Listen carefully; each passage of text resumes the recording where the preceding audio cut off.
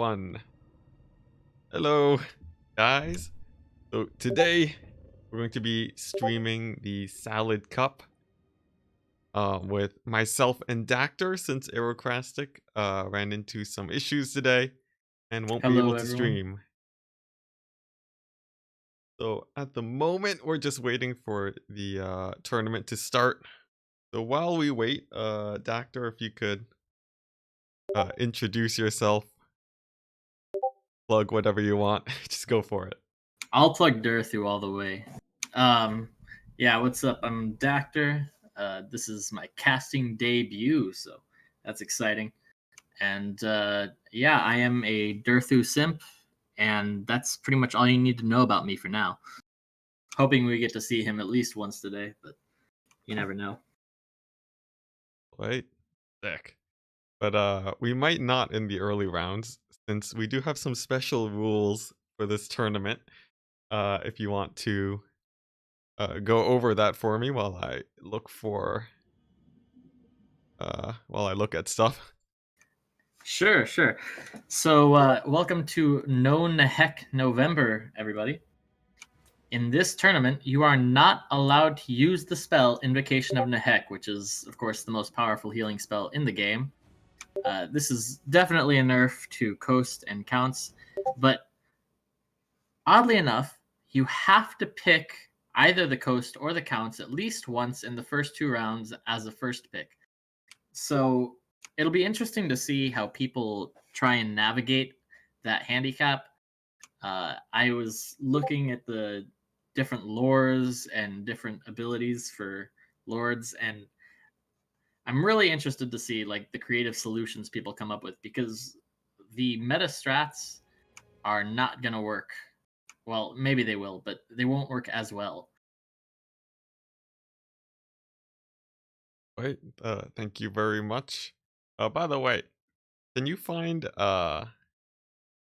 any open lobbies? I think the tournament is starting now.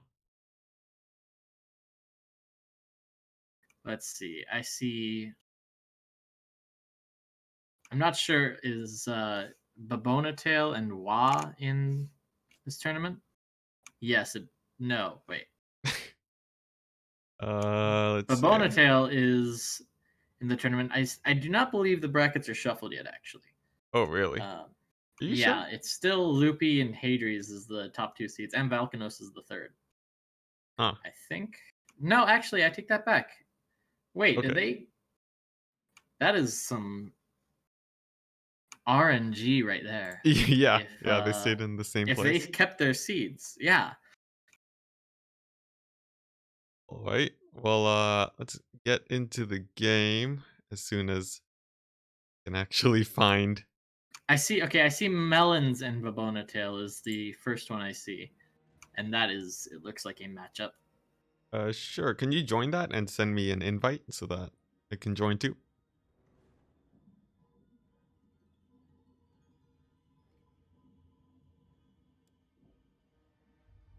And yeah.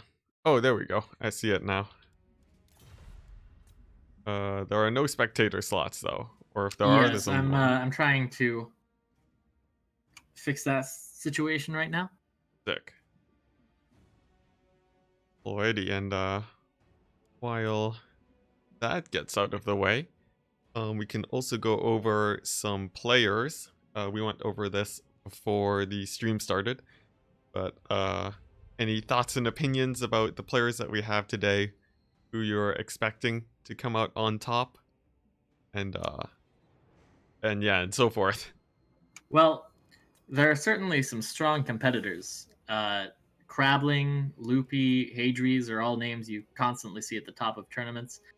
Uh, Tank, Valkanos, those guys are going to struggle a bit, I think, because they play lots of undead. And as we already went over, the undead are pretty badly nerfed. I guess if I had to make a bold prediction, or maybe not so bold, but I'd say Loopy will do well, just given that he's an elf player and they aren't touched by the odd rule set. It's true, and we saw Loopy qualify for ECL last season. Is that correct? Yes. Wait. No, I'm not sure actually. I'm not 100% sure either, but we should, but whatever. He's definitely a very strong player. Yep. We have pretty good clan representation here, but we are missing one of them. Which one was it again? XMT, my Yep. clan. Yep. And So we're yeah, go having ahead. some difficulties opening a spectator slot.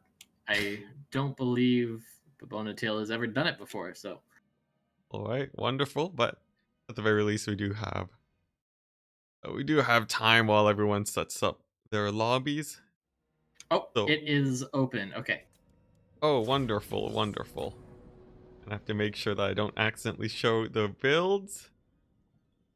I've not done this before, so it might flash their builds. Just in case, we'll throw up a screen blocker. Well, they are both on Beastman at the moment, so I don't think you have to worry about that as you join anyway. All right. Let's see. I am getting an unspecified error, but I am in now. That's pretty good. And yeah, we don't need the screen blocker. Sick.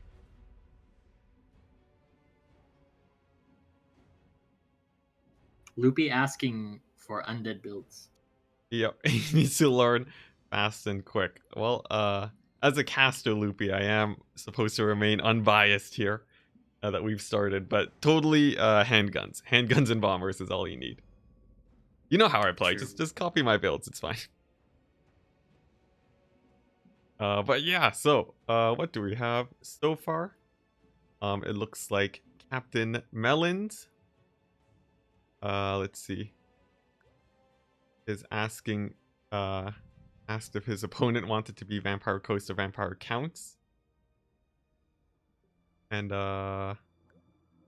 it's looking like we have Vampire Coast against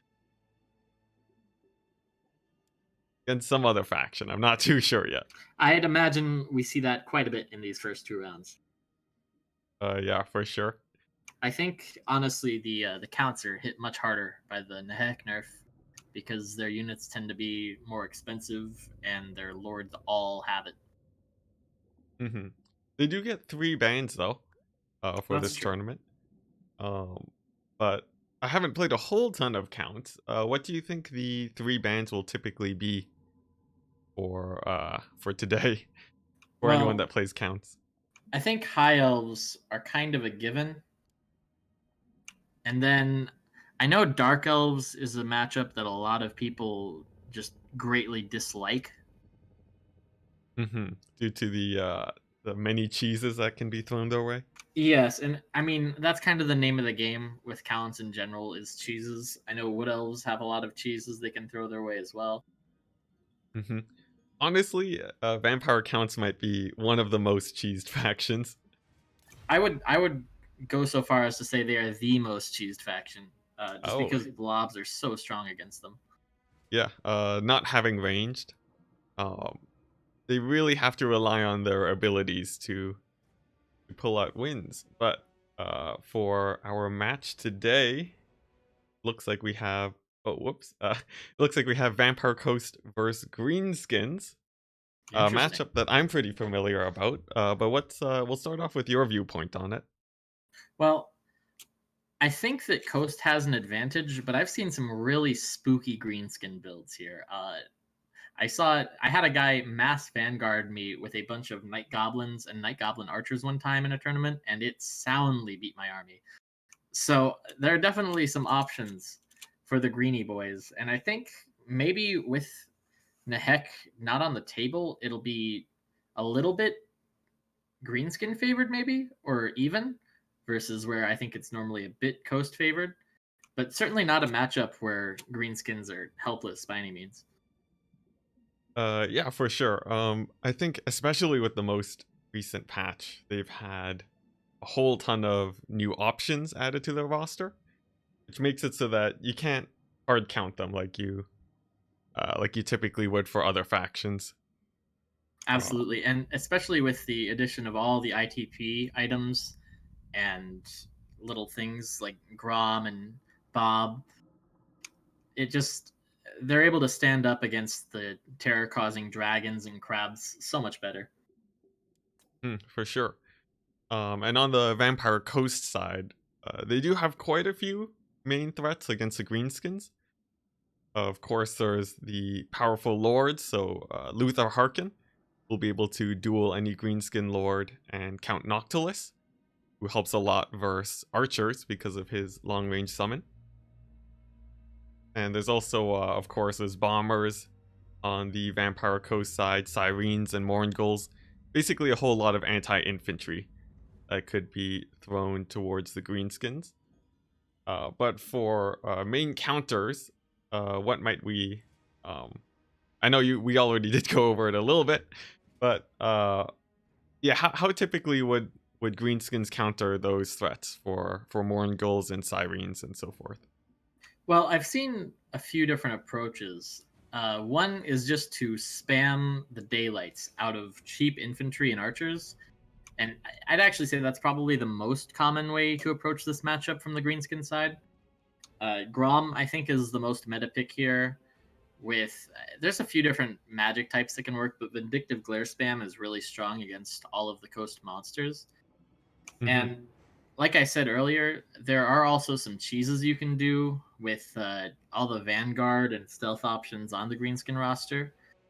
So it's possible that we see that, though Schwarzhofen is not the best map because it only has the little corners for Vanguard deployment. And it can be, although you can do it just to get the surprise, definitely very risky. Typically, Yes. I don't see a lot of players actually defending corners, but we do see them deploying more on the left or the right side, which can make it... you can be in a pretty bad spot on just on a coin flip, basically. As for the players, though, have you seen either of these players before? Do you have any thoughts about them? You know, I have played Melons, definitely. And I want to say all we really had were like meme battles. So I'll be completely honest, I'm not super familiar with either player's playstyle or, their strengths or weaknesses, but I'm just hoping for a good scrap. Yeah, for sure. There's a lot of opportunities for that, as we've said here. Both of these factions are amongst the top tier for sure. Oh And yeah, I they would say have, both of these are like the top two factions in the game right now. yeah, with a lot of options. Only Vampire Coast does not have Nehek, which can be very interesting. Any mistakes that the Vampire Coast player makes will surely be felt, since it can't be easily patched up. So, getting into the game, I'll begin with Vampire Coast and their roster. And then you can cover the Greenskins as soon as we load in. Sounds good. Any moment now. Yeah, it's always. Oh, there we go. Didn't take too long. Nice. This is a good sign for the stream today, since we are we haven't tested this out too much. So just keeping an eye out for lag and so forth. But for the Vampire Coast, we have a pretty standard layout. A whole bunch of zombies with a focus on zombie deckhand pole arms. These you'll typically want to see against stone trolls and spider riders and the typical greenskins cavalry. For the bombers, they'll be enough to defeat any infantry force pretty easily, unless they are flanked by cavalry, which could very well happen since we don't see a whole ton of handguns from the Coast player. For his Air Force, he has 2 deck dropper handguns with very nice range and sniping ability for the Greenskins. And to really enforce the ability to kill lords quickly, he has a Captain of Death with Spirit Leech and let's see here, and the leadership debuffing spell, Doom and Darkness. Very strong for routing Greenskins, and Luther Harkin. Also good for sniping. For his monstrous units, he has the Gallows Giant. So it looks like he's ready to play a large leadership debuff game, playing in a small, tight box formation. And for the Greenskins, you can go ahead and go over their faction roster. We have a very spicy build here. So we have, first of all, Grimgore Ironhide coming in hot. Definitely not a very picked lord, but we'll see. Footlords can be pretty good against Coast. We have an Orc Shaman with Fist of Gork and Brain Bursta to kill some deckhand mobs. A front line of 5 Orc Boys and the 8 Beak Loonies, whose fanatics, of course, are pretty much must pick. We have a huge Archer line. It looks like a total of 1, 2, 3, 4, 5, 6 Error Boys of various shapes and sizes, including the Rusty Errors to give the armor sundering onto Luther Harkin. And then we have a Snotling Pump Wagon with Flappas and the Logie Bogies Spore Splodas, who I don't think I've ever seen in a tournament game before, but they are the ROR Snotling Pump Wagons. And I believe they have some kind of explosion ability when they charge a unit. Yeah, it's on a pretty long cooldown from my testing months ago when I tried them out. We'll see how that plays out in this game as we get started. Now, while the skirmishing phase begins, I will note that the Greenskins have no skirmish cavalry, which means that the deck droppers, really all they have to do is stay away from the archers to be safe. They do have 2 Forest Goblin Spider Rider archers, though. I mean, not archers, just the melee variant, which is interesting. They are ranked up. Kind of curious that you wouldn't just take the missile version, but we'll see how it pays out for him. And I missed this earlier. We also have a giant River Troll Hag with Spirit Leech and her typical bound abilities with Assault of Stone and Mither. So, going to be looking for some picks onto Luther Harkin. And see, we already see something you wouldn't normally see, which is a Spirit Leech onto Luther Harkin. Normally, I mean, he heals it up almost instantly anyway, but it's an interesting idea at least. Yeah, for sure.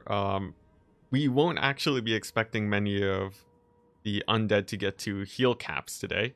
In fact, the only unit with healing is Luther Harkin.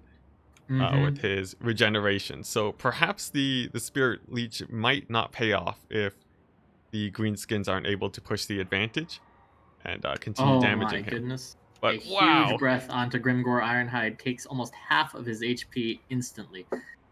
Yeah, which is... well, the Coast don't have any healing spells, but, well, the Greenskins don't either. That damage is permanent. And the pistol shots coming in now too. He is already below half HP, and if he goes down, I think that the ROR Colossus is going to just instant rout pretty much the entire Greenskin army. Yes, I think definitely. What's it? Captain Melon's game plan today is really just to destroy the leadership of the Greenskins. He has the Gallows Giant. He has Doom and Darkness, terror-causing units.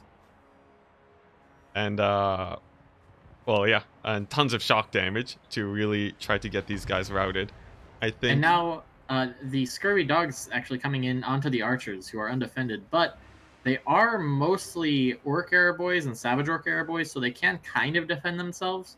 Still, definitely not ideal for Melons. Not ideal for sure. Zoning out Harkin. Very interesting. But in the meantime, his entire front line is just getting wrecked by bombers. I think maybe a little bit too much of a focus on Harkin. You're not going to kill him that quickly. And so he's still, 2/3 HP, while pretty much the entire Greenskin front line is getting crumbled. Yeah, for sure. They are taking a whole ton of damage. And it seems turning the archers to fire on Luther Harkin has made it so that the zombie bombers have gone no pressure at all and are getting huge amounts of value on that front line. Definitely. And an overcasted Doom and Darkness, which is going to debuff the leadership even more, but it seems like, okay, now, yeah, the Logie Bogies, Spore Splodas, and Forest Goblin Spider Riders routing. Grimgor below 1000 HP, and yeah, he's not looking too good. Has 0 kills, so that's never ideal. And we can actually see him going on the Gallows Giant right now. Balance of power is pretty close, but surprisingly on the side of the Greenskins, despite how much damage they've taken on their lords. What do you think the Vampire Coast needs to do to win out this game? I think the most important thing right now is just to snipe out Grimgor. If they can do that, then they can probably start breaking off the remnants of this Greenskin army. But you know, the Greenskins do have all of their archers online pretty much. So it is possible that they could come back into this game just through sheer volume of fire onto the remaining pieces of the Coast army. A really nice dodge, though, from Luther Harkin. And he's going to go in onto the Giant River Troll Hag And with Grimgor too. Hornswoggle. Oh boy. Oh, and there goes Grimgor. Yeah, I think he might have gotten 1 kill in, but I think he might have gone 0-4 in this. And Yes. well, the Death Captain is actually dying to the ROR pump wagons in the background. But I'm not sure how much of a difference that's going to make with the Giant River Troll Hag now shattered. Yep, the leadership of the Greenskins now is actually completely gone.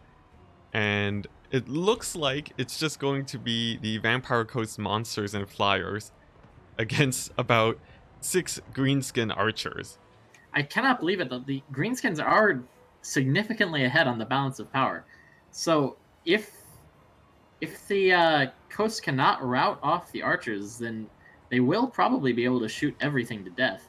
Harkin flying right overhead, taking a huge volley to the face right there.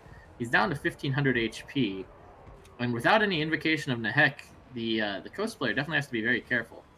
Yes, I think for sure if Luther Harkin goes down, that could very well be game for the Greenskins taking the win. So he'll have to be very careful about Luther Harkin taking damage, but he's taking huge volleys. But despite that, we're seeing a mass rout from the Greenskins. Yes, as these hero pole arms, who I don't even know where they came from, but they somehow get around into the back line of the Greenskins and begin killing all of the archers. Yeah, but Luther's really low. He's at 400 HP, his regeneration, bringing him slightly higher, and now that he's in combat, it's looking okay, but some rallied archers are now firing in on him. Let's see if he's actually going to go down. He is crumbling. Oh, but his leadership stabilizes. Yep, this is going to be very rough for sure. The Gallows Giant might still be able to pull it out, but wow. Oh, Harkin dies, but we're seeing a mass rout from the Greenskins. From the Gallows Giant. Okay, this is so wild, man. What a first game. Yeah, balance of power might not be entirely accurate here. The Gallows Giant is still at 1/3 HP, and if we continue to see mass routing, this is definitely about whether or not the Coast can actually chase off the routed units. Because if they come back, I think there's enough firepower, but they are all routing at the moment. Yeah, he does have 2 deck droppers though. They are pretty notorious for not chasing off units properly, and we do already see 2 Greenskin archers coming back. If they're able to protect the routing archers with some fire, which we can see happening right now, the other archers might actually be able to come back and finish off the Gallows Giant. A total of 4 archers are back and online. And I don't know, the Gallows Giant has enough speed to get in range and shoot them, so it might just come down to a duel between the Gallows Giant and these Greenskin archers. Yeah. Which, with Grimgor dead, I kind of like the Gallows Giant in just for the leadership debuff. I'm a little bit worried though. These Greenskins, you can see that their leadership is starting to climb back again now that there isn't a mass rout. So if they manage to hold, they might be able to kill the Gallows Giant. This is a big play. One of the Orc Error Boys heroically turns back and starts routing towards the battlefield, allowing the other archers to cover it and start killing one of the deck droppers. Yeah, but surprisingly enough, the Gallows Giant routs off 2 archers with its flamethrower. and just getting close to some of those orc boys. It seems like they're about to rout too. This is looking better and better for Coast by the moment. Yes, and the Gallows Giant does cause terror, so I don't think that the Greenskins are going to have any real luck in melee against it. Yeah, and we're seeing right now the Gallows Giant is taking off over 2/3 of their leadership with one shot. Yes. It is performing exceptionally well, and even though it did get mucked up in combat for a second, it terror routed the more orc boys. It So is just so intimidatingly cool. These Savage Orc Air Boys almost routing, they are wavering just by being in its general vicinity.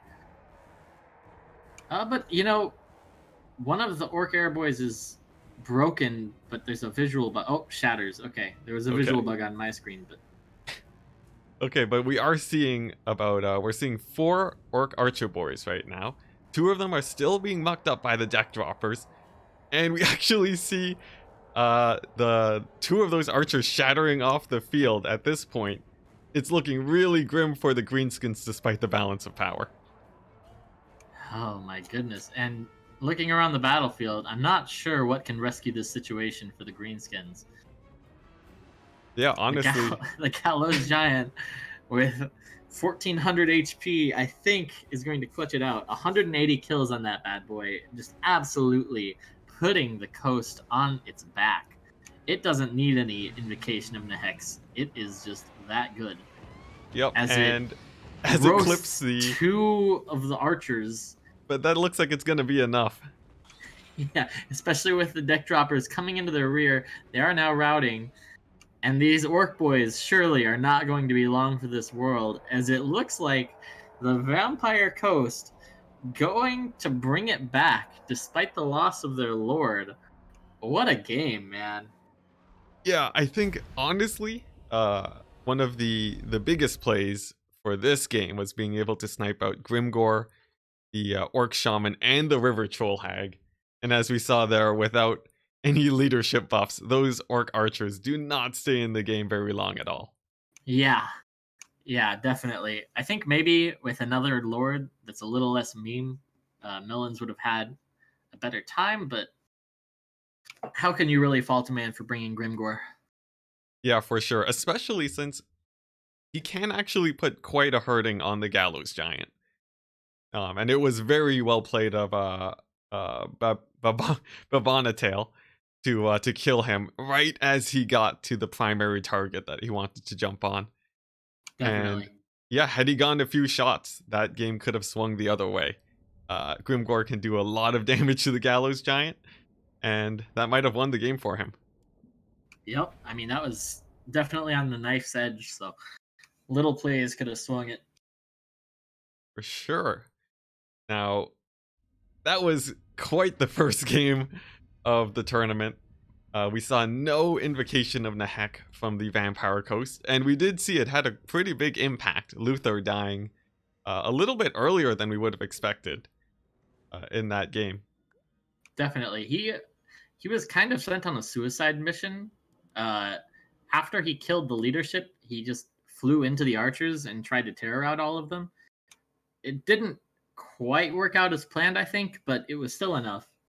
And I mean, his job was kind of done by that point, I suppose. And it's interesting that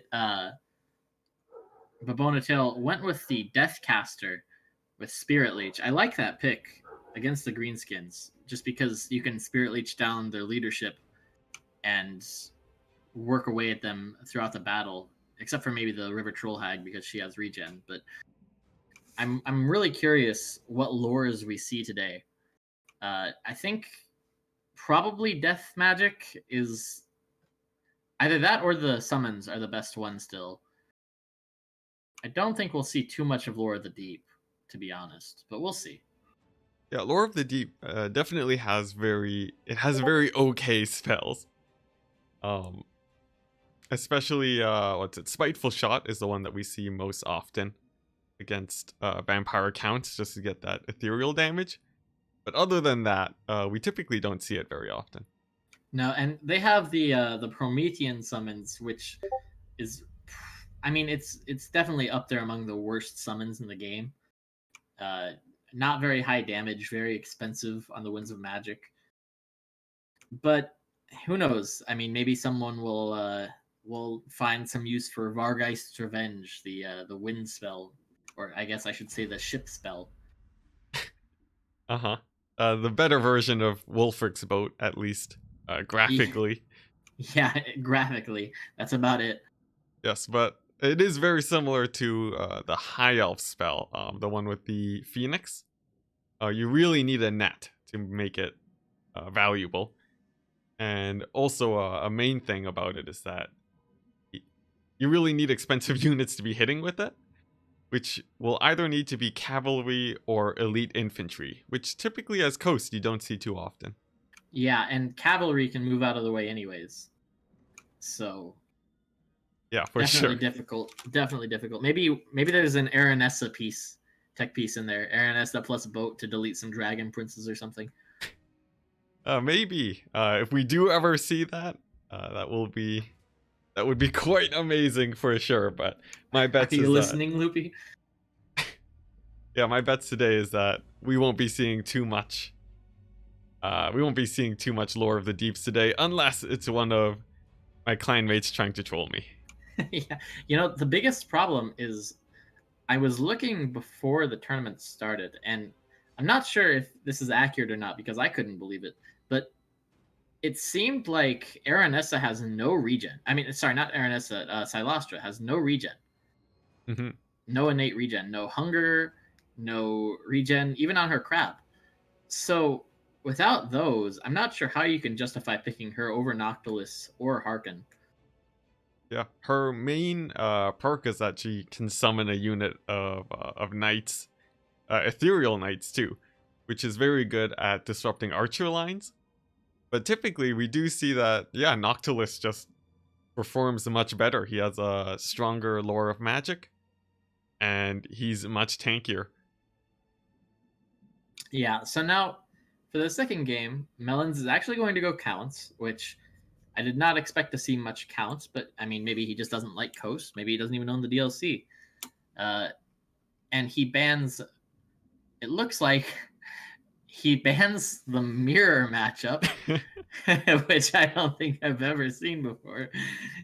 Certainly not what I would expect in a no Nehek tournament to ban vampire counts as vampire counts. He also bans wood elves, which makes sense. That's quite a toxic matchup. And lizard men, but we don't see a high elf ban. We don't see a dark elf ban. Very interesting, considering that those are probably their two biggest counters. Yeah. But despite that, it looks like Babonatail actually going for Bretonia. So maybe Captain Melons knows something that we do not, since we aren't seeing any high elves or lizardmen or anything. Any of the Yeah, harder counters to vampire counts.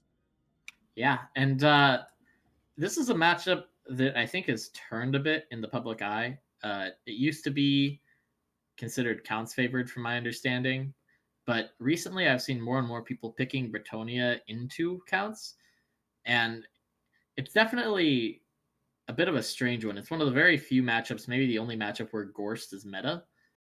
And I mean, I guess it's just because peasant archers are so good right now that you see Bretonia picked into counts, and because questing knights are so strong. But they don't really have like they don't have a star dragon type unit that counts just have so much trouble dealing with like high elves do. So I'm really curious to see what Babonatail's strategy will be here. Yeah, for sure. Yeah, I'm not sure exactly what he's going to take, even though I can't see that in front of me right now. But pretending I do Yeah, not, yeah, definitely there are some heavy cheeses that you can go for Betonia.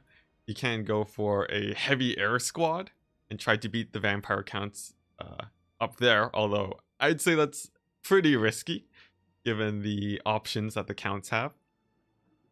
And alternatively, they can go for a mass ground force and try to win the night battle on the ground. I think those are the main two playstyles that I see here. But do you have any other thoughts? Do you think I'm missing anything? Well, I saw recently, I forget which tournament, but I believe it was Evenstar used a Bretonian box against vampire counts, trying, I guess, to settle some kind of bet that you can box with any faction against the counts successfully. But I don't believe that strategy worked out, so I'm not sure we'll be seeing that. Yeah, it looked Certainly, pretty close for sure. yeah, But certainly an yeah, interesting idea, though. yeah, I think in this case, and we are on River Amexon, which with those walls, boxing is a little bit easier. True, true. But actually, Aerocrastic in the chat, putting in the little bit of casting that he can, saying that this is no Nehek November, so we won't be seeing any healing from the vampire accounts, which means that honestly, a lot of these strategies, even the box, could work out really well. Blobbing True. up is very effective if your opponent can't heal. Very, very true. I kind of expect a lot of units that regenerate if you can get them, which the counts certainly have access to some very solid self-regenerating units. The Black Knights ROR, the Stearnsmen, uh, I guess Cryptors, I think, have the hunger or regenerate. I'm not sure which. But yeah, I mean, there's certainly the more expensive pieces on the counts roster regenerate by themselves. Mortis engines. It's more like Graveguard with great weapons, and especially Blood Knights that are hit hard with this. I think Blood Knights are the unit that really, really relies on Invocation of Nehek in either roster. Hmm. For sure. So do you think Captain Melons will actually be cutting Blood Knights then against Bretonia? Maybe opting for a I more have to cheesy strat? imagine that he forfeits the cavalry game. I mean, I don't see any way that Blood Knights can outperform Questing Knights or other cav that Bretonia might take if they don't have Invocation of Nehek babysitting them. But we'll see. But especially since Bretonia has healing too, which is Mm-hmm. a huge bonus. And as for the infantry, both sides we can expect very heavy amounts of chaff. Peasants against zombies. What could be better? Yeah, it's really going to come down to their elite troops. But for the lore choices, what do you expect for both sides? I think since I can't see the Bretonian army, but the vampire counts, I am expecting what's it? The I think Von Karstein Lord with the Tempest ability. That could be strong. I would expect that to be the most likely, just to uh, avoid getting cheesed in the air, and you might get a free win out of it. Certainly possible. I see a lot of Gorst here, oddly enough. I'm not actually sure why, other than that he's a cheap Mortis engine and maybe there's just no better options. But that's probably the most commonly picked Lord I see here on the count side. And then for Bretonia, I mean, you kind of default to expecting the Fae nowadays, I think, Hmm. especially in a matchup where there might be a lot of infantry. The Mortis strain is just so strong. But I mean, there's also Lewin as another meta option, and they do have some not completely terrible off meta lords as well. Yeah.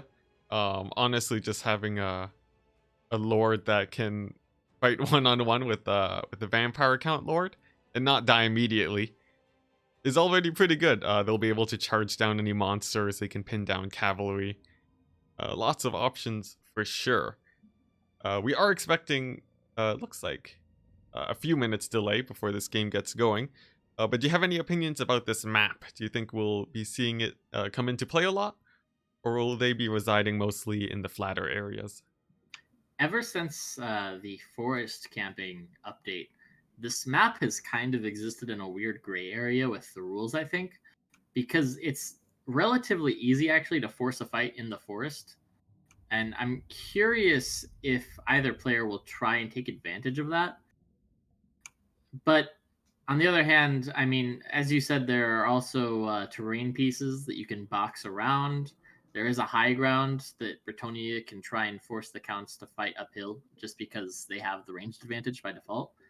So I definitely think that the map will come into play in some way or another. It just remains to be seen how exactly. The most typical way that I see is the flank overload through the forest, since it can give you a lot of cover. But here, Bretonia doesn't really have any cannons, so there's no real threat for the large vampire count units. And honestly, just being in the forest would slow them down mostly. Yeah, definitely true. And I mean, both sides are so reliant on their cavalry normally that the forest probably wouldn't be the best option. But like I said, I'm really curious to see what the counts do here, given the lack of invocation of Nehek and how that nerfs Blood Knights so much. Last game we did see Spirit Leech being the main casting tool as a good replacement, and especially against Bretonia, Spirit Leech does quite a bit of damage. Yeah, and it's on some good Lord choices as well. I think either Spirit Leech spam or Pendulum is probably like the two most likely spells that will be spammed alongside summons, but Spirit Leech is certainly more likely. And Mhm. it looks like we're getting started. So Nice. And I think for sure the Spirit Leech and the Pendulums, if they are taken, Captain Melons is going to have to be very careful to make sure that they are used effectively to help them win the cavalry fight if it does come to that. definitely. All right, so with that out of the way, so what we're expecting from this game, a big fight between the lords and the cavalry. If all the cavalry die on one side, they can just surround lords, pin them down, and that's a pretty easy win. The lord dies on either side, that'll also be pretty big, since that will typically be their main monstrous units unless we see Gorst. And yeah, that would be a huge swing for sure. And we do have units loaded in, so if you could get started with the vampire counts, would be very much appreciated while I change some quick settings. Sure thing. So we see a rule break, I think. Oh, Uh there are a lot of zombies. Let me check here. 1, 2, 3, 4, 5, 6, 7, and the ROR. okay. Well, that is interesting. Maybe we do want to notify them. We are in a strange place where we aren't exactly moderating the tournament, we're just casting it. But this is something that we do want to point out. Typically, the maximum number of zombies, including the ROR, is only 5. Yes, and I'm messaging him asking if he can put some of them in the corner away from the battle.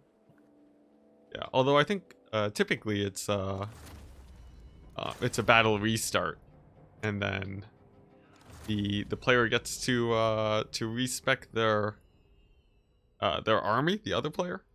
But I've seen it both ways. I'm not actually sure if Aerocrastic is in the chat. Maybe he can shed some light. Yeah, sticking them in the Aerocrastic corner says seems like just stick them in the corner. Should be sure, fine. sure. And Definitely then an easier option.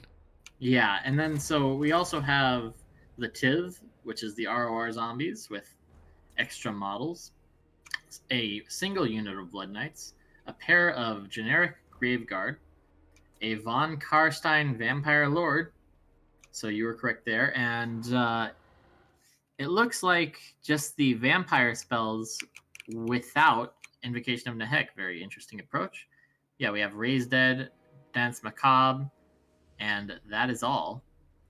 We do have Storm of the Night, the Bound Tempest, 2 Fellbats, another Terrorgeist, a Vampire of Death with Spirit Leech, a Necromancer for the Winds of Magic regen, a corpse cart with an unholy lodestone, and I believe that rounds up the army. So, what do the Bretonians have to try and counter this? Bretonians actually seem like they're the ones that are going to be countered. We see quite a bit of gold spent into the Air Force with 2 Pegasus Knights and Alberec de Bordelot, Oh boy. which is already making me a little bit worried for the Bretonians, but they do have Manticore summons with a Damsel of Beasts, and there was a Life Caster somewhere. It looks like most of them are being deployed on the far right forest. And along with the Damsel of Life, she is supported with 2 Grail Knights and the Regiment of Renown Questing Knights. And for the skirmishing force, we see a bunch of mounted yeomen, along with the ROR mounted yeomen. So very interesting build from the Bretonians. Yeah, definitely not what I was expecting to see. No, Yeah, for sure. no peasant archers. Very, very interesting, because those are typically what you see spammed to counter mortis engines and flying lords, but no, we just have mounted yeoman archers across the board. I suppose it'll be some kind of kite build. Interesting map actually for kite. It's not very open and it's not very big, so we'll have to see how that works out. Yeah, But yeah, and I think this might just come down to the Tempest casts, to be honest. yeah. The Tempest can almost take out an entire unit of Pegasus Knights. So I think Babonatail will have to focus very hard to make sure that doesn't happen. In the meanwhile, while our Vampire Counts player, Melons, will be trying to force those units together. But for the Bretonians, I think it's already looking pretty rough. What do you think they need to do to win this game? I'm I'm not entirely sure myself. A start would be just getting. I guess they just need one good engagement where they snipe out some of the big pieces on the Counts roster, and they might actually get it right here. Yep. The Counts going all in on one of the mounted Yeoman archers, and they will terrify them. But they might have overcommitted. The Blood Knights and the Terrorgeist getting kind of stuck up in there. And if a Tempest cast come down right now, that I think would just be game ending. Yes, but I think there is a minimum range on it, which means that Oh my.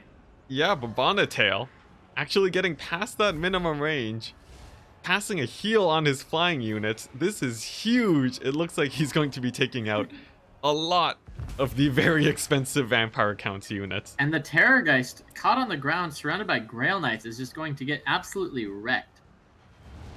Yeah, for sure. Along with the Vampire summon, Death. a little bit misplaced though, and it's not actually going to allow the Terrorgeist to get out. And with no invocation of Nehek, it is going to go down. Oh my goodness. What a huge pick.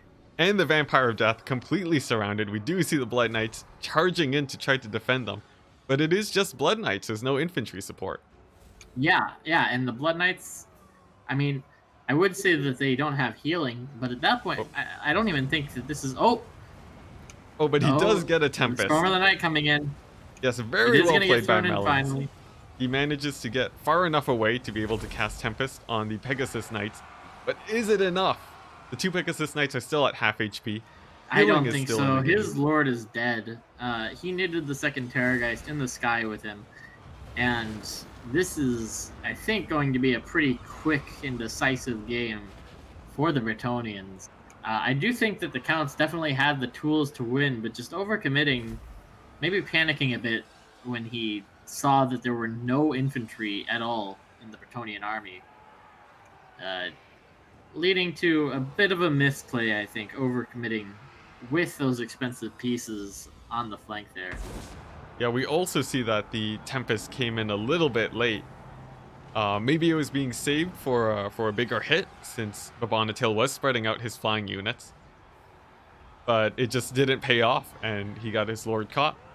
If I had to guess, I'd say that probably he was spam clicking the Terrorgeist, and so just was overtaxed a bit with his micro, because, I mean, it was stuck in there pretty deep.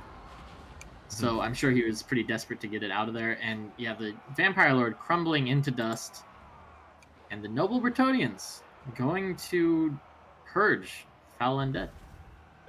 a very strong 2-0 coming out from Babonatail, showing that he can definitely put out pretty good games.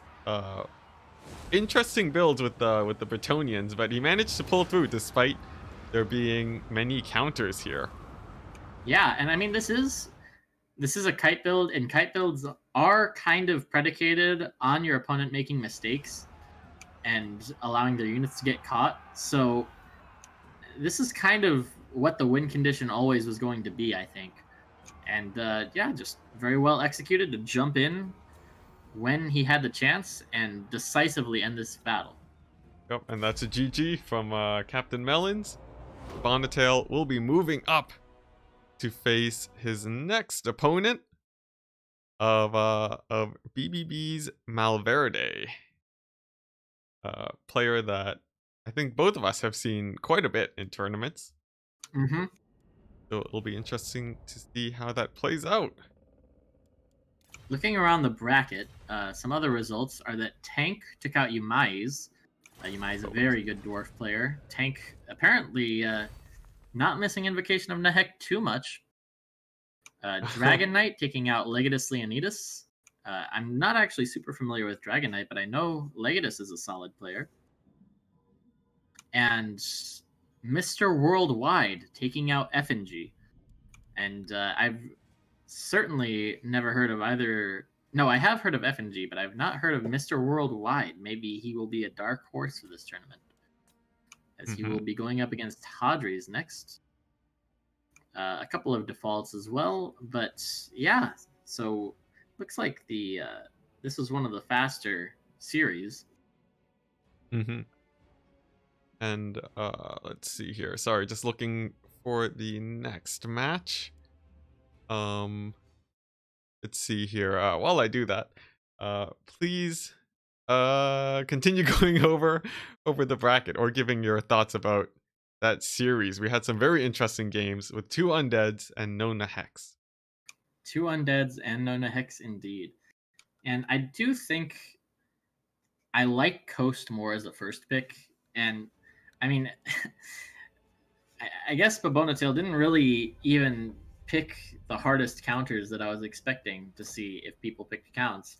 But he still had a really strong build that he seemed very confident in, that he had to take out the counts normally. And without Nehek, like I said, the counts rely so much on that spell because of their expensive pieces, all kind of requiring the regen and the babysitting. It's always going to be rough for them. I think just going cheap and wide with the coast is probably going to be the more common way to get around the requirement to pick the 2 factions. But I guess we'll just have to see as the tournament continues. Though, then again, I suppose we probably won't be seeing those factions nearly as much as the tournament continues because there will be no more requirements to pick them. Thank you for the insight. I am looks like Hadri's. Oh no, okay. Look, Hadri's is requesting that we do not cast his games, so that to avoid lag. Sure. We'll be moving out of that and looking for a different match. We can follow Babonatail on his journey through the bracket if we can't find anyone else. Are you seeing any other tournaments? Let's see. I don't actually have many of these players added, so I'm not sure. It looks like I do see some games that are currently ongoing. Not seeing at the moment anything else. Let's see. I think Aerocrastic saying you guys can jump to his lobby. Craig the Great Shaman. Okay, trying to get us to sneak into Hadri's lobby, maybe, but we'll be avoiding that. Jay Phoenix and Salsicha are on their last map on Stir River, currently in game, and the winner of that will play Loopy. So that might come up soon. Cool. So wait for one of those lobbies to open. Just let me know if you manage to join any. Sure thing. All right. So yeah, so far, no major upsets by the looks of it. The No. big names here being Loopy, Tank, and Hadries. Jay Phoenix too, I know is definitely a strong player, and we've seen Malverde a lot.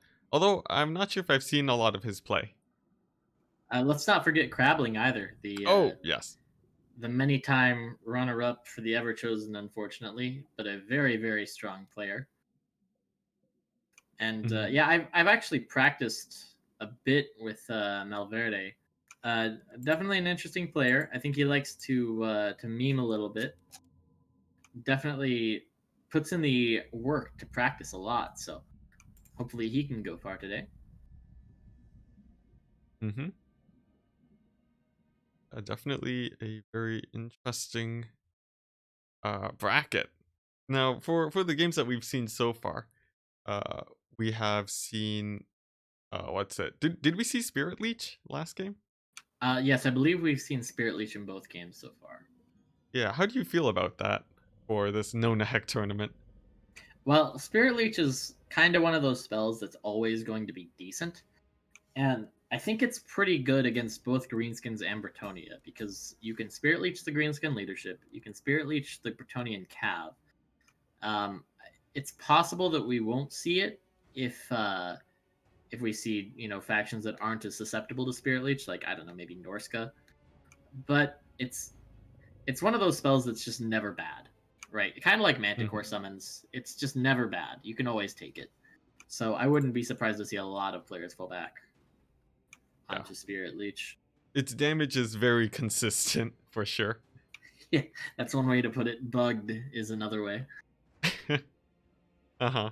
But if you want to get value, Spirit Leech is almost guaranteed to get value. All you have to do is hit the correct targets with it and keep your lords alive. Mm-hmm. So, let's see. Still waiting on some more games. You said that you like Coast Hero more. Uh, let's see. Yeah, I think. Well, personally, as a Coast player myself, I think it's definitely a very strong pick. Even with two bans, a lot of styles don't even really need Nehek. You can just take Lore Vampires, and with the zombie pistol summons, you can still do pretty well on your own. Yeah, yeah, definitely. They have a lot of all their expensive pieces for the most part regen, except I believe crabs. So crab rushes are probably not going to be a thing. Interestingly enough, that is kind of creeped into the meta, as I understand it, against Empire and even High Elves or Tomb Kings. Yeah. Uh, do you think that there's any way to get around the lack of invocation for that strategy, or is that strategy just completely dead in this format? I don't think it's completely dead, but it is definitely quite a bit weaker. Having so much armor on those on the crabs means that your healing is a lot more effective, and not having it anymore means that those monsters are just going to die. But despite all that, the crab rushes are generally there to punish overly gun heavy builds, which already, if you get crab rushed, they might just win so hard that it doesn't matter that they didn't have Invocation of Nehek. True, true. Let's see. And what bans do you expect if people do pick Coast?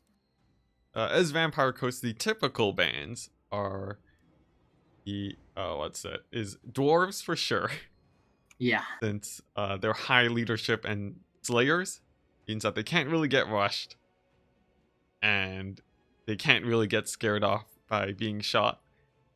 And after that, it's a little bit of a mix up between high elves and empire. Preferably, usually I tend to ban high elves because of the new lion chariots, which gives them another cheese. It can be a little bit risky to go up against high elves. But empire with their huntsman is very scary too. yeah, and Huntsmen. I mean, they're the kind of unit that really benefits from the ban on Invocation because they do consistent chip damage over the course of the game. They're hard to shut down, and if you can't heal back the damage that they're putting out, then they're definitely going to be getting value over the course of the game. Specifically on the Vampire Coast monstrous units, since they do a lot of damage to armored targets like Leviathans, and also on another Huntsman counter, the Deck Gunners. Usually, you'll be able to heal them up with Nehek, but without it, they can get chipped down by artillery much easier, which definitely a problem for sure. Nevertheless, not a huge problem for Vampire Coast, since a lot of ranged builds and artillery builds don't need Nehek as much. But Vampire Counts is definitely much harder without being able to heal their units. Yeah. Although, I think ahead. those two games that we did see, they weren't really decided by Nehek not being there. In fact, the Vampire Coast even won their game without it. Legion 95 asking in chat if you think Noctilus is viable without Nehek. I think so. Honestly, zombie summons are very strong, and if you take the right build, you don't really need to heal very often. You're typically using it when you make mistakes with your larger units. So if you play properly, you don't really need it. It's just a very useful band-aid. Yeah, and I mean he is so tanky on foot as it stands that like he isn't going to be killed super quickly either way. And it looks like a game between Valkanos and Honeynut might be open. Oh, sleepy boy. So let's see if we can get in there. Yes, I know Honeynut because when I hosted those Paint Wars, he overslept twice in a row. Oh dear. Yeah, that's pretty rough. Oh, he's an ITO member. If those really do exist. Still not entirely sure what the deal is with ITO Clan. I've never seen it before. If they're a collective, if they're cults, probably the latter. But mysterious indeed. And it looks like they're on to game 2 on River Amexon, with Valkanos leading 1-0. It appears that Valkanos was on Coast and Honeynut on the Warherd of the Shadow game, unless that is the matchup for this game. And no, indeed, it looks like Valkanos was on Coast and Honeynut on Warherd. So Beastman, an interesting counter pick into Coast. Certainly not meta, but maybe hoping that without Invocation of Nehek, that he could counter the kind of only meta Coast build, which would probably be Gunline against Beastmen without Invocation. And so he took a risk there. It looks like it didn't quite pay out, but and it will now be Counts against Norska, which actually you see quite a bit of, or I have at least recently. It seems like it's kind of a meta matchup. Yeah, I haven't seen it too much myself. So, what are your thoughts on it? Well, I'd say it seems pretty even. I've played it myself a bit. I've seen it on stream. I've actually seen Valkanos play it a few times, and there is a pretty strong Norskin build with mammoths and berserkers as the core, and it seems to do pretty well. And I'd say maybe with that build, if he decides to use it, it'll be a slight advantage towards Norska. But again, I wouldn't say this is like one of the hardest matchups for Counts. Certainly not as hard as High Elves, who were left unbanned. So maybe Valkanos just not super confident in that matchup as he is in this one. Hmm. Honestly, this matchup is pretty. It's reminiscent of the Warriors of Chaos versus Vampire Counts matchup, but it does seem different. Norska does have a few more tools, which seems to balance it out a lot more. Yeah, I think that the foot javelins are really strong here. They delete mortis engines in like 3 volleys. It's actually pretty insane. Hmm. Yeah, and of course, Mortis Engine against Chaos is a very strong. It's a very strong answer to the massive amounts of infantry, and if kept Hmm. safe, it causes a lot of problems for sure. But with those javelins in play, do we expect Honeynet to be taking something like a Mortis Engine, anyways? I guess that's kind of the mind game in this matchup, isn't it? Because the javelins do hard counter the mortis, but they aren't that strong against anything else in the roster, except maybe I guess Vargals. So if there isn't a mortis engine, then the javelins probably won't get value. But if there is one, they might just win the game. So it's one of those sort of build order roulette type of things, maybe. But not as extreme, of course, as true build order roulettes like Wood Elves versus Counts. But it's there. Yeah, playing for advantages for sure. And it really depends on how many risks you want to take, which Valkanos being a little bit notorious. I think Valkanos would be favored here. If that's what Honeynut thinks, he might take a lot more risks to try to get that advantage. Mm-hmm. Now, what we can be sure of though is that Vampire Counts here will get a pretty large air superiority. Aside from Manticores and a very squishy dragon, Norska doesn't have too much that can stay in the air. Really, they'll just be relying on their javelins and skirmishing horse masters to keep dragons away. But other than that, there's not too much. I think this matchup mostly comes down to how well the vampire counts can shut down the ranged assets of Norska. Yeah, I definitely agree. Now, going into the game, we have Valkanos playing as Norska, one game up against Honeynut, with his previous win seemingly being on the Vampire Coast. Honeynut going up against Valkanos, trying to bring back the victory in this best of 3 by winning 2 in a row, has brought Vampire counts. So let's see who's going to be able to win it. I really do feel that this could be pretty difficult for Honeynut based on the Norskin build that I saw earlier. Yes, and well, would you like to go over that one? Sure thing. We see 2 mammoths on war shrines. Mammoths on war shrines are able to give fire damage and let's see, and melee attack, and also leadership, which is very strong versus the vampire counts.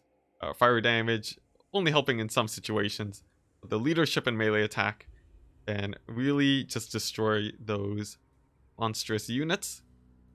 On top of that, for the infantry force, we see 5 berserkers and a hero core of Skinwolf Werekin, Fimir Balefiend, and Throg, bringing Lore Fire with the let's see here, with the Flaming Sword of Ruin, Burning Head, and Fireball.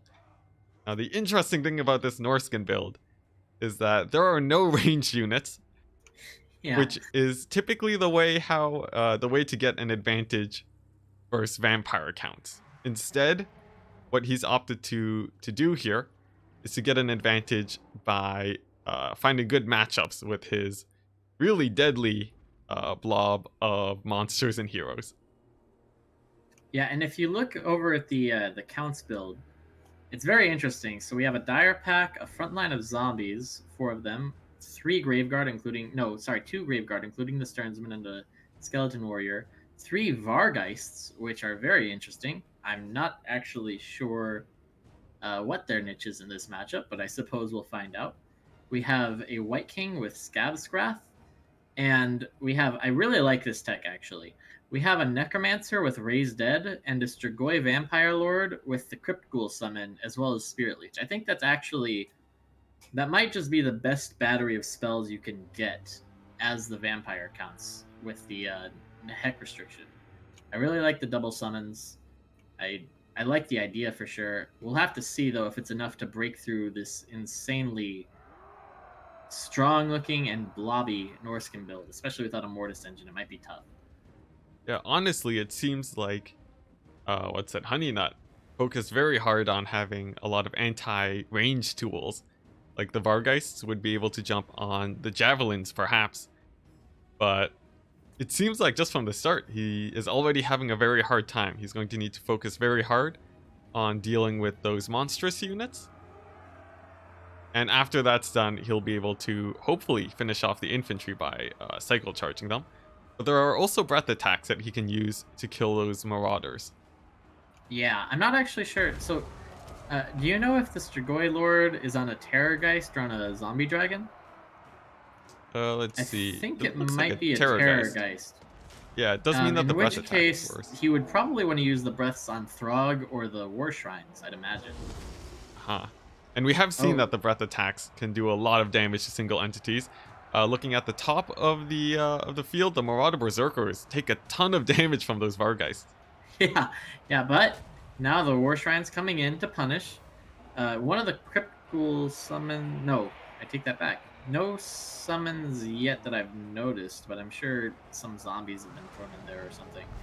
The Karen Wraith is getting absolutely decimated by Marauder Berserkers. I was testing them with random nicks yesterday, and they actually underperform quite severely. They lose to their cost of units that are non-magical damage.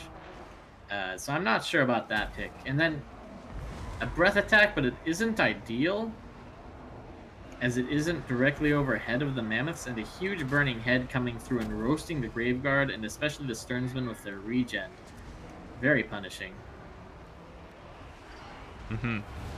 I think he seems to be going pretty all in to try to deal with those monstrous units now, landing with basically all of his flying forces. Yeah, and I'm not sure about that. I honestly think that maybe his build isn't super equipped to deal with this Norskin blob, unfortunately. Oh, and Throg absolutely smacking the Strigoi Lord, taking off about 2/3 of his HP in a couple seconds. Yeah, Oh and my even as he goodness. tries to run, the Skinwolf Werekin gets an attack on him. And the Opal Amulet even popped just to try and mitigate some of that damage, but it does not do enough. Man. Yeah, honestly, a very quick and decisive win from Valkanos here. It looks Yeah, like he's going definitely. to be moving on to the next round. Yeah, and I mean, like I said, I think it's kind of unfortunate. A Mortis engine is probably needed to punish this type of build. Without that, I'm not sure that the counts really can destroy this build. Oh, and another Burning Head onto these Skeleton Warriors. Man, really nice Burning Heads from Yeah, Valkynos this game. kicking out And, a whole ton of the chaff. Go on. and I really do like the spell battery from Honey Nut. I think it was a great idea. Just didn't quite work out this time. I wouldn't be surprised if we see more of that, if we see more counts in the future, though. Let's see. Yeah, for sure. I think that it's a very interesting pick, and it does get around the Nehek ban pretty well by the looks of it. It seems like a lot of these players are actually handling the no Nehek situation, uh, at least very interestingly with the builds that they bring, but with varying levels of success for sure. Yeah, and Tank saying that Mortis are hard to keep alive against this build because of fire buffed mammoths, which makes sense to me. I'll be honest, I'm not much of a counts player, so I'm not sure what the most meta answer is to this Norskin build at the moment. It certainly does seem very strong, though. Yeah, not entirely sure myself, but definitely this build was seemed pretty well suited versus a lot of skirmishing and ranged elements. But perhaps some more cavalry could have been an option here, or more elite infantry to actually beat the Berserkers. Although, Well, I don't know yeah. that that exists on the Count's roster. Yeah, well, how about Graveguard? How well do they do against Berserkers typically? Well, I haven't tested those two in conjunction with each other, but I'd have to imagine that the Berserkers win it. Just because Graveguard well, the Great Weapon variant kind of rely on their armor piercing, and Berserkers are lightly armored, and the regular variant just aren't that strong in melee typically. They're more of a tanky unit than a strong unit. Mm-hmm. And Berserkers are just so good against infantry. I mean, they certainly have their weaknesses, but they aren't present in abundance on the Count's roster. So that's, I think, why you see just the absolute spam of them looking so strong. Yeah, But yeah, I especially mean, with that mammoth support. it was a nice try by Honeynut. Like I said, I think he really didn't have much of a chance once the game had started. But that's just the way it goes sometimes, especially when you're maybe forced into a faction that you're not super comfortable with. Hard to say, but GG to Mm-hmm. both players. Yeah, and Valkanos bringing a very strong build by the looks of it. Although perhaps a bit risky, not having those javelins seemed like it could have had some problems, but it definitely paid off being able to spend that extra money into elite and very hard to kill units. Yep. Right, so GG. Let's see, Valkanos be moving up to the next round, and let's take a look at what we have. How the bracket is doing. So it looks like Salsicha beat Jay Phoenix in a 2-1 series. Certainly must have been a very entertaining one.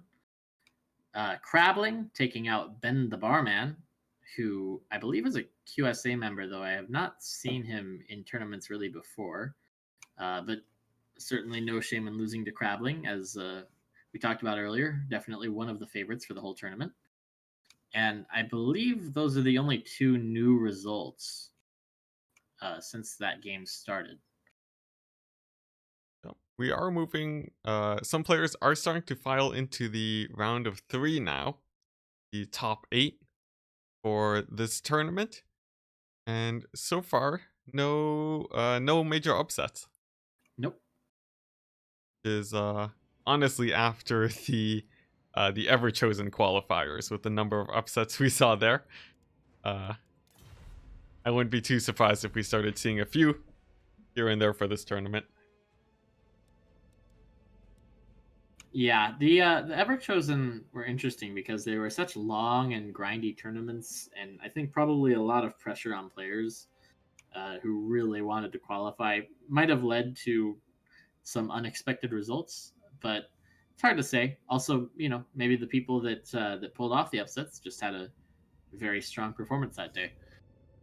Yeah, definitely for sure. I think any player that can win like 6 or 7 or even 8 games in a row definitely deserve to be in the top spots of that tournament. Oh yeah, and to be clear, when I say that, I'm especially referring to like one-off upsets. Guac, I see you in chat. Yeah, your run, no luck there. I mean, that was just an excellent job grinding it out over the course of however many hours and maintaining form the whole way through. Mm-hmm. Honestly, just very impressive games all around for those tournaments. Now, we could follow Valkanos against Dragon Knight. That's the only game I currently see open. I think so. So let's go ahead and hop in there then.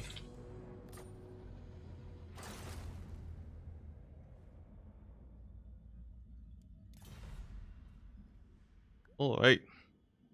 So Valkanos, the 2-0 proving to be uh, pushing very strong right now.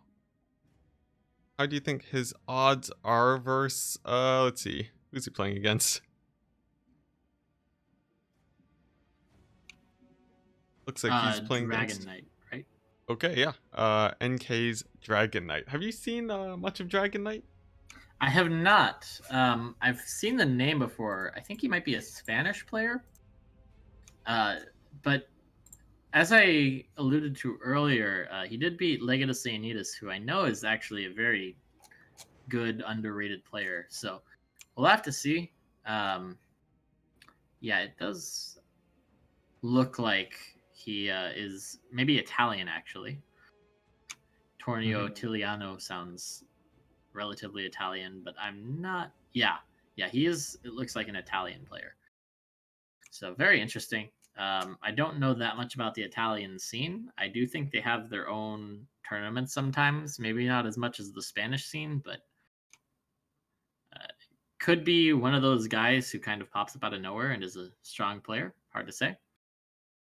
Yeah, we'll have to see. He did already win one game, and hopefully we'll get to see some pretty interesting play from him.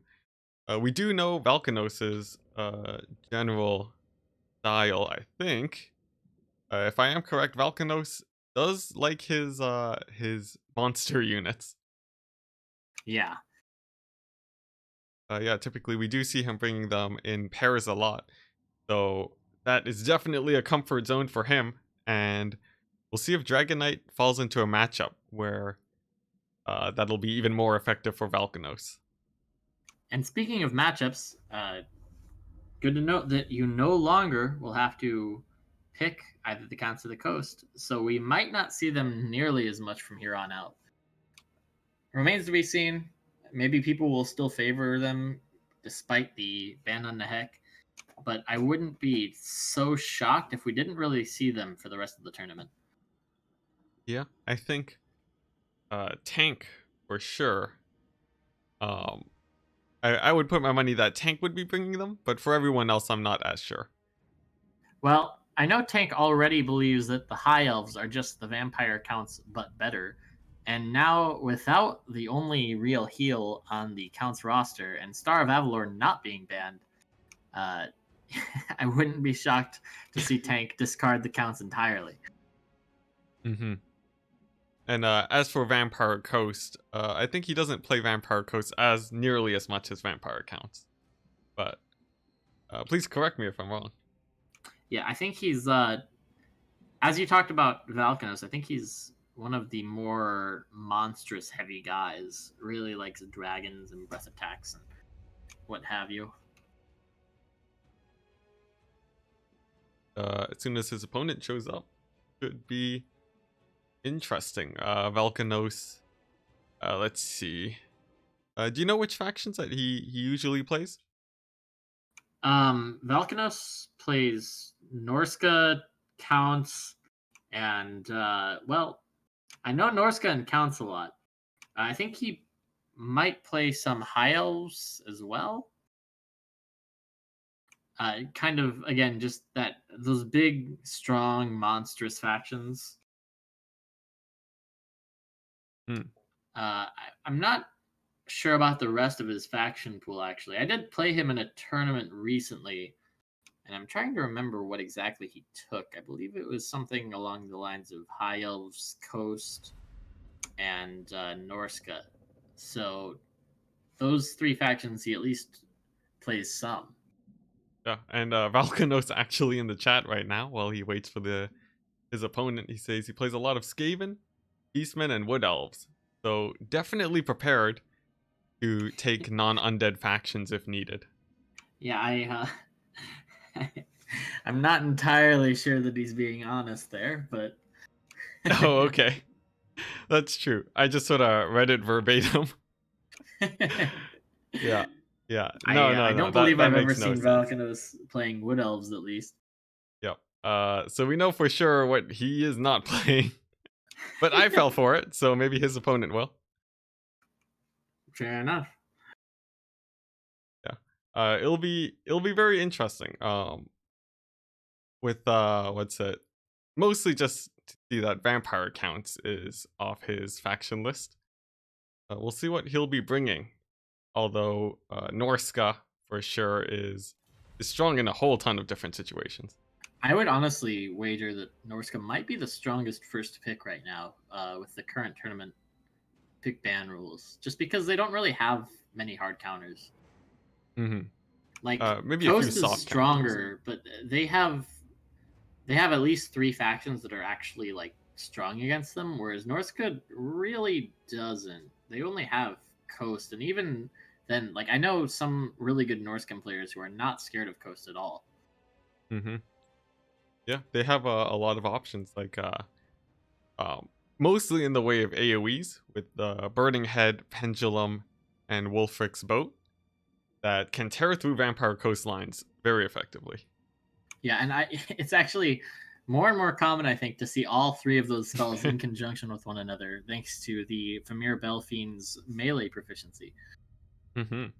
Honestly, yeah, the Bale Fiends are able to deal with crabs, or really in any matchup, they're able to fight a lot of the monstrous units that you typically see. And And they're yeah, very strong against foot blobs as well, which are very meta right now. hmm so honestly, Norska, although predictable, they have all the tools that they need to handle most every situation in the game. Definitely. I'd say that Norska is one of the better designed factions in the game right now, in terms of balance. Them and Empire probably are the top two, in my opinion. hmm Although we are seeing a whole ton of other factions like the Bretonians and Greenskins, a mix between counter picks and also just seeing them as first picks too. Yeah, But yeah, yeah, definitely. definitely, I think Norska might be one of the longest lasting top tier factions. Though I think we've seen them around for quite a while at this point, and it looks like Elkanos is going for Tomb Kings. So the one undead faction that doesn't have Nehek. This should be interesting. What are your thoughts on his pick and bans? Well, yeah, I think it makes sense. I'm not sure what Dragon Knight's faction pool is. I'm not sure if Alkanos knows what Dragon Knight's faction pool is. I do think that picking Tomb Kings leaves you open to some counter picks, but actually, Chaos is an interesting one because if I'm not mistaken, I think that's considered to be a fairly even matchup, but maybe not. Norska is actually the traditional counter to Tomb Kings, but Valkanos, as a Norscan main, maybe has some kind of pocket strategy and is baiting the counter pick. Yeah, he could bring out just a very unique build that we typically don't see, or maybe he just knows the matchup so well that he's not too worried about it. We see this a lot with many players that specialize in specific factions. Yeah, definitely. Maybe he went. I mean, it could be something as simple as going up against some guy on ladder who brings some wild build, and you play against it and are like, "Hey, wait a minute, this is really good. I'm gonna start baiting this counter pick." hmm Especially with this being a pretty common matchup with Norska being a normal counter to Tomb Kings. This is something that you'll see quite a lot, and with the meta pretty established, a lot of these crazy strategies and counter pick strategies start coming into play here. But for the actual factions, though, what do you think you can expect from the Tomb King side? Well, I am certainly not a Tomb Kings player, but uh, I would imagine a lot of chaff. I believe War Sphinx is, at least Cetra's War Sphinx, is pretty meta here, and really the constructs in general, I think, are what they kind of rely on. They might have some range tools, some of their artillery or Ushabti Greatbow or Skeleton Archers to pressure the Norscan monster core. And yeah, I think in particular the ROR Necrosphinx is actually really common in this matchup, despite it being usually more of a niche pick, just because it absolutely takes Throg to Pound Town, among other things. hmm And Throg being a pretty common pick on Norska here, mostly because he has his what's it, an AoE unbreakable item, and along with that, uh, typically we see skin wolves here to try to get around and jump on the range units of the Tomb Kings, which uh, you'll usually want to see shut down to be able to beat them. Alternatively, Norska can go for a very strong melee build with less mobility and just try to push through the front lines with stuff like Fimir. And of course, the getting more and more common triple wind spell combo, something that we can expect. Definitely. And yeah, I think wind wolves are probably the most common strategy here, but as you said, there are a lot of options for Norska. And that's I think how a lot of the one-sided matchups go in this game is that one side just has more options than the other. But clearly Valkanos is confident that he can match all of those options with some build or another. So we'll have to see what he brings. I'm definitely very curious. Yeah, yeah. Now, you did say earlier that Norska is the typical counter to Tomb Kings. Why do you feel like this is the case? Well, they have fire magic, which is always really strong against Tomb Kings. They have some good monsters, and really, I think Wind Wolves are the biggest thing. And also, the Northern infantry just absolutely rips the Tomb King infantry apart. I guess at the end of the day, the big problem is that the Tomb King's chaff just gets mulched so fast against Norska that they really can't protect anything that they're meant to protect. Hmm. And taking anything larger than chaff like monstrous units is sort of a Norska specialty to take down. Yeah, yeah, so many anti-large tools, so many good dueling tools. But as we discussed earlier, Valkanos does know about this, so perhaps he has plans against skin wolves, and we'll have to see if what's it, Dragon Knight decides to take something else instead of them. Yeah, I'm also very curious to see Dragon Knight's build because I do not know really anything about him as a player. So it'll be interesting to see what his playstyle is and how he performs here. It'll be an interesting showcase for sure, no matter what happens. And it looks like Valkanos is ready first, uh, which means either Dragon Knight is adapting his build a lot, or maybe he doesn't have a preset build. Yeah, I We'll mean have to see. that can be one thing is if you just go by by the book counters, you can get trapped in matchups you're not super familiar with. So I'm not sure that that's the case here, but it certainly could be. Yeah, for sure. Um, of course, very risky, but uh, that this is a situation that seems like where that could be the case since Valkanos was first to pick, and here we have a Norskin counter pick. Honestly, I'd be a little bit worried as Dragon Knight here. Seems to be Valkanos' comfort zone. It's uh it's like what is the saying? Uh Someone in my clan said this. I can't remember who though, but if you're playing against someone and they pick Wood Elves and leave Bretonia open, for the love of God, don't pick them because the Yep. Wood Elf player knows what they're gonna do against it. Especially if when that happens, it's likely gonna be Zyphos, since he's the most notorious person to actually let that happen and then Zyphos win or it out. someone copying his build anyway. Yeah. Um, and like yeah, honestly, a lot of other players too can definitely pull it out with Wood Elves. Although how much they leave that pick open against Bretonia will vary for sure. Yeah, definitely. In this case, though, I think it's mostly like you said earlier.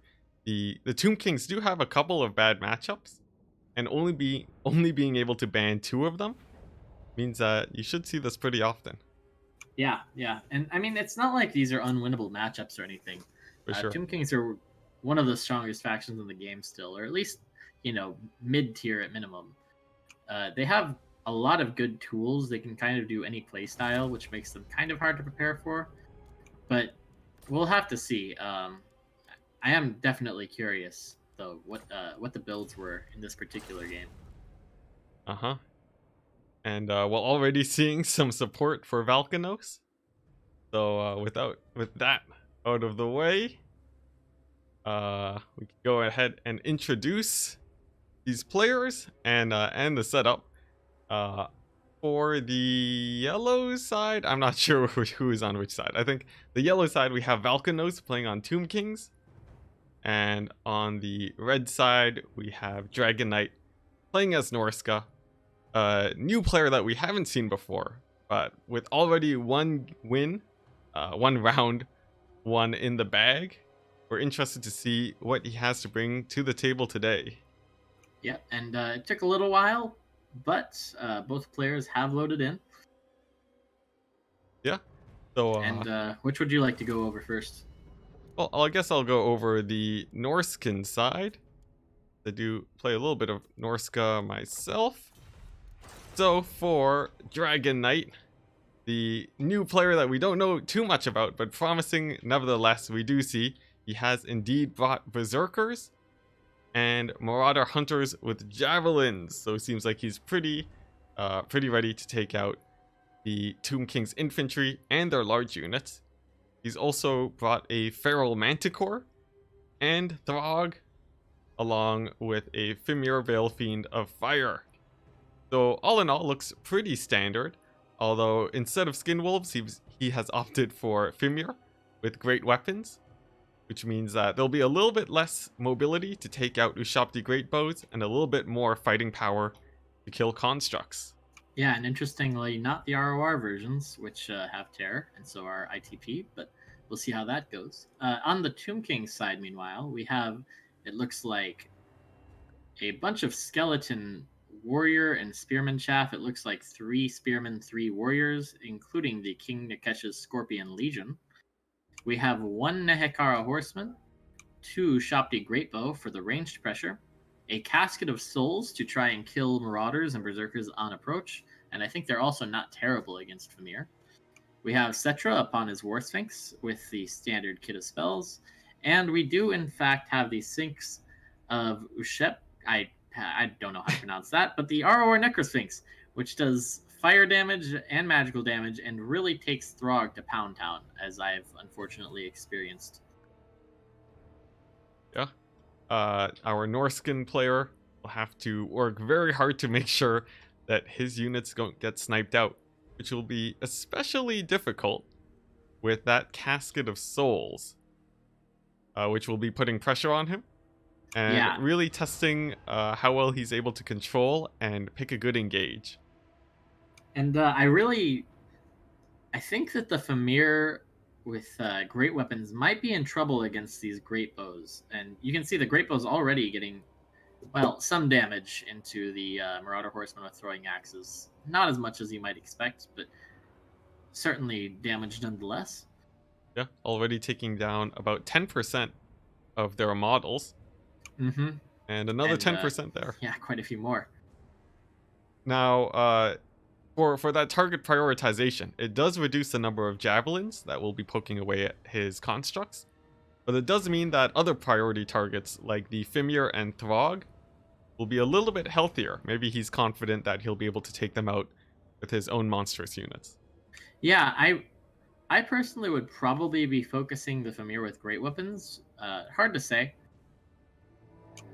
It does look like he's turning onto them now, and interestingly enough, the Fimir actually have XP on them, which you don't typically see. But I'm curious to see how they perform with that. Yeah, and an interesting play from Dragon Knight here. He's moving in his Fimir, keeping them away from the Skeleton Spearmen to get them some better fights, trying to push through the middle. And a caster snipe attempt from Valkanos, focusing down the Fimir Balefiend to fire right now, trying to get rid of those burning heads before they can roast all of the Tomb King's infantry. Yep, you can see both of the Ushabti are focusing him down, which means that he's not really putting in a lot of damage on the single entity killers of Norska. Instead, seemingly taking out other targets. But if he does manage to rout that Balefiend early, could help him out a lot. The Sphinx getting absolutely nuked by these double javelins, and it's fighting against Throg. It went straight in onto Throg, which is kind of the ideal engagement, but I'm not sure if that was worth it. It took 2/3 HP damage from those javelins. But now Throg may be overextending. Could get double teamed by Cetra here. Although it looks like Valkanos just wanting to get the Sphinx out of there. And he will use a Restore onto it, so that's another 1000 HP that it'll basically have. Yep, he's doing a good job keeping his important constructs away. And now we're going to see if he's able to punish Throg. Oh, and I Meanwhile, think this might be a game-winning play for the Tomb Kings. The Nehekara Horseman and the Nishapti summon into the backline, onto the Marauder Hunters with Javelins, which are really required to take out the constructs. yeah, well, he'll have to be careful, though. The Tomb King's player, he only has basically just one infantry unit left by the looks of it. Yeah, I'd be a as little we bit talked worried. about earlier, the Marauders and the Berserkers just absolutely mulch the chaff. And the Necrosix getting surrounded on all sides by Berserkers and Famir with great weapons, really in trouble here. And I don't know, maybe with the Casket of Souls also getting pressured very heavily by the Manticore down to 1000 HP and actually crumbling, this could be really bad for the Tomb Kings.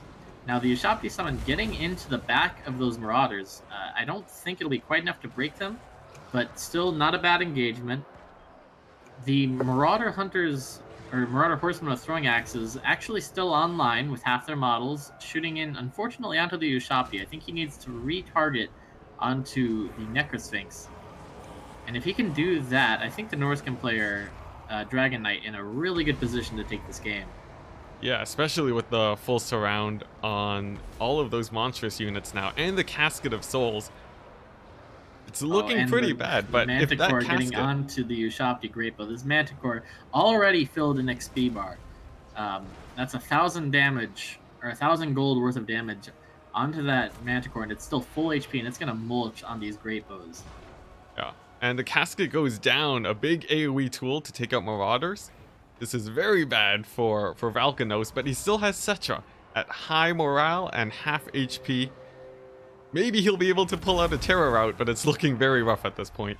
Oh, and that's I would say a well-timed concede, probably. I don't think there Yeah. was really a path back into the game with the Ushabti Greatbow compromise.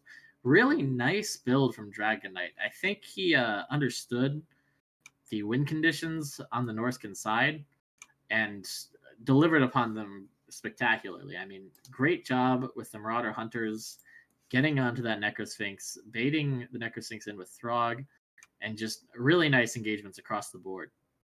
Yeah, and especially with his plays with Throg, played very aggressively with him and did a lot of damage and kept him alive too. Seemingly just knowing when the front line would crumple and the infantry support would be able to come in. Yeah, I mean, that was one of the best Throg games I've ever seen, actually. He performed so well there. And the Manticore, again, just finding its way onto the value targets. It took a really roundabout path into the battle. From the very beginning, it was kind of sent off to the side and came in at a crucial moment onto the casket, onto the Ushabti Greatbow, just did tons of damage. And yeah, really, really good engagements across the board from Dragon. I really liked that game, and I really liked his build. Mm-hmm.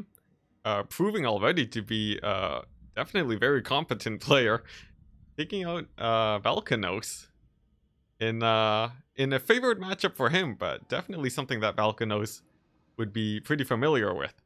Mm-hmm. So this is very interesting indeed. Maybe Dragon Knight will be able to take another win for this next game, but we'll have to see. It really depends on how many factions he specializes in. Yeah, and just a quick update on the bracket. We have our first semifinalist, Babonatail, who we saw earlier take out Captain Melons, has beaten Malverde to advance to the semifinals. Nice, So we'll be seeing definitely. more of him later. Yeah, playing very effectively. For sure, will be interesting. Meanwhile, let's see. Looks like that is the main progression for the bracket there. But yeah, I'm Yep. interested to see how Babonatail does for the rest of the tournament. Yeah, and I will go grab a drink real quick, and I'll be right back. Okay. Now, 4. So we are going into game 2 against Valkanos and Dragon Knight, where Valkanos is now going to be counterpicking whatever Dragon Knight picks. But presumably, Dragon Knight would be pretty familiar with this situation, as having a pick and ban allows you to select your most comfortable faction. Now, a big part to play here is whether or not Dragon Knight knows about Valkanos' playstyle and factions. So we're going to have to see if he is if he's going to try to counterpick the player or just pick whatever suits his style the most. I am back. Cool. And it looks like Dragon Knight, Flexing perhaps on this him. is why he was so ready for that matchup. It appears that he's a Tomb King's main, based on the pick. And he is leaving Northco open. Oh boy. Valkanos, I'm sure, will happily snatch them up and try and get his revenge. That is dear. that is a very cocky faction pick, I have to say. I love it. Yeah, same here.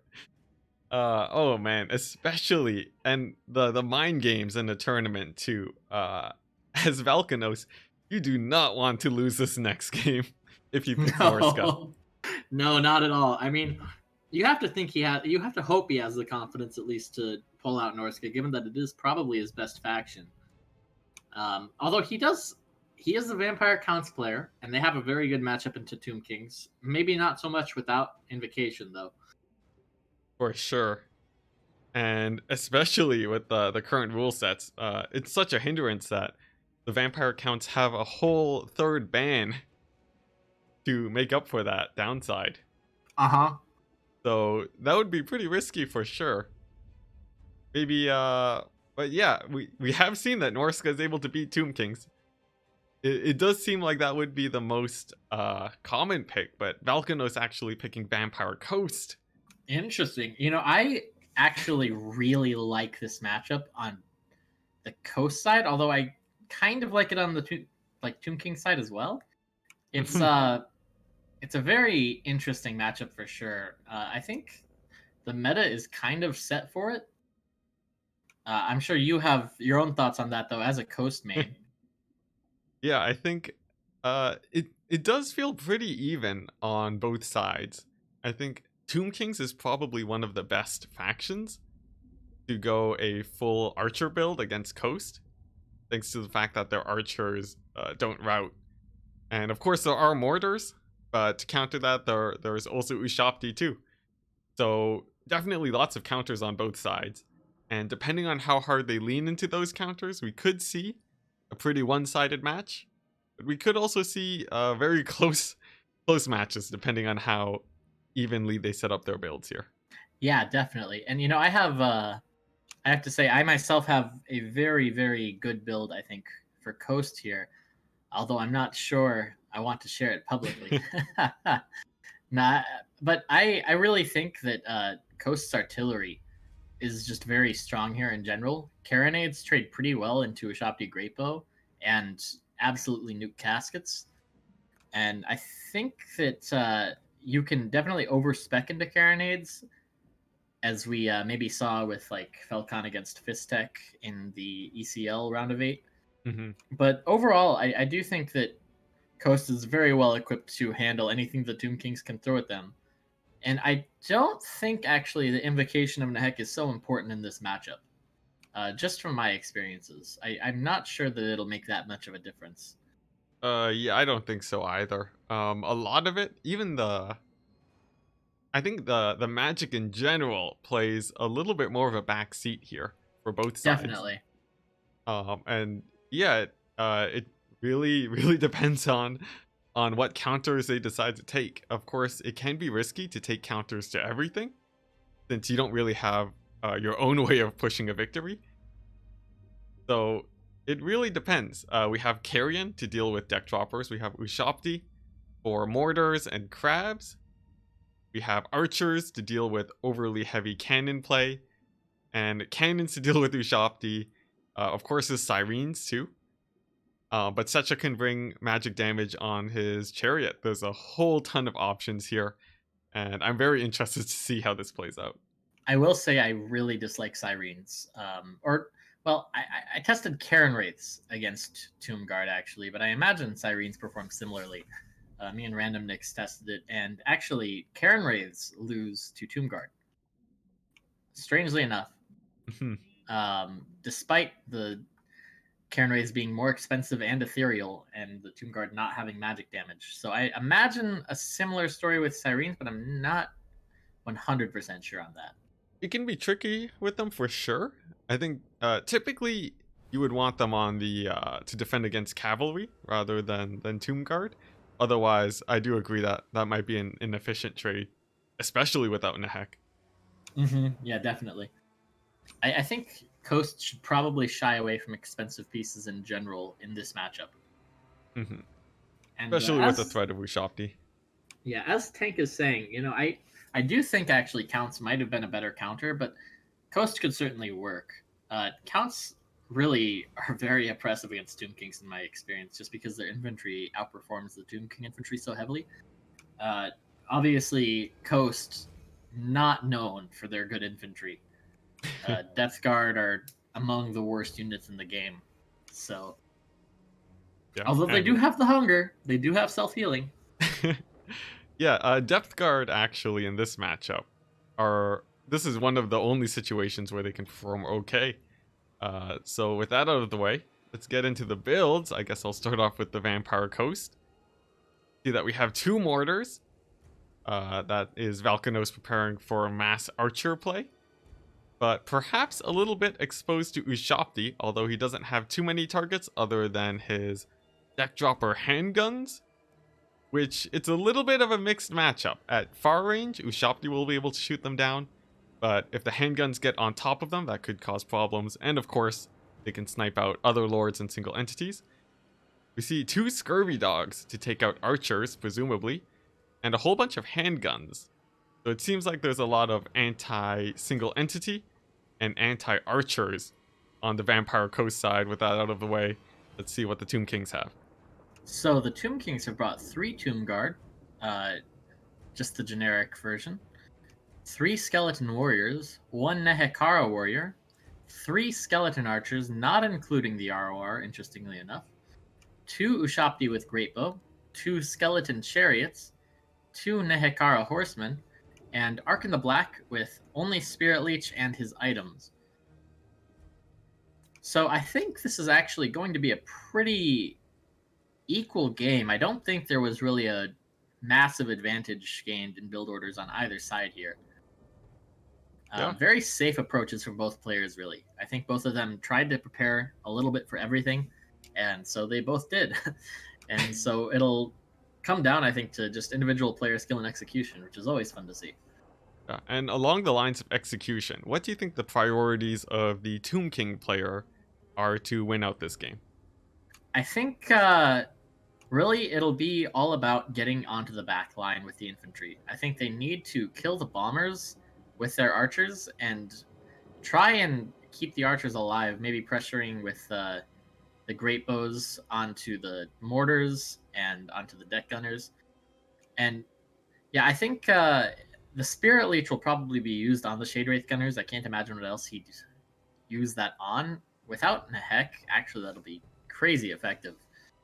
And I think really Coast might struggle to protect their backline. I mean, if it is compromised, it's pretty much GG. Well, luckily and there's just so much infantry quality on the Tomb King side, actually. Yeah, for Valkanos, he does have the Sirens to protect against cavalry, but that infantry for sure would be pretty hard to deal with if his bombers get shut down. We'll be keeping an eye on those to see if that happens, because once those bombers are down, there's not a whole lot of anti-infantry other than the mortars. And you did say that magic takes a backseat in this matchup, which is normally true, but without Invocation of Nehek, Spirit Leech onto the ethereal units is actually very oppressive, I think. Oh, for sure. I think actually the Shade Wraith Gunners is a little bit risky here, given how often Ark in the Black is picked. Yeah, I mean, I think that is the meta pick even when the Spirit Leech doesn't do that much, just because of the Skeleton Warrior summon. So yeah, very interesting. Oh, and we can Um, see Arkin the Black charging up right now. Maybe he's looking for that Spirit Leech, but he'll have to be very careful not to possible. get shot. Now the mortar is actually interestingly targeting onto skeleton warriors. I can see, rather than the bowmen who are in range. Interesting choice. Yeah, we'll see Maybe if he wanting to chip away retargets. at that infantry, It just to does? relieve some pressure, but Yeah, not even under the tomb guard. we were worried that the back line might get compromised by the infantry. So maybe he's a little bit worried about that too, and trying to thin down their lines a bit before they actually make it to him. We'll see how it Yeah, plays out. On the flanks, we do see the deck dropper handguns proving pretty useful here and pressuring those all of the flanking units like the chariots and the cavalry. But they're pretty slippery and they're not taking a whole ton of damage. I'm interested to see if the handguns pay for themselves. yeah, and actually the scurvy dogs getting onto chariots. I'm not sure what actually happens there. The scurvy dogs might not do Yep. very But well now because we they don't have have much mass. the main line fight is happening, and it's going to really depend on how well these bombers perform here and how Mm-hmm. well they are shut down. The Ushabti Greatbow pressuring down the mortars right now. Very good job there. But the Scurvy Dogs finding their way into the backline onto some skeleton archers. And actually, it looks like a bit of a mistake. Dragon Knight has all of his missile units on skirmish mode. So the Ushabti Greatbow, Here. who really shouldn't be that scared of dogs, are running away and leaving the mortars to continue firing. Yep. And now we're seeing that the bomber fire is going down and Oh obliterating boy. the flanking infantry units that we really would want to see on the back line. Instead, we do see Yes. that the cavalry now jumping on top of the bombers. We're going to see if that's enough to help collapse Valkanos' right flank. Now these Nehek horsemen getting a big charge onto some bombers, onto some handguns, but pretty good positioning from Valkanos, able to cover his flanks with his back line, with his handguns, as you're very familiar with. And, he still has not Spirit Leached the Shade Wraith Gunners, actually. I think a bit of an error there. Yeah, and we can see that they're actually putting in quite a bit of damage on top of the Ushapti. And Arkin the Black taking quite a bit of fire himself. You'll need to be careful not to get sniped off. Those handguns can put in a lot of damage very quickly. Mm-hmm. Now the Chariot's starting to come in. They are getting kind of mucked up here, but there really isn't any mass in this entire coast build, so they should do pretty well. Yep, they do jump in on the halberds, which is okay as long as they're able to pull through. They are pretty massive, the zombie halberds, so it could be pretty difficult to do that. True, true. But Now the nevertheless, Shade Wraith the turning onto them as well. Ushapti are still alive, but they're shooting into the Shade Wraith gunners. This will take a while, but Valkanos, seeing this as a priority, begins firing in and puts a Spirit Leech on Count Noctilus instead of the Shade Wraiths. Yeah, it seems like he's actually just trying to go for the Lord Snipe. Now, does Noctilus have the hunger? He does. So he will be regenning. Not as quickly as he'd like, but he will be regenning. And yeah, I don't know. I think maybe it would have been better value to just immediately start spamming down the Shade Wraith Gunners, given that they don't have any self healing and they're a very expensive piece. But it's easy to say from a casting desk. Yep. And And we're now the seeing Scurvy now, Dogs also killing off the last of the skeleton archers is huge. yeah, I think Valkanos' Scurvy Dog play here has been going very well. They shut down the archers, and although they can't kill the Ushapti very quickly, they stop them from firing and they can make that a lot more difficult. At this point, the Tomb King's infantry sort of just all crumbling away, and I'm not sure they're going to be able to win this one. Yeah, this is looking really rough for the Tomb Kings as the balance of power swings wildly into the favor of the coast. The deck droppers also just slowly but surely getting value over the course of this game, sitting on the flanks, dumping all their ammo into the mobility of the Tomb Kings.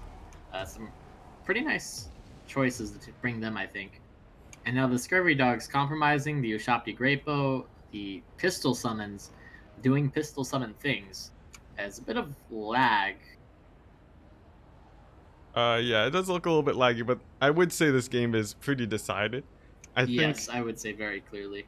What's it? What we saw from Valkanos here was a very, very strong display of the strengths of Vampire Coast. Um, what's it? Dragon Knight definitely had what it took to take a win here, but to actually engage the bombers and the handguns at the right time to shut them down was just very difficult with those scurvy dogs running around and the deck droppers. Just being controlled by Valkanos very well. Screwed up his attack timing just a little bit, and he abused that to take the win. Yeah, and I would say that this kind of illustrates probably the biggest problem players have when facing coasts, which is just the patience to say, okay, I'm getting shot, but I can't just rush in, or else it'll be so much worse. I think if he had been a bit more patient, let his Ushapti do their work, let his archers take down the bombers, and kept his Nehekara horsemen in the back line to fend off scurvy dogs, it might have been better. But as it stands, Valkanos did a great job of punishing that little bit of over aggression, and it looks like he's going to take a very clean game here as soon as this lag ceases. Yeah, a little bit strange since it's been pretty clear up until now for all four of us. Yeah, and I'm not sure. I guess one of the players took a while to load into the first game, but I don't think that would have too much to do with this. But But it is anyways, possible that maybe they have some kind of. Well, I think it got down to like 230 seconds left on my screen, hmm, which is a little while, but not too bad. Um, but regardless, the last of the Tomb King's army crumbles away, and it will be a very nice victory for Valkanos to tie up the series at 1-1. yeah. Honestly, I think that was just a very great play from Valkanos. Using all of his mobility and his tools to stretch out Dragon Knight's micro to the peak of its capacity, and just abusing misplays from there. I think that was pretty good. And look at those scurvy dogs with 102 kills. Yeah, absolutely Just yeah, massive. a great sign of yeah, just some very nice micro there. Dragon Knight, of course, playing very well there too. Got the engagement just slightly off, and sadly, I think just a few of those instances is what cost him the game. The GG. Yep. As we know, it takes some very strong play to beat Coast, even without Invocation of Nehek, as it seems, Yeah, especially when they are controlled so well. So, and honestly, a very good build where you don't really need Nehek outside of the Shade Wraith Gunners and yep. the Sirens, which, as we saw, were pretty well protected. Really, only Spirit Leech would be able to take them out quickly. Now, heading on to the third map, we have Sword of Torgald, which is actually a pretty interesting map, I think. It has that big piece of terrain in the middle, and it kind of has a trench in the middle as well between the two players, which can lead to some very tactical engagements. Yeah, for sure. I think it definitely favors archers over guns for sure. Um, I think that's the main usage I see from it. It can also protect against cannons. But what are your thoughts on the trench? Well, all I'll say is that the terrain piece in the middle is one of my favorite because I have seen multiple games where one player kites and it leads to this ring around the rosy, and it is just absolutely hilarious to watch. Um, as for the trench, it can actually protect against cannon fire as you're approaching someone. So it's a few seconds of reprieve from any kind of artillery play. But overall, I think it just does favor the defender, whoever has the range advantage, just because you are being forced to move uphill potentially. Hmm. Although that would be a little bit more of a minor advantage, but for sure it can come in A play. very minor one, yes. Yeah, I think that terrain feature it either gets overused or very underused. Like both players will just deploy on the same side to get a clear charge towards each other. I remember the faction war. I forget who it was. I believe it was Chosen of the Norns with Beastmen. On this map, had a double Cygor box build, which he camped out on the side of the house It didn't quite work out, but it was certainly a creative use of terrain features. Yeah, if I remember correctly, that build did get shot by archers for quite a while, which was a bit Yes. unfortunate. I think it was Bretonia against Beastmen, and the peasant bowmen truly carried the day. Yeah, we'll see if if we get a game like that, or maybe something more standard as Valkanos picks Norska, Vampire Counts, and Dwarves for his three main picks. How do you feel about those three? Also banning High Elves. Seems pretty strong. I'm trying to think if there's anything it's really weak to. The ban on the High Elves definitely makes sense. It That faction does counter all three. No, sorry, only two of them. Norska against High Elves is slightly Norska favored. Uh, Mhm. I'm hmm. I'm really curious because I really don't know what Dragon Knight plays, so it's kind of hard to analyze exactly. Yeah, typical picks that I think we see a lot in this situation are Lizardmen and Greenskins. I think Greenskins versus Dwarves and Norska would feel pretty even as long as both players are confident with those factions. And for Lizardmen, uh, it could Lizardmen could actually give Valkanos a pretty hard time here, I think. Yeah, if he bans dwarves, definitely. Yeah, and a lot of the other factions typically are a little bit too difficult to take here, just because of how many bad matchups they have most of the time. Could take Empire if you ban dwarves. That is true. If what's it? That would be more of an even matchup, but if Dragon Knight does specialize in Empire, we could see that for sure.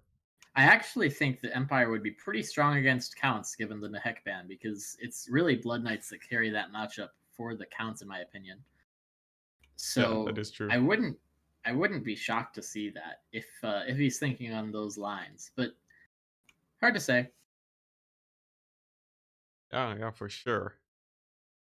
Now for the Dowie pick, do we know if Alkanos plays a lot of dwarves, or maybe it's just I a I'm gonna be threat? honest. I think, and this is just my like it's my unsupported theory, my hypothesis, I guess, is what I should say. Okay, go That for he's throwing the dwarves in there because they're the dwarves, not because he actually wants to play them. it. Dwarves are very strong to include in your three factions at any point, just because you have to worry about them so much because they hard win so many matchups. hmm And And we speaking will of see. Ooh, interesting. chaos, now chaos versus Norska. You typically see a lot of the same style of builds. Just usually a little bit of cheap infantry, maybe some elite, but it's all about the monster mash in that Yes. situation. And versus dwarves, I've heard a lot of differing opinions here, but uh, yeah, I think it a lot of it can come down to how hard you get cheesed by the dwarves, since of Yeah. course that's a threat. I I would be shocked if we saw dwarves here. I am almost 100% certain we'll see Norska.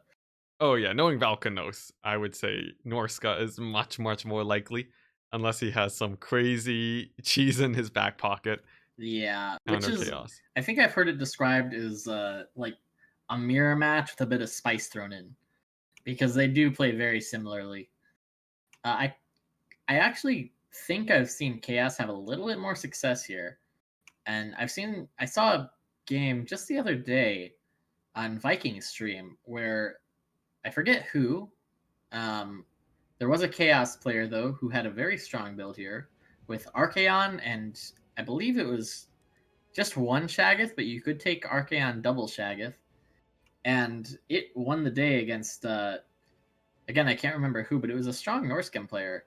So I wonder if we'll see something similar.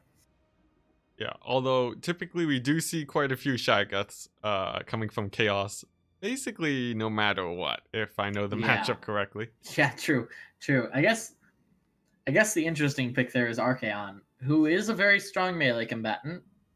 Just not quite as much of a monster in combat as someone like Kolek. But then again, if you take Kolek, then you're opening yourself up to being Hunter of Champion.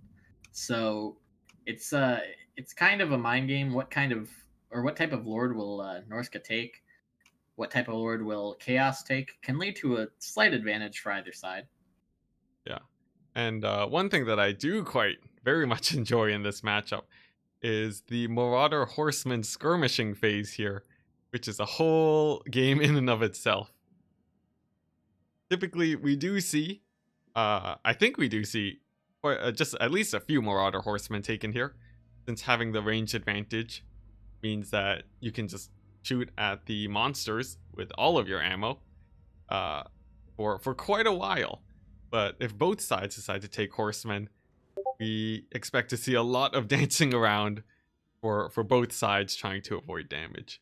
Yes, yes, and especially on this map, again, we could see a fun little game of Ring Around the Rosie with mass Marauder Horsemen on both sides. Definitely something to look forward to. Yeah, and I think specifically in this situation, you want to be the player with fewer Marauder Horsemen. And I say that because I feel like if you have 2 horsemen, you can keep away 3. Yeah. So we'll see Now, how that goes. some updates on the bracket real quick. We have our second semifinalist. Salsicha, I believe, actually advances on a default. Crabling dropped out of the tournament, but Salsicha beating Loopy 2-1. That's probably the first upset of this tournament. Oh, yeah. Very interesting, and he'll be facing against Babonatail in the semifinal. So the first semifinal set. And then in other news, Hadri's going to beat Mr. Worldwide.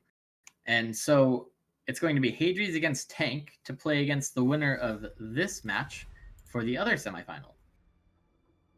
Yeah, that's going to be interesting for sure. Now, Hadris did say that he was worried about a few lag issues earlier. We're going to see how he feels about that. Yeah. Moving on to the semifinals. Let's Well, see. I think both of us have very good connections, it feels like. So hopefully there wouldn't be any problems, but we'll have to see. Yeah, I'll send him a quick message while we let's see, while these players set up their builds. So we know about what to expect from Chaos. Marauder Horsemen, Shaggoths, maybe Archaeon, maybe Holek. But for Norska, what do you think we'll be seeing? Man, I am not entirely sure. I feel like there's a lot of things they could do here. Skinwolves, I would imagine, are pretty strong in this matchup, given the amount of large tools that Chaos has. Berserkers are always good.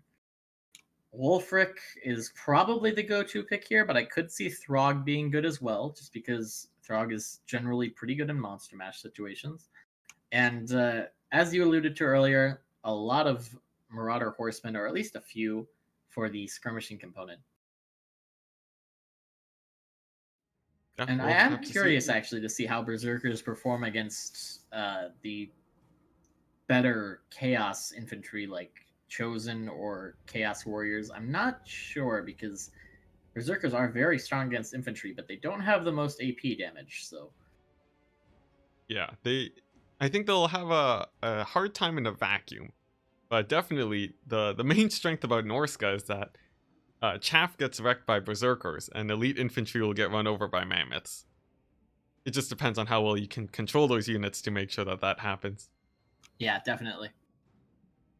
So it'll be very interesting for sure. There's a lot of back and forth, and despite the fact that both factions do have their similarities, it is still very interesting. Oh, definitely. It's a little bit like Empire versus Bretonia or something along those lines. Mhm. Two relatively similar factions, and it's always interesting to see how they match up. Yeah, for sure. Now, I think aside from any major misplays like leaving your lord out and having them get sniped immediately, I don't expect this game to. I expect this one to last at least a little while, unless they get into the fight very quickly. Yeah, well, it's definitely a grindier type of matchup, and it as you said earlier, it has kind of an extended skirmish phase at the beginning, Mhm. so it can lead to some very long and very good games. Yeah, we'll have to see for sure as we go on to the Sword of Torgald, between Valkanos and Dragon Knight, both of them with one win under their belts in this best of 3. This game will decide who moves on, with Valkanos playing as Norska and Dragon Knight playing as Chaos. As we have discussed, it is a very even matchup with an interesting skirmishing phase and a lot of play between monsters fighting each other. Getting into the game as soon as the loading finishes. Hopefully we won't have too much lag going into it. And I think one big thing to check at the very beginning is to see if both sides actually have skirmishers. That will play a big part for sure. Oh yeah, if one of them skimped on the skirmishers and doesn't have any, then it could be a very long and painful affair for them. Yeah, especially if the other side took a whole ton of skirmishers. Yes, that would probably be the only way you could really have a build order loss or win in this matchup, I'd imagine. Yeah. Now, whether these players will take those risks, we'll see in just a second. And it looks like we are in the game. So, I'll start off with Norska. You can see that they do indeed have 3 skirmishers. Pretty expensive in the form of Marauder Horse Masters. The little bit of extra range will make it easier in the early skirmish phase. And along with some armored skin wolves, you'll be able to stop any charges coming in towards this horseman. Although I don't expect that to happen too much anyways. Those skin wolves will mostly be killing monsters. For his infantry, he has 3 marauders, one being the ROR, and marauder champions with great weapons. An interesting pick here, but I think it is a little bit common. We also see 3 berserkers, so he's really covering the whole spectrum of infantry prices. Oh yeah, and for leadership, we have Norska. No, not Norska, Wulfric. Ooh, we have Wulfric with his classic abilities, Boat and Hunter of Champions. He'll be wanting to fight heroes for sure, getting them caught and slowing them down. And instead of Fimir, to save on money, he's bought a Shaman Sorcerer of Metal with Final Transmutation to win blob fights if it gets too blobby, and Plague of Rust to reduce the armor of anything he wants to kill. So for Chaos, I actually am very surprised by this build in some ways. So he has a Chaos Sorcerer Lord of Fire, who you would really expect to see Archaon instead of this, but we'll see how it works out. Definitely more susceptible to getting nuked or spirit leeched or what have you. Not nearly as good of a melee combatant, but also much cheaper. He has 2 Chaos Warhounds, 3 Marauder Horse Masters, 2 Chaos Knights with Lances, which definitely did not actually expect to see them here, but they could be very strong at cycle charging infantry. We have a Dragon Ogre Shaggoth, the Mirror Guard, and it looks like 4 Chaos Marauders, so relatively light on the infantry, and also, quite frankly, light on the SEM department. Cheap Lord, only 1 Shaggoth, definitely going to rely on these double Chaos Knights with Lances to carry this game. Yeah, we'll have to see how well they do. It's either that, or he'll have to pull some miracles with that Shaggoth. Yeah. Yeah, honestly, I think I'm a little bit worried for the Chaos side here. His infantry seems like they're going to be having a little bit of a harder time. Definitely. He's going to need to cheat the infantry fight with those cavalry cycle charging at least a couple times, I think. Now, they do have 80 charge bonus, which is up there with the best in the game. So those Chaos Knights certainly have the potential to do a ton of damage. Meanwhile, we have a very interesting skirmish phase here. The 2 sides politely lining up and throwing javelins at each other, not really trying to dodge initially, but now we're seeing these Warhounds coming. Oh, this could be big. Oh, and the Warhounds get getting stopped. Caught by the Maws of Savagery. Yeah, and with that, I think Valkanos is pulling slightly ahead in the skirmish phase. Yes, I believe so as well. And meanwhile, the other Chaos Warhounds being kited back against very well. And yeah, I have to say, neither side dodging as much as you might expect. Yeah. At Although least in the initial Valkanos, few volleys. I will say Valkanos would be a little bit happier standing and firing, given that he has more firepower and those skin wolves to protect his horsemen. Yeah, very true. They're also Now, lined up on either side of the trench there, so it is kind of a funny visual. for sure, for Now, sure. very nice focus firing, by the way, from Valkanos. I like this a lot. So Chaos is kind of spreading out all his fire across the different units, which means that maybe not as many models are getting killed, but Valkanos is focusing entirely on that one Marauder Horsemaster and just absolutely destroying it. Yeah, it looks like if he actually gets them to rout and maybe even chase them off the map, that would be a lot of ammo that won't be going into Wolfric once the And actual main fight starts. and one of the Marauders, if the infantry fight wasn't already hard enough, gets charged and beaten down by the Maws of Savagery, who did not lose any models. They did lose one model now, Yeah, but but still they well catch the worth it to wolves. take out that infantry unit. And Yeah, ooh man, some more skirmishers getting routed off here. yeah, and we can see now Valkanos wanting to keep the skirmish phase up. He is pulling back from the chaos. This is completely in line with the rules, and it lets him really use up as much ammo as he wants here, pressing the advantage with his superior cavalry skirmish in the early game. We do see Chaos Knights charging in now, though, putting in some pressure onto the Horse Masters.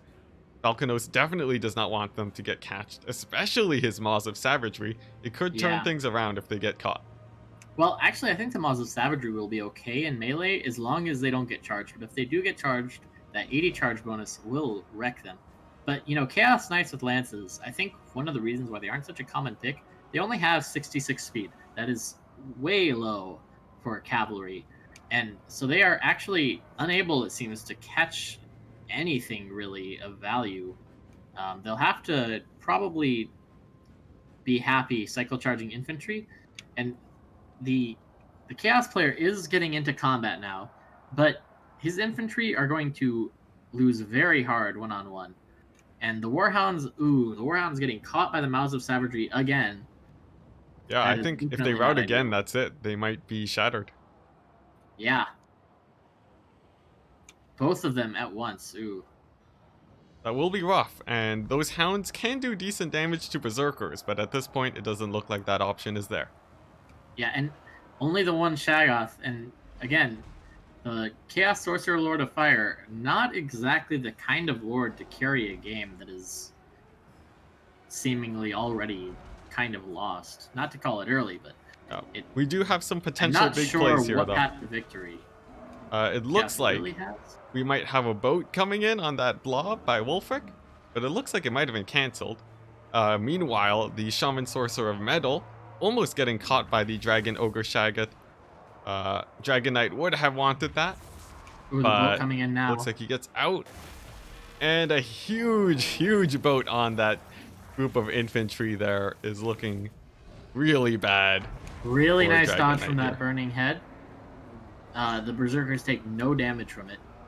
And yeah, the spells going in the favor of Norska, cavalry fight going in the way of Norska, the infantry fight going in the way of Norska, seeming really rough right now for Chaos. Yep. And the it Chaos looks Knights like- with Lances, I mean, really not paying for themselves at all. They are very, very expensive, and they are not finding the engagements they wanted to, I think. As Yep. one of them gets routed off, and the other one is going to get routed off here in a minute as well. And the Shaggoth finally catching Wolfric, but now, because of those skirmishers, he's just taking a lot of extra damage. Although the skirmishers are moving away, I'd be a little bit more worried about Wolfric here. Yeah, and they have limited ammo. But I don't know, the Shaggoth is very good at monster duels. It's not as good at killing an infinite amount of Norscan infantry. And that's what it's going to take. Maybe like Yeah. the fattest burning head of all time could potentially bring this game back. But other than that, it's seeming pretty rough for Chaos. And now the Chaos Sorcerer Lord is looking like, yep, routed. Yep, and an overcast too from that burning head. Ooh. Really putting the nail in the coffin. It looks like this is going to be it. and Valkanos will be progressing to the semifinals. Yep. Very well played to him. Nice try from Dragon Knight. He certainly had a very strong first game, just wasn't quite able to finish it off. And maybe not expecting this build. I'm not entirely sure what the Chaos Knights are strong against here. Maybe Skin Wolves they do well in isolation against. But it does seem like he was on the back foot from the start and really just very well played on the skirmishing phase from Valkanos to seal the deal. For sure, I think this game was won very decisively from Valkanos, and Yeah, but yeah, impressive from both players. I think Dragon Knight definitely put up a very strong fight. Uh, but yeah, with that, Valkanos will be moving to the semifinals, being the third person to make it there. Nice. I think we've had some excellent games today. definitely. Okay, And so now one semifinal. I'm not sure if they've already started yet. It's already set. Um, it does look like they're already in game. Salsicha and Babonatail. okay, then I guess we will stay on standby until one of the lobbies opens up. We'll see if the Well, winner. actually, Tank I think and Hadries might be in between games. I'm joining the lobby right now. Let's see. Sure, sounds good. I'll see if I can join too. It looks like there are spectator slots. So hopefully we'll be able to catch up on this game here. And I believe they're on the second map. So yeah, we should still have some games left. I hope. Yeah, and then after this, we'll be progressing on to the semifinals. Yep. And I Uh, believe it's best of 3 semifinals, best of 5 finals, right? That's typically how it goes. let's see, taking a look. It does look like a best of 5 final, so we'll be seeing a lot of factions being pulled out from the players.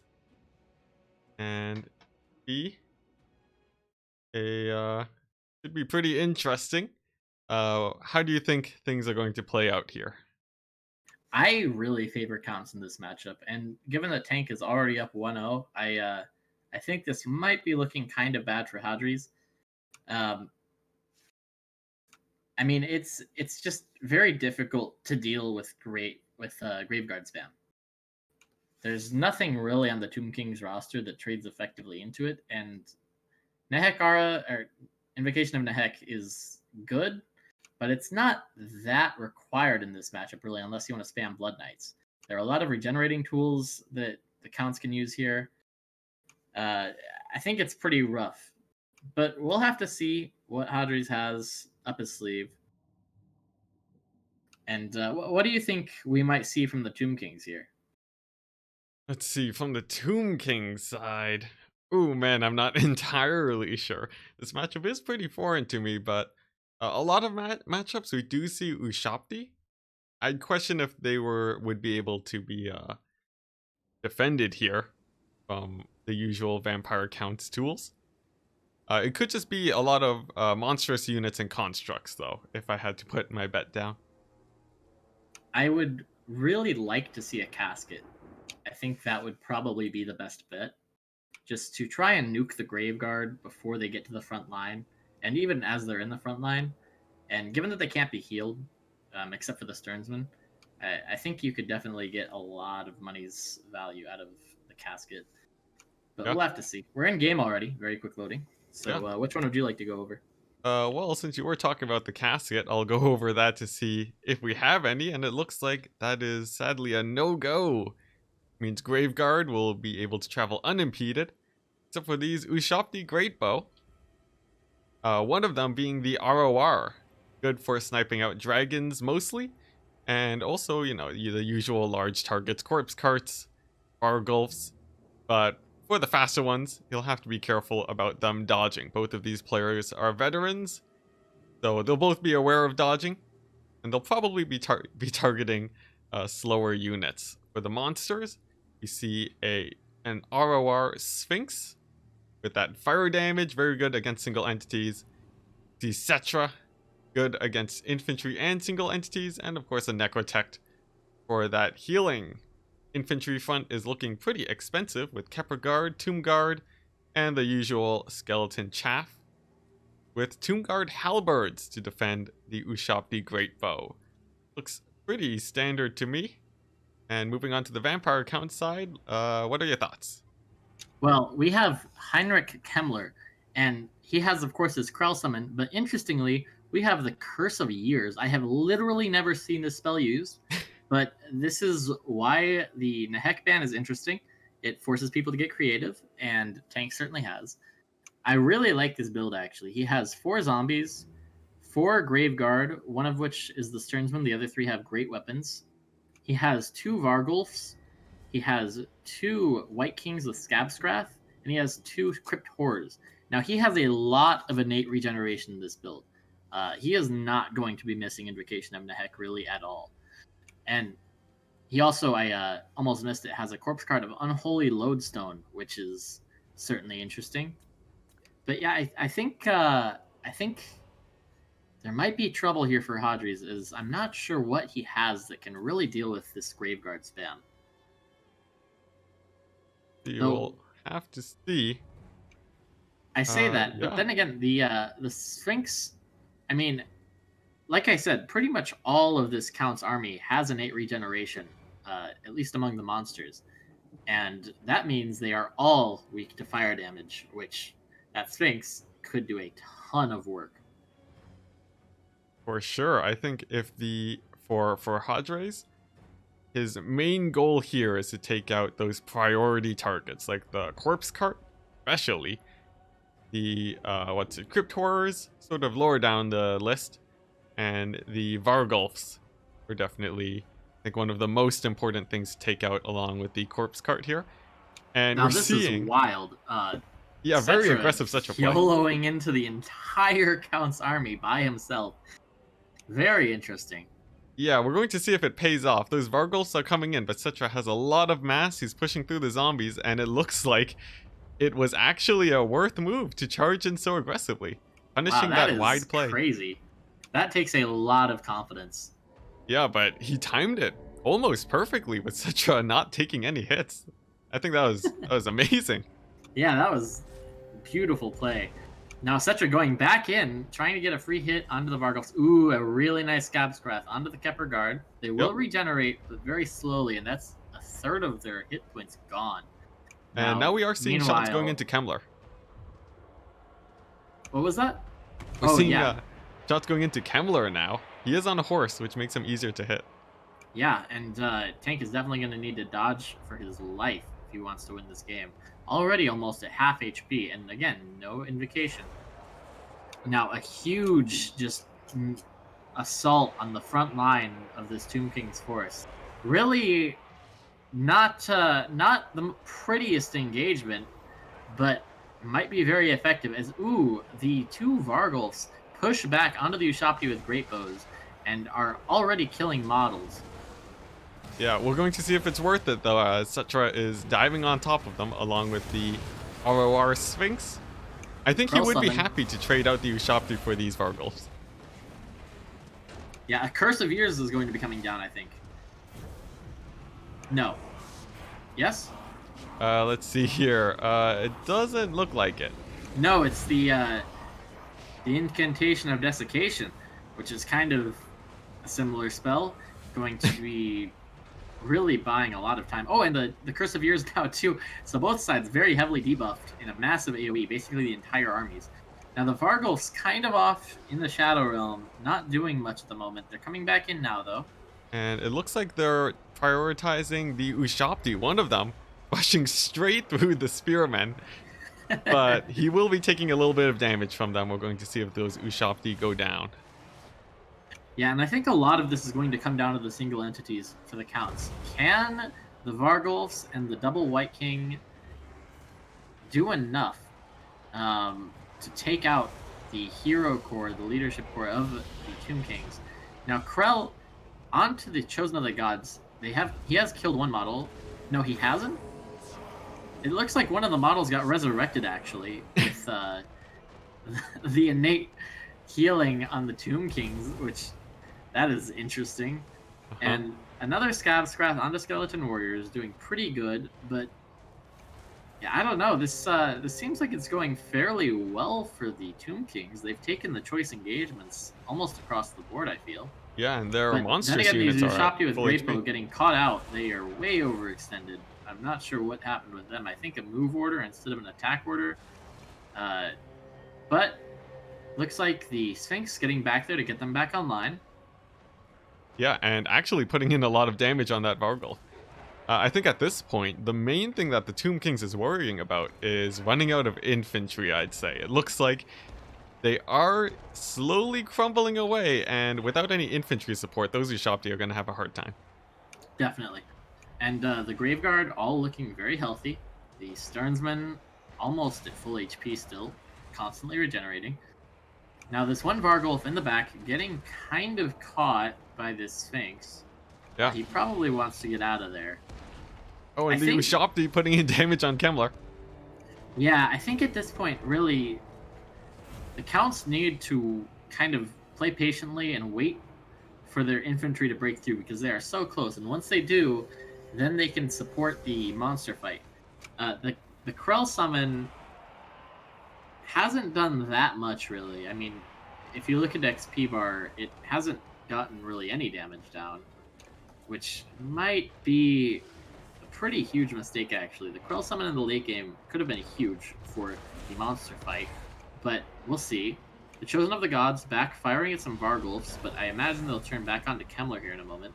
The Ushopti summon actually coming in. That's an interesting Ushopti summon. Yeah, right in the back, it looks like he wants to send them into the infantry by the looks of it. Yeah, and I don't know if maybe he's feeling pressured to take out some of the infantry, but I think maybe saving those for the later blob fights might have been a little bit better.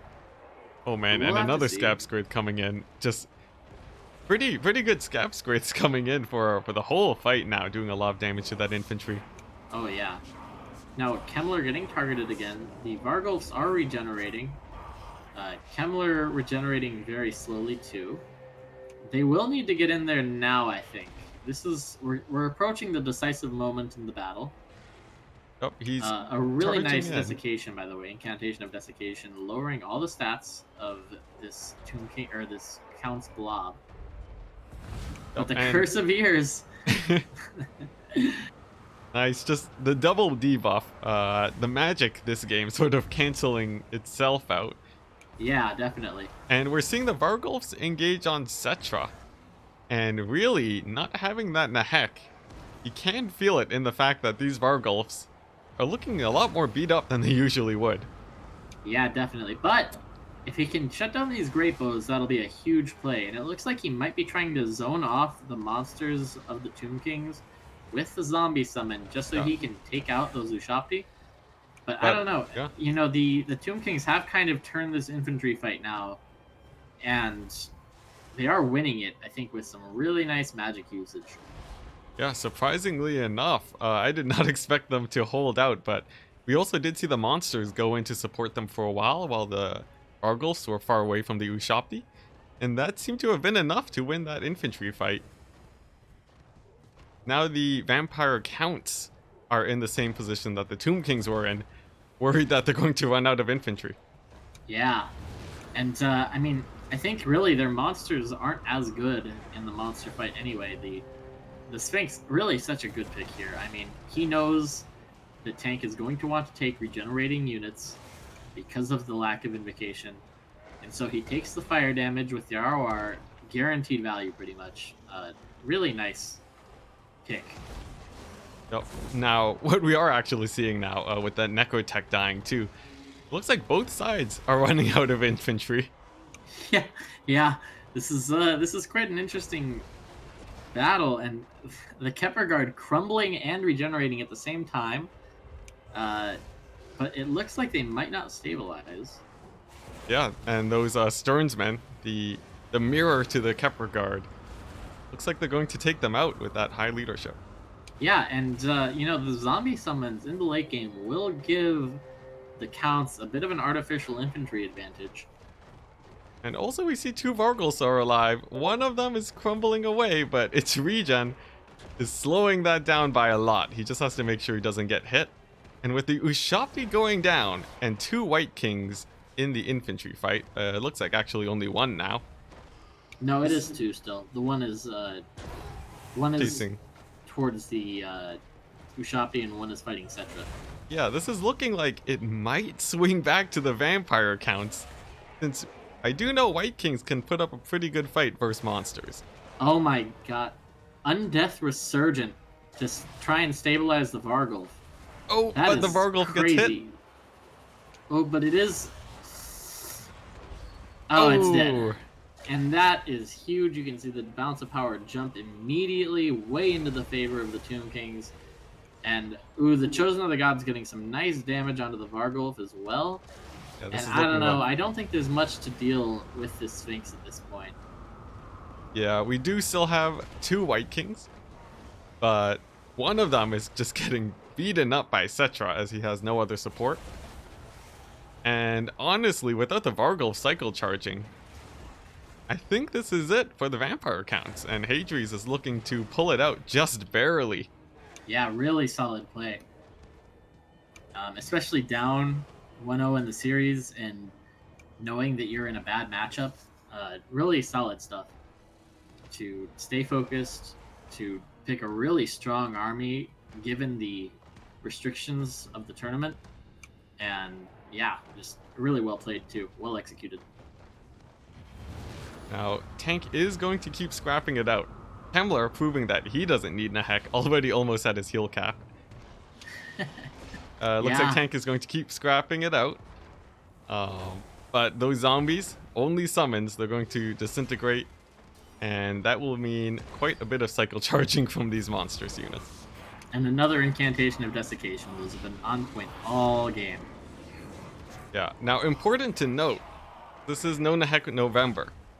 How do you think this might have played out differently with the Nehek instead of the Curse of Years?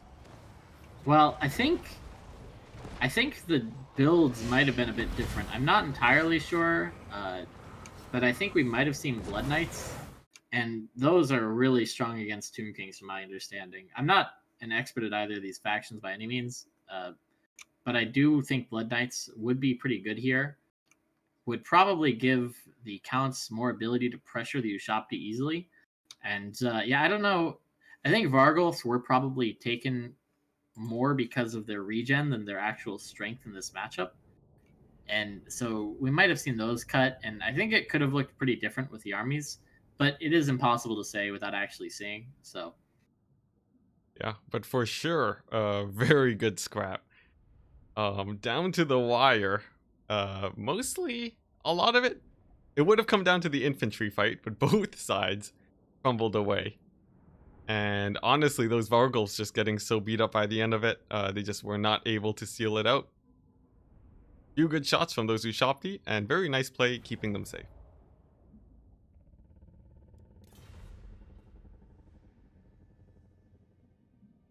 Okay, so Audrey's build looks like an autogen, says Wicked. Well, one hell of an autogen. yeah, that that would it did seem like he had a pretty standard build, but I guess just those regiments of renown sort of felt that way. But I think well Yeah. played for both players for sure. Okay, so we are 1-1. And I believe Hadres is picking his three factions. Is that correct? I believe that's what we're operating off of. I'm not actually sure that the tournament page says so, but that's typically how it works. Yeah, so we'll have to see what he decides to take here. I do know that he likes his Skaven, he likes his Dark Elves, but what else might we expect from him? Well, yeah, I'm not sure actually. I think Hadri's is really good at a lot of factions, so probably going to be able to cover every weakness. Skaven, Greenskins, and Norska. Okay. Nice. So pretty. Actually, well, greenskins and Norska, very commonly seen here with the select three, since they are very, they're very strong against many factions. But Skaven is the interesting Hadri's pick, just because, as we saw in the faction war, he is very proficient with them. Yeah, and honestly, if Tank wants to be a bit cheesy, he could pick greenskins, ban greenskins, and guarantee himself a pretty good matchup. Assuming he didn't pick greenskins already, that is. Hmm. But the question is, would Hadres take Skaven into greenskins, knowing with his confidence in the faction? Probably. He's probably quite happy to. Could be risky. But while we wait for them to select their factions, let's see here. I guess you can. Looks like Hadres is banning Tomb Kings. Seems like a pretty good choice here. But yeah, I'll be back in just a second. And while I go out, please let the chat know how you feel about the three factions and what you expect to come from their builds. Well, I will say first of all that my phone just died, and I was using that as a second monitor, so I cannot actually see the chat right now. But with that being said, uh, I'm actually assuming that either Coast was already picked or Hadri's has some kind of build prepared for Coast, because actually all of his factions are weak against them, at least normally. And I don't think any of those weaknesses are super reliant on Invocation of Nehek. So we could definitely see a Coast pick here if Tank wants to keep up with the no Nehek factions theme. We'll have to see. I know Tank really likes his High Elves, but I'm not so sure that they'd be a good pick here. I think all three factions quite strong against them. And yes, Tank is indeed going with Coast. I think this is really scary for Hadri's, and I'm curious what Tank is going to ban. Banning greenskins. Okay. So I don't know. Hadri's has recently shown a lot of success in Skaven versus Coast with the faction war. Maybe a good thing that I bring that up while Enticity is AFK, because that might trigger some bad memories. And yes, indeed, we are seeing Skaven versus Coast. Hadri's kind of a specialist in this matchup, maybe bringing about a bit of a revival for Skaven here. And I am very curious to see what both players pick. Will we see Hadri's build that we've already seen in the faction war, or will he come up with something new? And how will Tank attempt to counter those builds? Sword of Torvald, I think, as we mentioned earlier, does kind of favor artillery and defensive play slightly, but only very slightly. So I wouldn't be surprised to see a lot of that. It is a pretty open-ish map, so we could see some Skaven Kite with Mass Night Runner or Gutter Runner, maybe Slinger, maybe 360 variants. But yeah, I'm definitely very hyped to see this one. Yeah, Curious how and I Tank am is going to back, get by the way. around it. Oh, you're back. Yeah, this is Vampire Coast versus Skaven. Yes, and I'm going to say right now, I think we'll see Spirit Leech Ooh, yeah, that would be a strong option. spammed on Tank's side. Hadri's does like his hero squad for sniping though, so we'll see if he can actually get all of his winds of magic out before he gets sniped by something like Snicketch. Yeah, very true. This is a very interesting matchup. It's the choice between Skaven guns or a Skaven rush. Since with stuff like Giselles and Warp Lightning Cannons and Soar, it is very possible for Coast to get outgunned here. And I suppose it's equally true for Coast, huh? They could rush with Morngulls and Morngul Haunters, or they could play back with a gun line. Yeah, it's very interesting. There's a lot of units that can die here extremely quickly, like Giselles to cannons or Sirens to Skaven magic. So both of these players will have to play very carefully to make sure that they don't lose hundreds of gold worth of units in seconds. Yeah, cannons can be very, very brutal. Um, and Hadri's already ready, so clearly he knew what he was doing when he picked those three factions. He kind of expected this, I imagine, because all three of those factions are weak to coast. Yeah. And yeah, I mean, I'm not sure how much of a coast player Tank is, if it was more of an opportunistic pick, or if he came into this thinking that he might want to play them. Yeah, honestly, the other two factions were Greenskins and Norska, right? Yeah, I would have thought that a Skaven ban would have been a little bit more comfortable. Not really because of better matchups, but just because it's a little bit less volatile to go up against Greenskins or Norska's Vampire Coast. But um, I do have a very different playstyle from Tank, so true. we'll see how this goes. Yeah, I mean, I think, and I'm not a Coast man, so you know better than me, but I think all three of those matchups are kind of similar in how favored they are for Coast. Like, they're definitely favored for Coast, but they're by no means a hard counter, like maybe Dwarves versus Coast. Yeah, I do think so. Although versus Norska, it can be, at least in my opinion, it can be a little bit trickier for Norska. Um, if what's it? Depending on what builds you see, I think Norska would probably be the most favored. A lot of people, I think, general knowledge says that Vampire Coast versus Skaven is pretty coast favored just because of Morn goals and the threat of cannons versus weapon teams and so on. And then Greenskins would be probably the one that I'm most comfortable with, but not exactly the one that's most favored for Vampire Coast.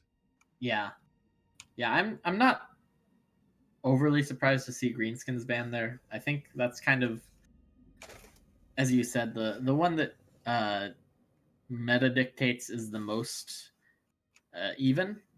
Mm-hmm. But yeah, I don't know. Hadri's, I'm sure, very good on all three factions. So maybe Tank just trying to kind of min max his chances by picking the hardest counter. And Tank actually saying in chat that he doesn't know what to do here, Oh dear. which Yeah. Well, needless to say, that's a little bit of a bad sign, yeah, yeah, but we'll see how it plays off. Yeah, honestly, there is always a good chance that you can get easy wins against Skaven builds.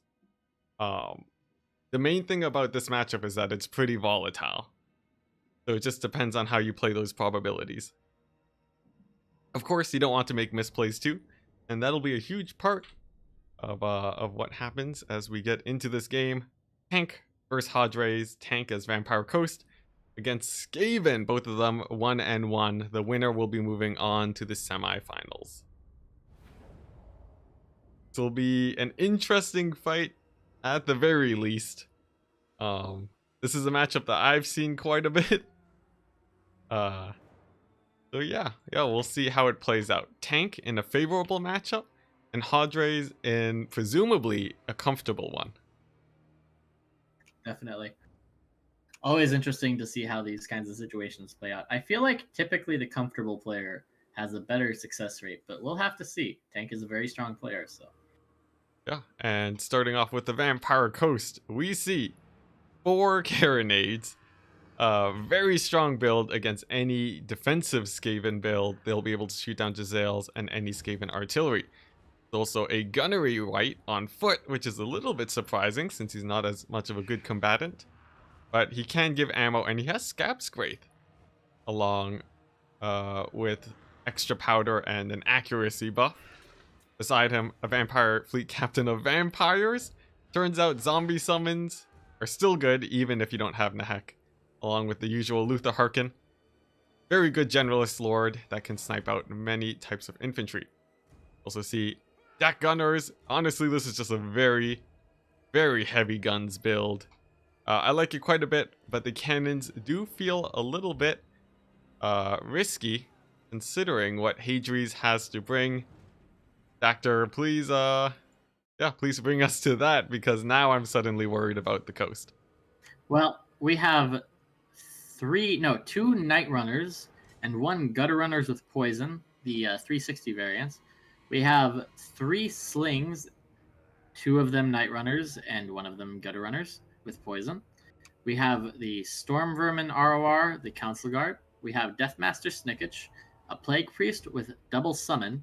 I believe we also had another Assassin in there. Yes, I can barely see it with the typical build.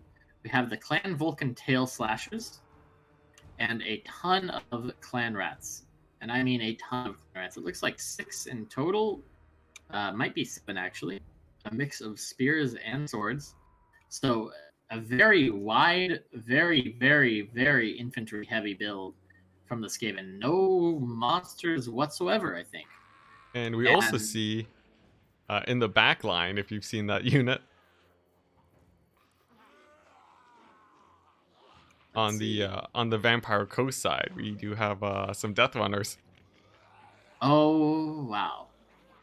I missed those entirely. Yes, the ROR Death Runners, in fact. Very interesting pick. I'm kind of surprised, actually. I'm not sure exactly what they kill here other than artillery, but they do have those stealth bombs, so they can come right up onto the coast without the coast ever seeing them. And that can certainly be spooky.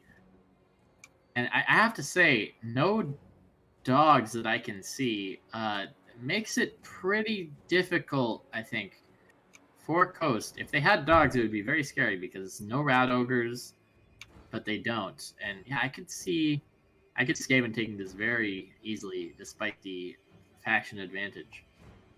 Yeah, this is exactly from what I was talking about earlier. This is the volatility that comes with the matchup.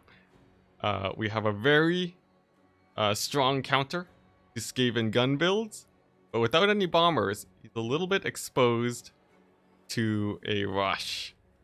Now, for Vampire Coast, we're going to have to figure out what they can do to actually win it out here.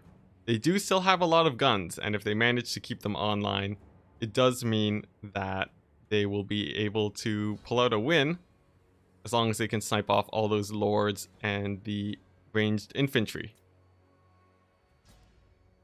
Now, there really isn't a lot of the range isn't very spread out for the Skaven, I should say. So Harkon can presumably sit and pick off some clan rats if he wanted, but there really aren't choice targets on that side of the formation. And of course, the ROR Death Runners not being spotted, so Harkon does not know that he can go kill them. And yeah, I don't really see what Harkon can go for right now without taking a ton of slinger fire. Yeah, his priority targets are being surrounded by those range units, and the warp grinders mean that he definitely does not want to land. Yeah, absolutely. And yeah, the Death Runners starting to come in now. I'm really curious what they're going to try to go on to. They will be able to get up right next to the front line without being spotted because of the concealment bomb. Yep, and without any bombers or dogs or anything to really deal with them to speak of, if those Death Runners get there before the guns can turn and shoot them down, that could cause a lot of problems for Yeah. our Vampire Coast tank player. Yeah, certainly mass confusion if nothing else. Now Harkon diving on, trying to get some free value onto clan rats, but it really, man, I do not see any good targets for the carronades other than the hero squad, and it looks like they aren't the most successful at the moment in killing them. I believe we have a pistol summon already from tank. It's a bit of lag as well. Ooh. Let's see. Yeah, I think you were getting a little bit of robotic voice there. Do you think maybe you can drop and then I can screen share? Yeah, sure. That would be odd, but I can certainly do that. Yeah. Let's see. Aside from that, I'm not sure there's much else we can do. If it gets too bad, then I would have to end up dropping. But let's see. Okay, you should see the screen share in just a second. Yep. Okay, and we're back in. Looks like it's moving a little bit faster now. And we do have the Death Runners jumping in onto the back line. Zombie Halberds jumping into them. And there are a few bombers to support. So if the bombers manage to take them out, that will help out that back line quite a bit. Yeah, but at the same time, it does mean that the bombers aren't able to kill the masses of clan rats coming in across the front line. Yep, and it looks like some of them are starting to slip onto these gunnery mobs, paying for themselves quite well here. And Oh boy, Luther, yeah. a little bit too far away from the main fight. He can't rout off those night runners that are clumping up on the zombie pirate deckhands. Yeah, this is, I think, looking pretty risky for Tank right now. His backline's starting to get compromised. He is doing a pretty decent job of peeling so far, but I don't know if he has enough to kill just the amount of units being thrown at him from the Skaven. I mean, truly, strength and numbers coming into play here. Yeah, but actually, those death runners getting routed off by the bombers. They will come back since there's nothing to chase them down. That But Scorch killed everything there. The Scorch actually killed his own unit, which is really unfortunate. ooh, but let's see. I think another one going down on the halberds, not doing a whole ton of damage to them. The balance of power does say that it favors the coast here, but a lot of their guns are getting pinned down. Yeah, and you know, the three Carronades in the back still firing, but not doing that much. Now, that Plague Priest is getting kind of overextended. If it can get sniped, that could be the game winning play. Harkin going for a breath attack. Oh boy. Oh, that's Oh, a big breath goodbye. attack. Yeah, that Plague Priest is going to die, and that means no more magic for the Skaven. That actually could be enough to turn this game. Yeah, and although those cannons are getting pinned down now and balance of power is dead even, which is especially bad if these guns are not firing, we do have quite a few number of Skaven looking ready to rout, but as long as they stick in it, I think this game's going to go for the Skaven. This needs to be the ultimate Luther Harkon hard carry. I mean, he needs to do everything here, and I'm not sure that he's going to be able to. Uh, just not really that many bombers, but now another pistol summon coming in could Yep, do quite a bit of work.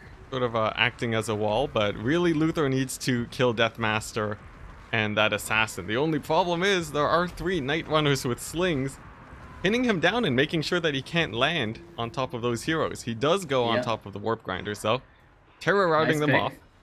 which helps a lot. Actually getting a huge terror out there, but he's snared and now the Deathmaster comes in. Oh no, Now the this game is going could to be depend on if he bad. lives. Yeah, and there's no healing, remember. So he will regenerate, but it's going to take so long. I don't think he has that kind of time. And the balance of power is swinging massively into the favor of the Skaven. Yeah, I think there were definitely some big routes, but honestly, I'm not sure if this build had what it needed to beat the Skaven rush, unless he managed to snipe out Deathmaster Snickich, which Hadri's expertly keeping his range units near him and keeping him as safe as possible. Yeah, and the Vampire Fleet Captain dying now. And yeah, I mean, really well played by Hadries, and this kind of goes to show the danger in picking a matchup just because it's, you know, heavily favored.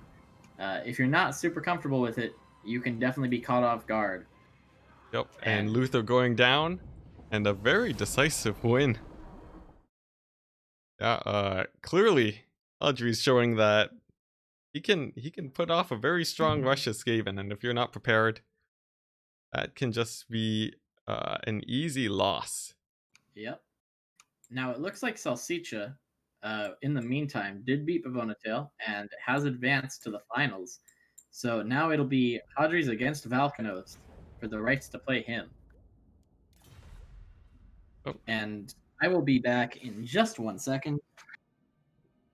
okay. So we are moving on to the semifinals.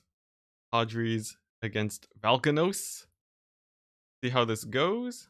And it looks like my game has crashed, so we'll have to reboot that. Should just take a quick second. And we should have the next game lined up pretty quickly. But yeah, as we saw there with that game, the matchup against Skaven can be very volatile. You don't want to lean too far in either direction between guns and defending against a rush or rushing yourself. And yeah, Hadri's really pulling it out. Now, I don't think Nehek would have played a big part there, but it's very interesting to see that despite the removal of Invocation of Nehek, people are still playing a lot of undead factions here. I am back. Hey, I was just talking about how even though Nehek is banned, people are still playing Vampire Coast and Vampire Counts. Yeah, they maybe it's because people are less scared of them, so they're leaving them open more. With factions that are countered by them open, or I should say, they're picking factions that are countered by the undead and leaving them open because they aren't scared of them without invocation. But hard to say. Yeah, Um, and if that's the case, people are taking the bait for sure. We've seen actually quite a few losses from the undead factions today. yeah. Now for the next game, it's Hadres against Valkanos. I can see the lobby. Yep. I'd say you should probably join, and then if it lags, you can always drop again. Yeah, I'm not sure why I would have lagged at all, but we'll see. Yeah, sometimes it It's it happens. Yeah, it's possible that maybe I just had a bad connection with tank or something or whatever. Yeah, But but typically it's been pretty smooth sailing. mm-hmm. Now let's see. Looks like we're just waiting for Hadres here. Oh, and the first map is Swamp of Terror. That is a spicy map pick. Yep. Actually, two at least spicy map picks with that and the Steps of Isha Heartlands. Yeah. Uh, Not super familiar with those two maps, I have to say. Well, Swamp of Terror, at the very least, is very interesting in that the whole map is a terrain feature, alternating between forests and shallow water. Oh wow. So typically, there's there's not a lot of terrain that all units would enjoy here. Lizardmen could be a strong pick here, as could Coast, Yeah, interestingly enough, if people aren't scared of the Nehek removal. and the trees are pretty low too, so cannons won't have a too hard time shooting through them. The interesting map for sure, and both deployment zones do have a lot of forest in them. I think, yeah, we might actually see aquatic come into play here. Certainly possible. Always interesting to see how people deal with different map features. Yeah. Hadres, I do know he does play a bit of Vampire Coast, so I might expect him to take that here. He is picking and banning first, which leaves a pretty good opportunity for the Coast pick ban dwarves and high elves or Empire. So that option is there for him for sure. I'm just not sure if he's going to take it. Yeah, and we actually saw him first pick Tomb Kings last time around, so I'm curious to see if he sticks with that. I'm not sure if he plays them a ton, but I know he does play them some. Yeah, honestly, just a player of many different factions. Yeah, very true.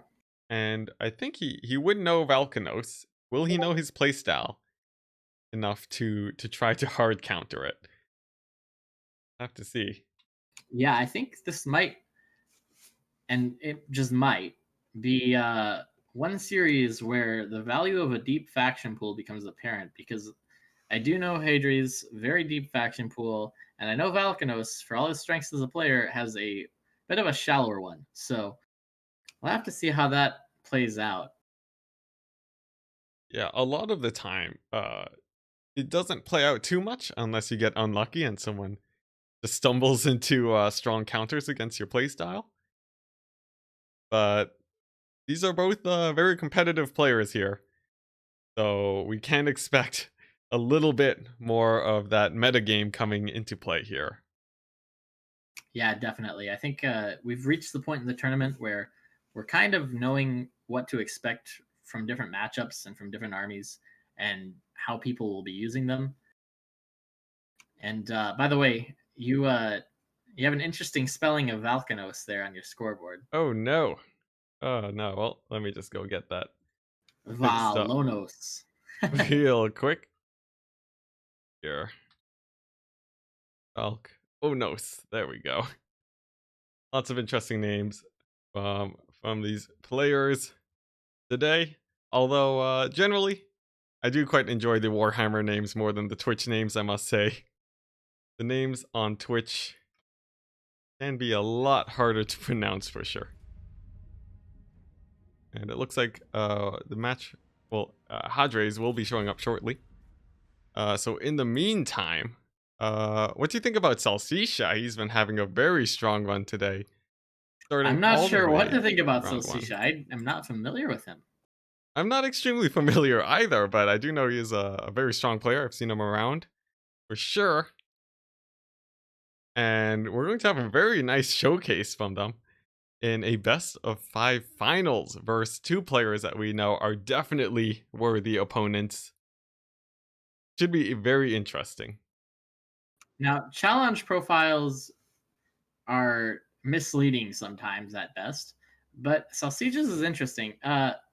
He actually had a lot of tournaments played back in 2017, but has really not been active since then. He's only had a couple of tournaments since then, very spread out. So I'm not sure if he went inactive and this is a return, or if he just kind of stopped playing tournaments. But regardless, he's having a lot of success. Mhm. But what factions does he play? We'll figure out. Yeah, that is impossible to know.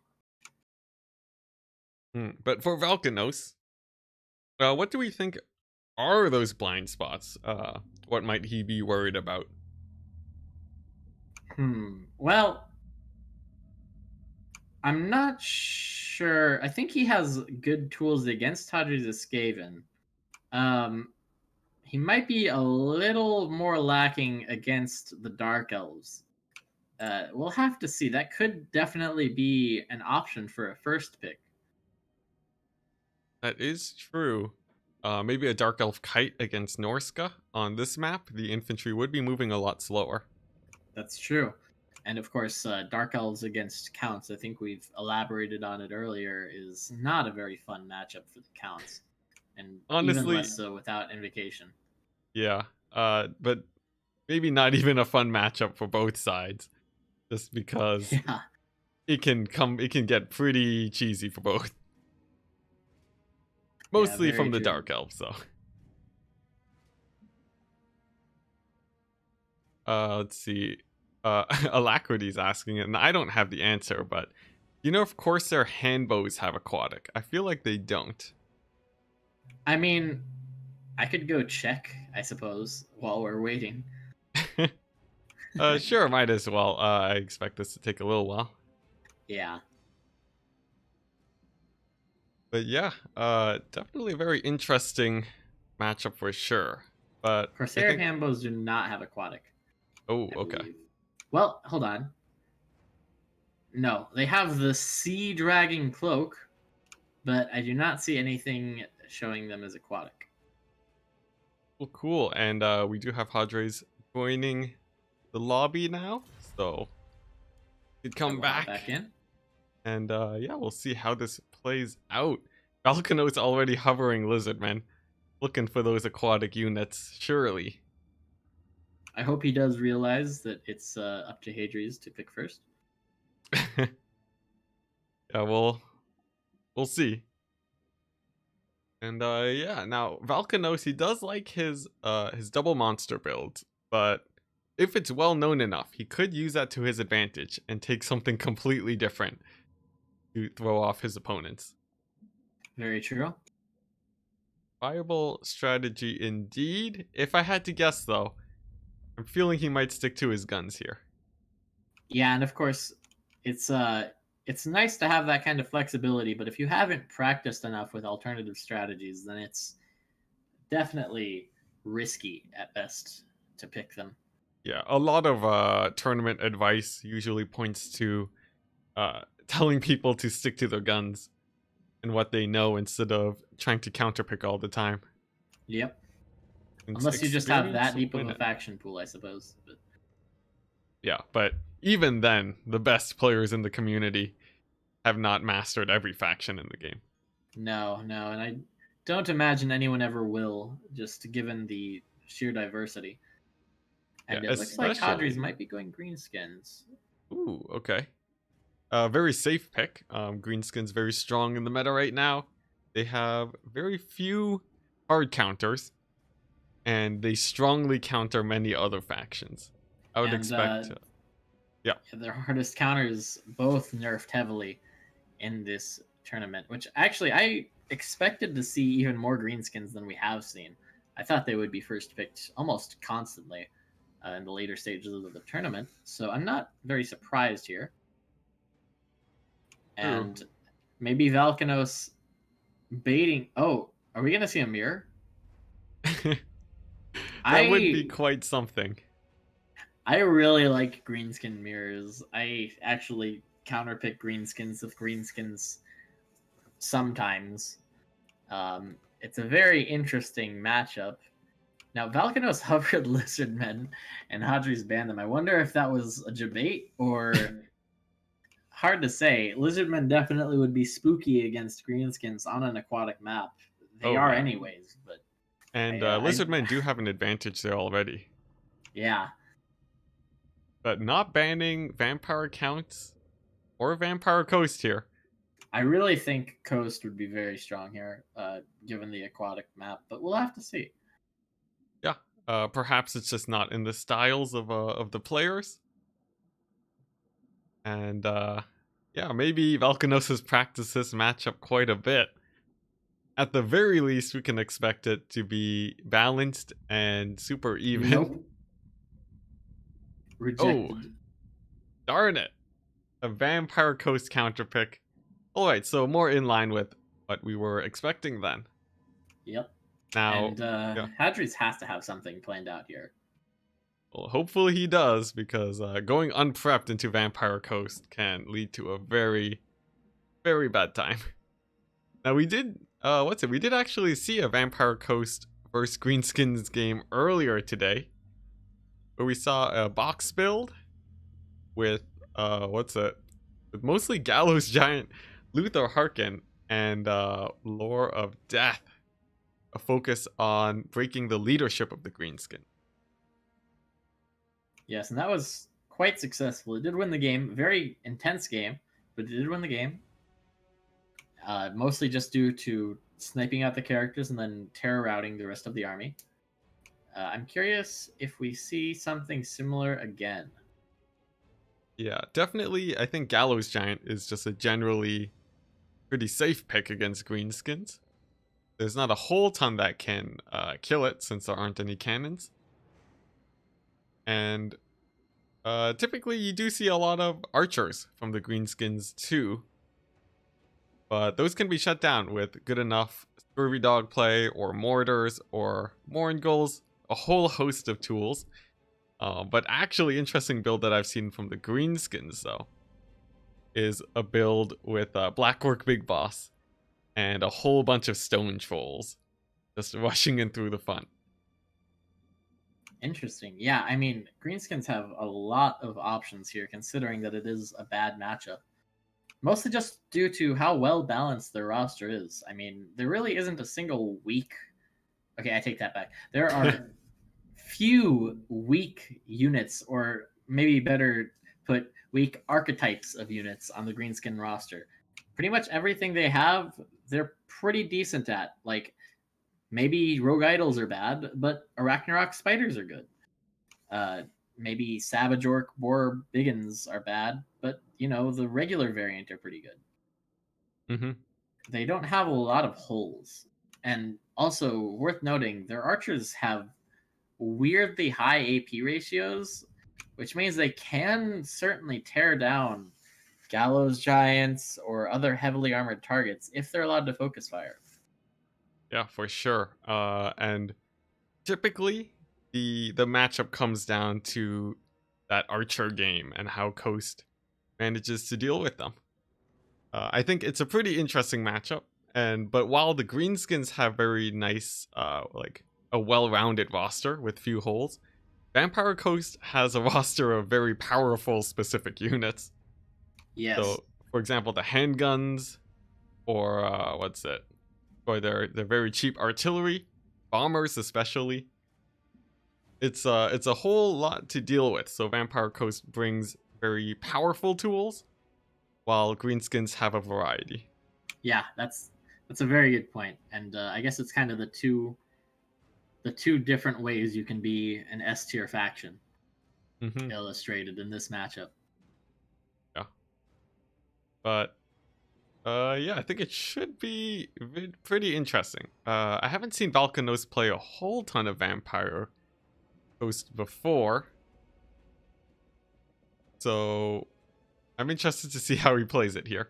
Well, I know when we played, there was a semifinal of a tournament recently, and yeah, he took Vampire Coast against me, and I did not have a good time there in that particular game. So he's certainly competent on them.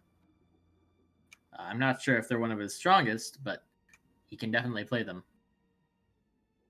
That's good to hear. We'll be having an interesting match for sure. Let's see. The score is 0-0, correct? Yeah. Update that then. Okay, yeah. But yeah, I think greenskins though they stick to mostly the same thing here, aside from that weird stone troll build to counter overly greedy mortar builds and like mortar and gun builds. It's mostly just archers a lot of the time. For the Lord, I think you said Grom earlier was a pretty common pick. I've seen Skarsnik taken before to try to snipe out Luther. Yeah, definitely an option. It can be Um, pretty hard to catch him though. I've seen Warzag here too, I believe. Mm-hmm. That the net. So honestly, yeah, greenskins they can bring a whole lot. And it's on Valkanos to know how to respond to each situation. Skarsnik you'll want to stay pretty far away from, at least until fermented fungi is used. And yeah, lords have different levels of squishiness. You want to stay pretty far away from Warzag for sure. Yeah, definitely. I mean, the greenskins in general just have such amazing pick tools with Mither and the various nets and disabilities that they have on their lords. So very spooky for Luther to fly anywhere near. Or I mean, it's also possible to take a foot lord against greenskins. I would not be surprised to see Noctilus here at all. Yeah, especially with his long range summon to shut down those archers. Mm-hmm. And yeah, going into the game, this is game one of the semifinals between Valkanos and Hadries, with Valkanos as Coast and Hadries as the Greenskins. Yes. And with that out of the way, I'll let you get to start off with Hadres' units. All right. Well, he has a strong artillery core with 3 goblin rock lobbers, including the Hammer of Gork, definitely one of the best RORs in the game. We have Savage Orc Error Boys, but it looks like only 2 of them, and then the Rusty Errors for the Armor Sundry. We have a couple of Goblin Wolf Riders and Forest Goblin Spider Riders. Again, not the Archer variant, just like earlier. We have a unit of Black Orcs. Very interesting. I'm not entirely sure what their use will be here. Curious to see how he uses them. We have the 8 Peak Loonies, a front line of 5 Orc Boys, an Orc Shaman with, it looks like Brain Bursta and, let me get over, for some reason my camera is slow. Brain Bursta and Fists of Gork. Azag the Slaughterer, weirdly enough. And a Goblin Big Boss with They Need Stabbin'. So Azag is really interesting, I have to say. Doubling up on magic and with Spirit Leech, I suppose to probably try and Lord Snipe or maybe snipe out the ROR deck gunners. And yeah, I believe that's the entire Greenskin build. So how about the coast? Well, interesting greenskin build for sure for the Vampire Coast. We have a pretty typical build for most Vampire Coast players, and a little bit off from what I would expect from Valkanos. He's going very standard instead of his usual monster style. We see a front line of deckhand mobs with a second line of bombers, a third line of handguns, and in the back he has mortars defended by polearms. Very good against those spider riders that Hadrace has brought. For his mobility, he's brought 2 scurvy dogs, which will also be able to rout off the spiders very quickly, and jump on top of the archers in the late game, if he is able to keep those dogs alive, which I think will be very important. We saw in the game earlier, those archers will just keep coming back if they rout. So you really want to finish them off where possible. For his lord, he has Luthor Harkin, and most importantly, without Nehek, he has decided to still bring the lore of vampires with the pistol summon. A very good choice, since honestly the pistol summons might even be better than the heck here. For his second spell, he has brought Von Hell's Danse Macabre for some melee attack, presumably to put on those furry dogs, but I'm not entirely sure. We'll see how that spell is used. Yeah, and very interesting spells on both sides, really. And I don't think, man, I really am curious about the Azag the Slaughterer pick. I am not sure what the point of him here is exactly, because normally he's used as a mobile terror piece with Spirit Leech. Well, there could have been something good to Spirit Leech here, but there really isn't. And of course, Coast is immune to terror. So, yeah, I'm very curious to see how he is used. Yeah, Might perhaps have a rough game just because of that. it could have been a response to there being no Nehek. So maybe because of the, in case it was Noctilus and a double Crab Rush, then he would have actually been able to Spirit Leech down Noctilus Yeah, true. without him getting healed up. But with the build set up currently, there's definitely just a desert of targets to choose from. Yeah, Not much. and I mean, the Blackworks as well. I'm really curious because I am not sure what they actually trade well into on the Coast roster. Um, I don't know. I'm not sure what he was expecting exactly, I think it but we'll has see to if have he's able been to make it work. I think it has to have been Rotting Leviathans. Given his defensive nature with the 3 rock lobbers, I'm guessing he was expecting Rotting Leviathans to show up here. And to defend against the rush, those black orcs would be the main thing to kill crabs. Yeah, that's true. I guess a lot of this will have to come down to the artillery duel because a ton of gold invested in that from the greenskins. Really quite unusual. I mean, I say that it's not that much. These are cheap artillery pieces, but still. Now, Harkon getting Spirit Leeched, I'm actually really concerned for Azag because Harkon doesn't have a lot to worry about, really. Yeah.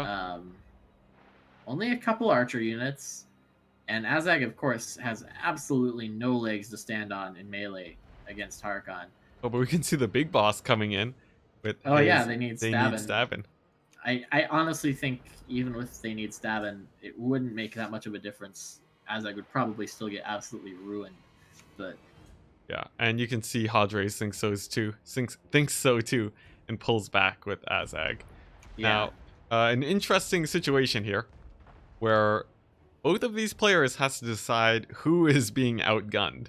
Typically, if you're outgunned, you want to be advancing. But if both players are deciding to sit still, it means that at least one of them has to be slightly wrong. Yeah, Nevertheless, and I guess interesting. it is an even trade. Interesting play with the nasty skulkers. He's trying to sneak them around the side, but I think they might run into these Scurvy Dogs line of sight because the Scurvy Dogs are also hidden. Ooh, yes, I think that So might happen. that could be a nice pick for the coast. Yep. It is important that he takes him out, though. These mortars have no real threats to them. And if he can keep them online for the whole game, you can see they've already done a very good amount of damage to those orc boys. Yeah, and the nasty skulkers are no longer hidden. They are spotted out. Now, Azag bullying Luther Harkon definitely needs to be careful. He's even getting in range of some guns. It looks Yeah. like he will dodge out of there effectively, but Trading about even certainly with living on Luther. a knife's edge. Yeah, which I mean is about as good as you can expect, probably. Oh no! Oh, Oh, the oh! breath attack. Yep, that's a huge breath attack, and now we see those nasty skulkers moving in on the side, but maybe it doesn't matter. Those mortars have taken a beating from those rock lobbers. Yeah, now the Goblin Wolf Riders on the flank taking a lot of handgun fire, getting a little too close there. Now the bombers, oh boy, the bombers could do so much here. Oh, and here we go. It depends on if he can clear out that infantry fight. It means that his front line will move up and push those archers back, maybe even shutting down the rock lobbers. Yeah, I think maybe the Greenskins being a little impatient here, probably scared of the Lord combat. Oh no, Hornswoggle onto Azag. I think Azag is going Oh, to yeah. get absolutely wrecked here. Oh, and he's Oh getting shot by the no. handguns too. That's big. On top of Yeah. that, Hadri's making a play for the scurvy dogs, but instead his cavalry and the skulkers get caught up by zombies. I mean, it's a really cool tech. He has Fist of Gork and also the Danid Stabin popped onto Harkon and Azag, irrespectively. But yeah, it's just not enough. Harkon is so Oh, much stronger in melee. but a huge spell going on the scurvy dogs, bring them down to Ooh, half yeah. HP, and they can't heal, which is pretty big if you want them to be chasing archers late game. But what can heal are the Lamprey's Revenge, which are getting in there and supporting that fight very effectively. And yeah, that's going to break that flank attempt from the Greenskins. Even the nasty Skulkers routing off against deckhand mobs. Oh, and a big rout on that flank Oh, this is already feels painful. over. Oh Along man. with the mortar shots on the 3 archer units, honestly, it seems like those rock lobbers weren't able to do enough damage to those bombers in the early game. And the Black Orc sitting in reserve. Probably not where they want to be right now. Yeah, with no real targets other than the Lamprey's Revenge, who have been sitting nice and far back for the majority of this game. Very well played from Valkanos not to run them into a bad fight. Yeah, definitely. Very patient. And now we do see, after the bomber fire, truly just annihilates the front line. Now the zombies are pushing through and getting those archers back. Now, there could be a pick onto the Vampire Fleet Captain here. Azag is diving onto her. And that, I don't think, would be enough to bring him back in the game, but it would certainly make things closer. Yep, Luther Spirit Harkin. Leech, but ooh, really good job by Harkin, and also the handguns zoning out Azag. Oh, but And she now takes so much Harkon is damage. on the hunt. Yeah, she's going to die to the Black Orcs. Yeah, She's that is absolutely pretty dead. big. But will it be But enough? Harkon is hunting down Azag, trying his best to kill him. Azag running for his life. Yeah, and it seems like Oh, and those he's rock turning lobbers. around. Oh, and we have a big fight here between Luther I think and Azag could have kept Azag. running. This might be a bit of a misplay. He could have kept running. He's much faster than Harkon. It would have been He does risky a ton though. of damage. Luther does have his pistol, and he can fire while chasing. Yeah, he was outside of the range though, but Oh, okay. you know, with the archers' support and maybe some really good RNG, it's possible that Azag lives here. Yeah, a Oh, little bit he's of a slip. bullying back Harkon, but Scurvy Dog's getting into the back line. Yeah, I think Valkanos actually getting a little bit caught off guard here. Oh no, but the pistol summons. Yeah, huge Azag volley. getting absolutely nuked.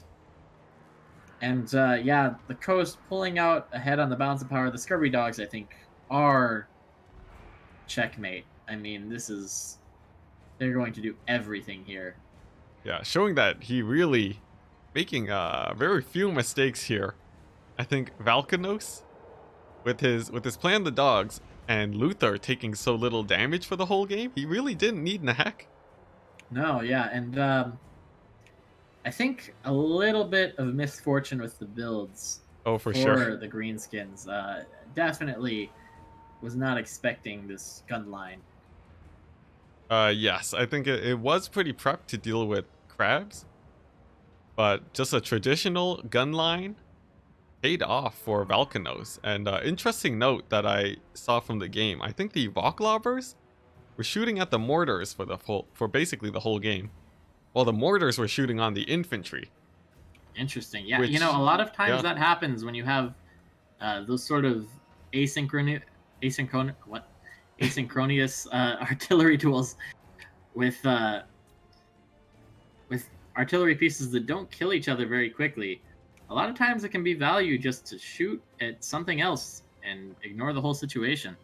mm-hmm.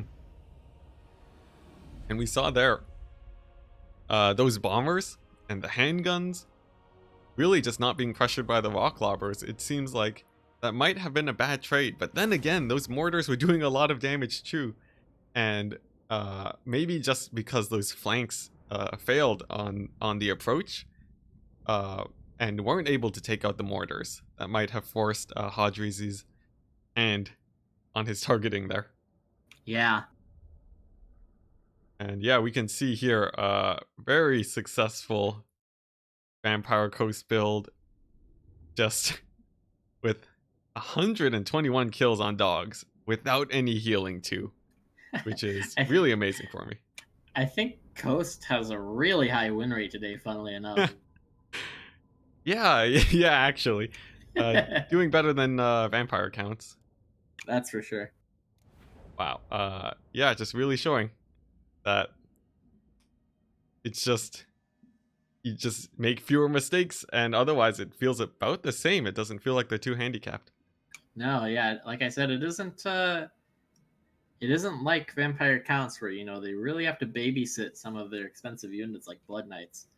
The Coast roster is pretty self-sufficient, and everything other than crabs that needs healing has it innately. Yeah. Yeah, especially the Lamprey's Revenge. Just a wonderful unit for not having where you don't have to really babysit it too much. Mm-hmm. So yeah, I think very well played from Valkanos. He played very standard. And an interesting build from Hadres. I think for some other builds, it definitely would have performed much better. But yeah, a little bit unfortunate. The next map, Steps of Isha Heartlands. I have never seen this map. Oh man, you are lucky then. This map, you start on two of the steepest hills in the game. Oh, You it's and your this opponent. one. Yeah. Okay, I know. I recognize it then. So, I was thinking that Valkanos being a Norska main and Greenskins being one of the main counters to Norska, and the other, I mean, biggest counter to Norska being kind of nerfed a little bit with the rules. I Mhm. was expecting a Norska pick here from Valkanos, but on this map, picking a Rush faction might be kind of risky. Really? I feel like it might be But a benefit with the hills. but he will take them. He will take them. I'm just thinking that he might be forced to fight uphill, but I could be overestimating the penalties for that. That is true. It depends on the faction that he goes up against, but as a pretty good benefit, if you can manage to flank around, hiding behind the hills, it means that there's not a lot of good firing lines for some Yeah, factions. I would really like to see Empire here. I have to say from Hadri's. Banning Coast and Skaven with that is okay. That is really interesting. Picking Norska, banning Skaven. I have never seen that one before. Yeah. Clearly, Obviously Hadri's respecting. reputation precedes him. Yeah. So I think that is pretty clever though. He knows his opponent, and he's trying to counter him. He knows that he plays Coast 2, and that can be a hard matchup for Norska. Although on this map, I'm not entirely sure. But even then, Norska can have a pretty hard time. The thing with a map this wild is I think it might be possible to overthink it too. Mm-hmm. Uh, that isn't to say that you should just ignore the map by any means, but I think it still remains true that you probably want to retain comfort with your picks and the matchups that you're playing over, overthinking like, oh, well, I have to pick this because of the map. Just like you might mind game yourself thinking, oh, well, I have to pick the hardest counter possible. Mm-hmm. And speaking of mind games, are we going to see Hadri's counterpick himself? That would be interesting for He sure. is. Okay. So this is the second time. Wow. Okay. Wow. Now Yeah, I've yeah. played Valkanos a couple times in this matchup, but from Norska's end. And it's kind of funny. I think Valkanos likes high elves into Norska. So I don't know. I'm curious to see this. So Yeah. I can tell you what I expect from high elves for sure. It's going to be Star Dragon Techless, and then from there it can be kind of varied, but probably archers and Sylvan. Mm-hmm. And it's going to come down to breath attack snipes. That's kind of what this matchup is predicated on, I think. Uh-huh. Now, Norska does have a few ways to fight against it. Maybe not counters, but some good horseman play can punish the dragons for getting too close and throwing down their breath attacks. And that's the main way that they're going to try Yeah, they handling really a do build like not that. have much in the way of anti-air, and that's why Star Dragons are insane in this matchup. Yeah. It's kind of the only reason why it isn't a hard counter because Famir and Berserkers, and especially all the AoE stuff that Norska has, really does a number on the high elf roster. But Star Dragons, equally difficult to play against for Norska. It's um it's a matchup where both sides have very, very strong tools, and it's kind of about who uses their tools better. Yes. And I think a very important point for Norska is how well they control their infantry and their cavalry. Since a lot of the times, versus builds like High Elf Kite or stuff like the Star Dragon with breath attacks, it's about mitigating value instead of negating it entirely. Because your army, when it finally gets into combat, will typically run over High Elves. Yeah, definitely. And I mean, I'm really curious to see how this map plays into it as well. I would not be surprised to see Hadri's try and kind of hill camp with an archer build. In fact, That I'd is be true. very surprised not to see that. So it'll be up to Valkanos, I think, to mitigate the terrain advantage with some clever maneuvering. Hmm. No, actually, a question for you, Dacder. For hills with maps that have crazy hills like this, I've heard that archers can actually be less accurate because of how the hills work. Yes. Do you prefer having a position on a hill like a map like this, or would you prefer a more flat map if you were on the high elf side? I would probably for Archer Fire specifically, I would definitely prefer to be on a flat map because hills actually screw up missile targeting. So this is, I think, most evident when you're using Way Watchers because they're so accurate. If your opponent has, let's say, I think in your finals against Falcon in the faction war actually is a really good example of this, where he had a volley from like two Way Watchers onto a unit of scurvy dogs that was on like Hmm. a 40-degree slope, and literally every single arrow hit like two dogs. Yep. I remember So this one. it's kind of a good thing, kind of a bad thing to have the hill because it definitely screws up archer targeting a bit, but your Silverin will have a much better time against the Berserkers because of the hill advantage. Yeah. And archers actually do a little bit more damage from having the high ground advantage, but not enough to mitigate the missed shots, I feel. Okay, interesting. I actually have to say, I think with Wolfric specifically, it might just totally nullify archers because we all know Wolfric has really weird like hitboxes or targeting, and so I think all the archers might try to shoot at Wolfric, and so all the arrows will just sail over the head of the mammoth. I would not be surprised to see that occur, which would be pretty hilarious, but also very sad. For sure. And it really depends on Hadri's. Does he know that this is the case? Or does he have a special build in mind to really counter situations like this on this map? Yeah, yeah, I really wonder. I mean, top level players like Hadri's, they're prepared for a lot of things, but I don't know if they can be prepared for everything. And this is one of those things that might fall into the second category. For sure. What do you think? Do you feel like this is just a little bit of a more reckless pick, or maybe do you think he has masterminded it? Because he seems pretty confident going into this. I've seen a few high elf mains do this, and it seems pretty calculated, but counterpicking yourself is always going to be risky regardless, I think.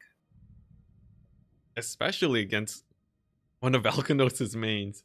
Yeah, I would say Valkanos' main, if anything. I mean, he is a very good Norska player. Yeah, we'll have to see for sure.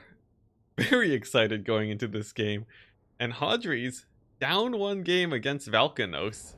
So if he loses this, then he is out of the tournament. Very excited to see where Yeah, this goes. I mean, back against the wall, that's where brilliance can be made, right? So, Yep. But what we can be fairly sure of is that this will be interesting no matter what happens. yeah, this is what's fun about these crazy maps. I mean, they can be frustrating to play on, but they're very fun to see what people come up with. Yep. Now, going into the game, I'll start off with the Norskins. It seems like we have a crazy heavy infantry build here, mixed in Marauders and Berserkers from Valkanos, with some Fimir great weapons, pretty standard for Norska, along with some Marauder horsemen. He has bought fewer than I would have expected, but with 2 you can still keep away stuff like dragons and so on, along with some Norskin warhounds. I'm not too sure about the goal for those guys, but surely we will see once the game gets started. For his spellcasting, he has a Fimir Bale Fiend of Shadows. These guys are better than the casters, since when the fighting gets started, they can put on quite a good hurting. He has Pendulum and Enfeebling Foe to really seal out those melee fights. And of course, if I didn't say it already, he has Wolfric the Wanderer. Very nice pick because of his boat and his general tankiness. Onto that, let's go to the High Elves. Okay, this is a wild build. My goodness. All right, so we have 4 Rangers in the front line. Not a standard pick here, but I can understand them. 1 unit of Silverin, which is the more standard pick. 1 unit of Spearmen. The Talons of Torquelada, a unit of Archers. 3 Illyrian Reavers, which not something you see every day. A Fireborn, which is actually a very good piece in this matchup because they counter Skinwolves so well. A Life Mage with Regrowth and Earthblood, and Imric, a wild Imric on his dragon. Oh boy. I did say that Star Dragons are a must pick in this matchup. He decided to use one as a mount. Okay, Very so excited. yeah, from the looks of it, would you say that both of these players are looking for that melee fight? Oh yes, this is going to be a scrap, to be sure. And I'm really interested to see how he uses this triple Illyrian Reaver build. I mean, I guess they can charge down infantry quite effectively with their. I mean, 40 charge bonus isn't great by any means, but it's not terrible. Unfortunately, we don't see Hadri's deploying on the 80-degree angled cliff. I imagine you probably can't, but it'd be pretty funny to see regardless. Yeah, this is looking pretty interesting. Valkanos opting to start on the left flank and leaving his Marauder Horse Masters to skirmish in the middle, which will actually work out for him. And it looks like they're going to get some easy damage on these rangers. But never mind, right as I say that, those archers turn and immediately fire, followed by a dodge from Falconos. Excellent play so Very nice far. dodge, yeah. I am I am really curious because the Rangers, I don't think are very meta here because you'd think they'd just get destroyed by the Norscan infantry, but we'll see. I've not tested it, so I'm not actually sure. But I know I don't normally see them, so very curious. Yeah, it could be a pick against the Marauders, which seems like their best targets. But we'll see Yeah, how that definitely. pays off as these Reavers charge in towards the Horse Masters, which is Oh, you looking could to catch be a one. bad trade for them, but the Horse Masters get Oh caught. my. Now that is pretty bad there. Falconos very much wants these Horse Masters to live to shoot down Imric, because Yeah, otherwise, could have some problems. Imric could absolutely hard carry this game if he is not pressured sufficiently. Now, with that being said, this is interesting. Hadrian is forcing a fight in the forest where, oh no, the Emmerich with a breath that kind of Yeah. doesn't do anything against the Marauder Horsemasters. I think he really needs those for Wolfric and for the Bale Fiend. I'm not sure about that choice, but he's going to turn, and I hear a boat. I don't see it. Oh, it Oh, goes it's right going down to the Ranger rip line. apart the entire Ranger front line. Oh, and we were Oh saying that they no! were And meant a for the huge Marauders. pendulum, and okay, this is game. The Warhounds Looking coming in rough. to clean up the archers. This is so rough. Yeah, it's really going to come down to those Femur Great Weapons and Wolfric. If those guys live, there's not a whole ton outside of Imric to actually take them down, and without infantry support, this is looking pretty rough. I have never seen a game just go from 0 to 100 in maybe the span of 3 seconds like that before. Yeah, we saw 3 wind spells, or just 2, right? 2 wind spells, but a huge flank from the dogs Yep. seals it pretty They much. clean up Oh the man. archers, which means that there's nothing to really deal with Wolfric now that Imric is getting pinned And down. Emmerich is getting absolutely murdered. This is why you have a Star Dragon, by the way, rather than Emmerich on a Star Dragon. It's because Hunter of Champions exists. A regular Star That's Dragon true. would not have to worry about that, but yeah, Emmerich getting absolutely murdered. And this is going to be a very quick and very decisive game. Wow, okay. Yeah, really, there was some very nice skirmishing in the early game, but it looks like those wind spells. Clearing out the infantry. Can you say there was an early game when we're 3 minutes in and it's already pretty much over? That is true. This is looking very, very rough for the High Elves. Even if Imric comes back, and even if he heal caps himself, there's still a full HP Wolfric and full HP Fimir Great Weapons to deal with. Yeah, I mean, And yeah, I'm really confused to be honest, because a lot of these problems with the high elves I think would be common ones if you practice the matchup a lot. But I'm not sure. I don't know. yeah, honestly though, with the map, it's hard to tell that dogs are coming in from the back. Oh, It could be hard to absolutely. see the spells too. I think that was masterfully played by Valkanos. I think he had the dogs hidden the entire time, which is just absolutely beautiful. Um, but yeah, I don't know. I mean, Rangers I don't think are very efficient here. Imric on the Star Dragon is a weird pick. Yeah, very curious. Yeah, you Very can see curious.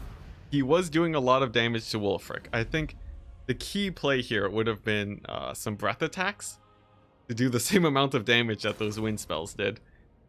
And then after that, with a little bit of cavalry play, it might have flipped the other way entirely, with Wolfric surrounded and Imric just cycle charging him. Yeah. I don't But see. This is uh, why I'm confused, though. Is mostly the breath attacks because I feel like if you've practiced the matchup a lot, you would probably know that Star Dragon breath here is used to nuke Wolfric and the Famir.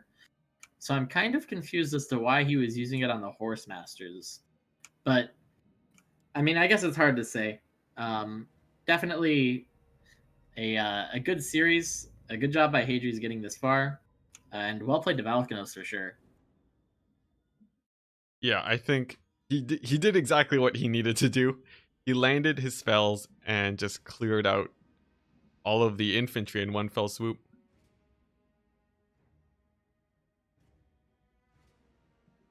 It Yeah, I was mean, very clean uh, game for sure.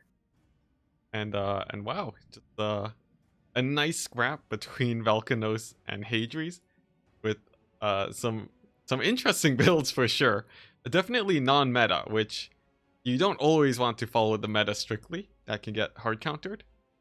But it didn't pay off, and Valkanos managed to pull through with some very nice micro and huge plays. And now, definitely, I have to say, not the finals I was expecting to cast. For sure. Salsicha versus Valkanos, two kind of dark horses coming in here. Very Yeah, well but played by both of them to get this far, and very curious to see who wins between these two. uh-huh. Let's see. We haven't seen too many of Salsiccia's games, I but don't believe we've Valkanos is seen any. looking very strong. How do you feel like he'll be playing in this best of 5? Well, I think the only thing that makes me worry for him is that, as I think we alluded to earlier, he has a relatively shallow faction pool, and we haven't seen it stressed yet. In a best of 5, that's not going to be the case. He's going to have to go beyond, his top 3 factions. So unless he 3-0s, of course. But so I'm really curious to see what he does as we get into the later stages of this finals. Yeah. Surely we will see more of his classic factions as you want to bring out everything you can for these best of 5s. And what he fills them in with, I'm not entirely sure. What factions do you think would be most common though? Well, I mean, given that he plays undead, he could go high elves. Like he could go lizards. I'm just thinking factions with big monsters in general, probably. Hmm. I met him on Quick Battle the other day, and I know he's been kind of trying to pick up Bretonia, but not sure if he's comfortable with them yet.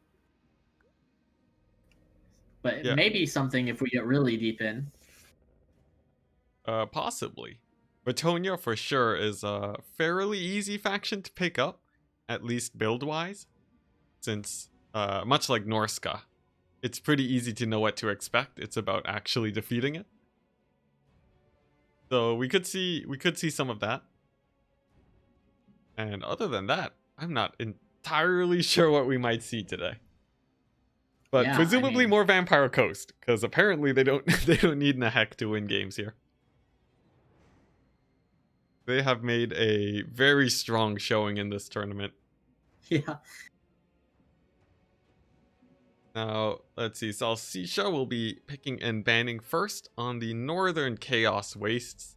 I do feel like this map is a little bit more difficult to get artillery and gun lines going, mostly because of that small hill, deceptively small looking hill with the forests in the back. It can make it pretty hard to deploy something like that. I'm expecting some rushes here. What do you think? Yeah, well, I'm sorry, I don't know if you said this or not, but he picked Chaos, banned Lizardman and Skaven, which I find almost shocking. I mean, wow, that is crazy because I don't even think those are like the worst matchups for Chaos, really. And Yeah, Chaos those is a faction with a lot of really bad matchups. for sure. This So is I'm yeah. really curious to see what happens now. Like compared to the meta that we usually see, this is almost unheard of. Wait a minute, is Salsicha, was he not in the faction war as Chaos? I do not remember. He I was remember it was an old player who came back, and people hadn't seen him in a while, and he looked good. And I believe that was him. could very well be. We do know that Chaos at the end of Warhammer 1 was a very strong faction amongst the top, if not the top faction, before Warhammer 2 came out. So could be pulling from that knowledge. Oh, you And might know maybe that. just very confident. It's Yeah. fine. Just play it off like you do. It's fine. Yeah, that's before my time, old man. Yep. It's before my time too, but I heard it somewhere in a Discord chat, so I'm repeating it Yeah, verbatim. that's pretty much how I operate because I started playing on this patch. So Ooh, nice, nice. And okay, now we're seeing from Valkanos, a very well-studied player in terms of how the meta flows. He's been playing very meta builds, playing them very well too, picking the expected counter to Chaos, which is Vampire Coast. yeah, and I think I've seen this matchup before in tournaments, and it is not pretty because deck droppers and Harkon exist, and that's pretty Yep. much enough for Coast to have an advantage.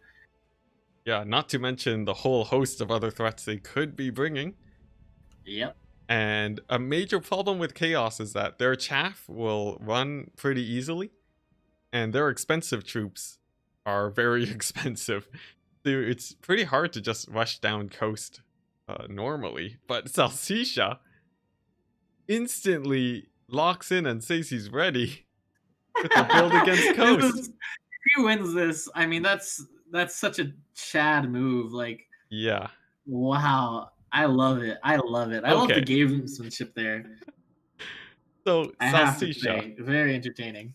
yeah, going off on his own, apparently with his own style, coming in very confident, is fully ready for for this presumably hard counter against his Chaos.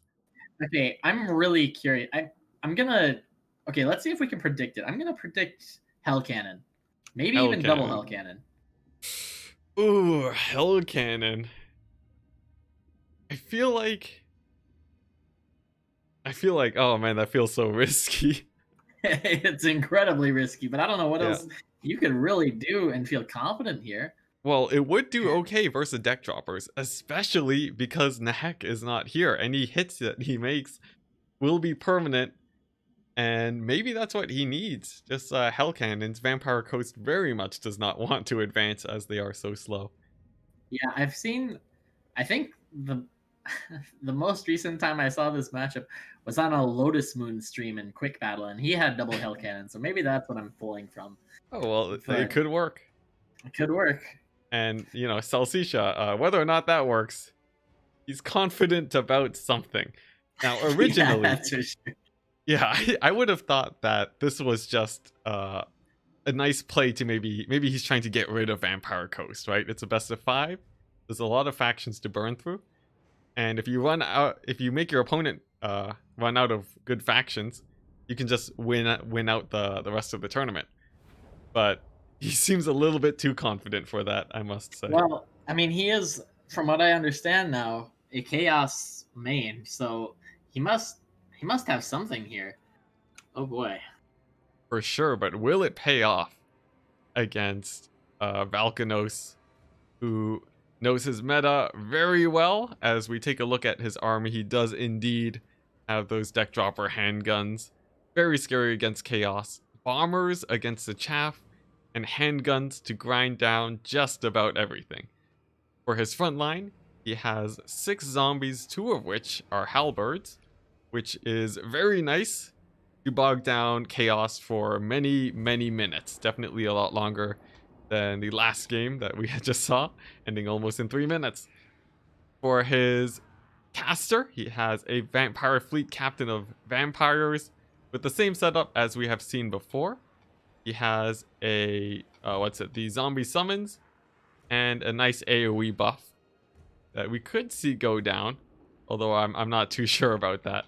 And his Lord, Luther Harkin, can basically duel just about everything Chaos throws at him. Finally, we also have the Lamprey's Revenge, just a nice general pick to hold the line or hold the back line. So very meta and very strong against typical Chaos. As for Halsisha, let's go Oh into what he boy. has. Talk about a heavy metal, just in your face build. We have 4 Marauder Horsemen and 2 Horse Masters. Arcan the Everchosen with Burning Head and all his typical spells. We have 3 Chaos Warriors, 4 Chaos Marauders, and 3 Chaos Warriors with great weapons. just he is looking to run the coast down and not slow down or stop. Yeah, and how do you feel about those mass Marauder horsemen against those deck droppers? I mean, they'll definitely stop the coast from gooning out Archaon. Uh, I'm not sure if they'll be able to actually find value, but I'm not sure if they'll need to. I think Chaos is just looking to decisively win with their infantry and just stop from getting cheesed with all of their horsemen, if I had to guess. Uh, for me, I think a big factor for this matchup right now are those dreaded zombie pirate bombers. If they manage to get off even a couple volleys on each of them, that could decide the game based on the amount of infantry that we see here. But Salsiccia's a very good player, and we're going to see if he's able to shut them down before they throw their bombs out. Well, the bombers do not have AP damage, and if you notice, I really like this. The Chaos is deployed with his Chaos Warriors in the center and his Marauders on the flank. The Marauders are the ones that are going to get nuked by the bombs. The Warriors, I mean, they can kind of stand in there. And as is typical, Valkanos has deployed his bombers in the center of his formation, so it might not be ideal for Valkanos unless he's on top of his micro and individually targeting his bombs. Yeah, I think definitely Salsiccia, with a very strong deployment, like you said, he is set up and ready for for this coast build. It seems like both players sort of knowing how to play this matchup out, and we're going to see how it goes. Well, actually, there are Chaos Warrior great weapons to deal with the Lamprey's Revenge, and Luther, as strong as he is, he's not the best at killing infantry. So if it comes down to that in the late game, Luther surrounded by infantry, I would give it to the Chaos. We'll see if that happens. I'm kind of favoring Chaos here. I mean, Salsiccia definitely has practiced this. There's no way he hasn't. So he must know that it works at least some of the time. Now, I do like this deployment from Valkanos. If I mean, it's hard to see, but he does seem to be within the rules. He's as far back as he can be, and it'll definitely give his carronades some time. And if Salsiccia doesn't position his horsemen well enough, then Harkon can probably get some free shots onto Archaon. But as I say that, the horsemen start moving to intercept Archon. So Oh, and we actually have some horsemen catching out some deck dropper handguns that won't be getting ooh, healing. yeah, yep, that's Playing very huge. aggressively. Well, he's skirting the edge of the handguns range too. The gunnery mob handguns very well. So Ooh, nice. Although he is presenting a lengthwise to the cannons there. They might true. get some good shots, but he turns. Means that he can't take too much damage if they do get hit. Man, did he just dodge the cannon shots? That was pretty nice.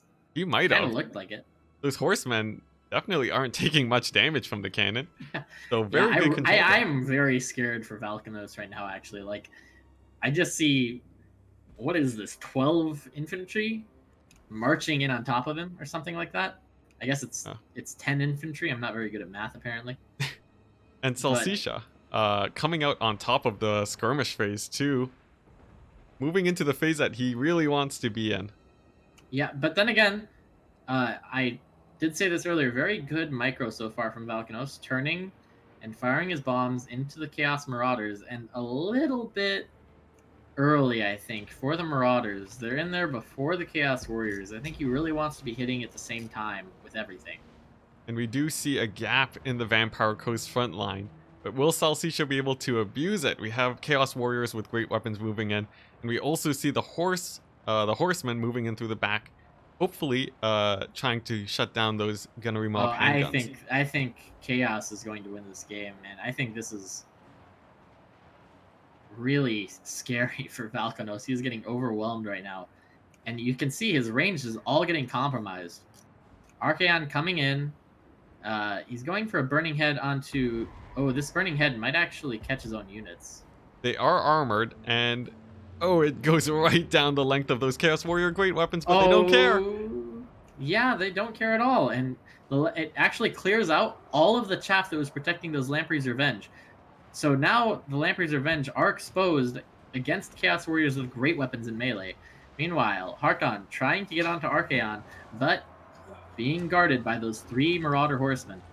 Yeah, I think that just absolutely great play. Keeping keeping Luther Harkin pretty passive.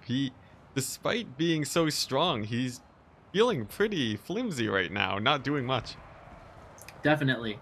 And, the summons coming in, but immediately going to get jumped on by these Chaos Warriors with great weapons. Now, with that being said, Valkanos is doing a good job of relieving the pressure on his rear from these horsemen, pushing them off.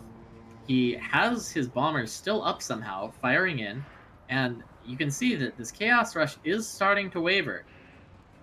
Yeah, I think especially that right flank. Although the left flank was almost completely destroyed, these bombers are putting in a lot of value, but if they get taken out, that could be game. A huge burning head moving on top of them. Oh, this burning head could be huge. It doesn't get the best RNG. It does Could have clear been out better. about half of them. Half Yeah, of one could have unit. been better, but it does pretty well. And Now, yeah, this is actually looking pretty rough for Chaos all of a sudden. yeah, I mean, it seems pretty even still, but they are definitely starting to run out of stuff. Yes, it really depends on those this could zombie be a bombers. big pick if he gets the Vampire Fleet Captain of Vampires, but it does get off a summon already. I think that's 2 summons used. So already getting most of its value. Yeah, I think, especially with that zombie summon protecting her, those Horse Masters wouldn't be able to do much. But we have Luther Harkin moving on to Archaon. The Horse Master's routing with almost 2/3 HP. And Luther diving in on Archaon. This could be a misplay. This could be a game-winning play. We're not sure yet, as Archaon dives in on top of him. I don't think there's enough mass to actually pin him in, though. With 3 Horse Masters, they might slow him down. Pretty scot-free. A little bit of lag. Just a little bit. Now, I think securing his right flank, Valkanos, and keeping 3 of his bombers very healthy is going to be what wins the game for him. Despite losing his other flank, he managed to stabilize pretty well. Yeah, and man, I was very scared for Valkanos, but he does a great job under pressure, stabilizes everything, keeps his bombers up, uses his summons so well. I think this is pretty brilliant from him. Yeah, but Luther Harkin, though... He's getting staggered is the thing. There's not much mass, but he's getting staggered, and he does not have Invocation. Oh man, and a huge volley goes on top of him. That actually brings the balance of power back to even. Oh my goodness. Okay, if he loses Luther here, that was definitely... anything that can kill Archaon? Be really bad. I'm not sure. It's just bombers and handguns with way too little ammo. And handguns. Oh, you can see Salsisha. He smelled blood in the water. He's moving the Horse Masters. Oh my gosh. Right on top of Harkin. 100 HP. Oh, and he's crumbling. There's no healing. Oh, but he's summoning. He's trying to peel off for him. Yeah, at this point, Harkin is dead. He really just needs a summon to try to punish those Horse Masters as much as possible. And he goes for that down. dive. And the balance of power swings in the favor of Chaos. Oh, and a huge burning head going on top of those summons. Takes off about half of their HP. The most effect. Oh, the bombers. Okay, I thought they were shooting at Archaon. If the bombers shoot at Archaon, that will nuke these handguns. You'll have to be very careful about that. Oh, and the Rohirrim come in. The Marauder Horsemen onto all the ranged pieces. Oh my Chaos gosh. Is bringing it back. That oh my goodness. Absolutely brutal. And Archaon on the handguns too means that there's not much that can shut him down here. This is insane. Alright, so at this point, give it to me straight, Dacder. Is there anything the Vampire Coast can do to pull it back? Nothing. Look in the back. All of the Chaos Infantry, inspired by their cavalry, coming back, and Valkanos sees it the same way I do and withdraws. Wow, what a game. That was absolutely brutal. I think Luther Harkin landing there was definitely a huge misplay, because immediately after that, the Horse Masters were freed up to go ahead and disable the backline. Archaon could move up and just burning head everything away, and just everything started collapsing after Luther fell. I mean, the thing is, like, I think he thought the same thing I did, which is that he was relatively safe because there was no mass back there. But Hmm. Archaon staggering Luther like 4 times in a row, unbelievable. Yeah, that was amazing. So what's it? That is Salsicha coming out, winning a bad matchup. Widely known, like not almost no one would want to play Chaos into Vampire Coast, let alone someone. I don't think you have to put almost in there, except Uh, Salsicha, I guess. yeah, who has very much shown that apparently it's just not a problem. Now he was definitely having a hard time during the mid game of that battle, especially with the bomber stabilizing. But knowing what he needed to do to secure a win, he managed to finish off Luther Harkin and pull back a victory. Man, and now you have to wonder what's going on in Valkanos' head because it did seem like he was winning that game, and then one blunder and it turns back. But he did come back from a deficit before, I believe, right? He did. At least I And think so. it is just yeah, against Dragon Knight, I think. And it is just a 1 game deficit. So he needs to not panic, I think, is the biggest thing. I mean, the mental game can be very understated. Oh, It's for a best of sure. 5. You need to keep a clear head after each victor or after each defeat, especially. Yep. And following up with his with his main, bringing out Norska, seeing if he can pull it back. I think this is great. I really like that he's falling back on his comfort pick. Yeah, and I think yeah, honestly though, this tournament has been great. We have 2 amazing players up here, and you can see that when you get to this level, if you make any amount of mistakes, they will be able to scrap it back. Yep. Now, okay, so for this actual pick and ban, we have Norska banning Coast and Greenskins, and Which I think Salsisha is pretty hovering meta. Dowie. Now, this is interesting. How do you feel about this pick? I think okay, so I've practiced this a bit actually, to help someone prepare for faction wars. I think that it's slightly dwarf favored, uh, or maybe not even that slightly, but it's one of those matchups where there is an advantage for the Dawi, but it's very winnable for Norska. They have the tools to win it. They have chariots, they have manticores, they have throwing axes, they have good infantry. I mean, they have everything they need. It's just Dawi has some really strong tools as well, especially the ranged. Yeah, this is what's it? A big thing that comes up with a lot of these games is that defensive players can make it so that you have to engage almost perfectly, or you just get picked off one at a time. And with Dowie against Norska, it's a very fine line on whether or not you overrun them or you get shot to pieces. Is this the right map? Oh my goodness, this is. Um, I've never. Okay, this is another map I don't think I've played on, and it looks very strange. Yeah, that's a lot of mountain on the bottom left. And there's multiple terrain features. This could make it much more difficult for Norska than it would normally be. For sure. Norska almost certainly going to be rushing here. Well, actually, they don't have artillery, so they will be rushing. They will be rushing, yes. And, I do wonder. There's a lot of things Dawi can do here. They have troll hammer builds, they have mass archer builds, they have gyro builds. Which one are we going to see, and will Valkanos be prepared for it? Mm-hmm.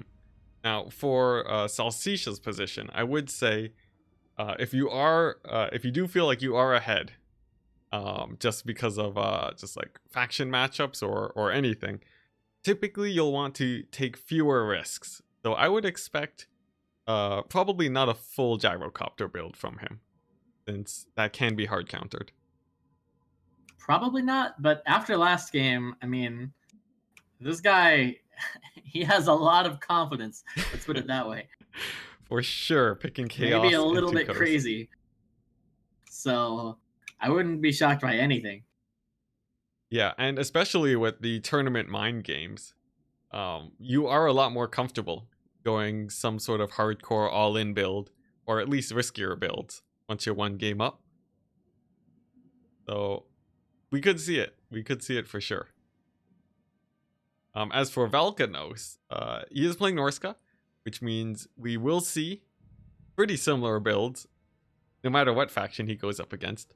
But it really depends on on how many horse, like how much anti-gyro he takes. I think that would be the biggest factor here, for who has an early lead. Well, you say that, but I think it's kind of funny. This is one of the few matchups where Norska really can deviate because they can spam throwing axes and just try and kind of do a pseudo kite, and it's potentially really strong against like trollhammer boxes.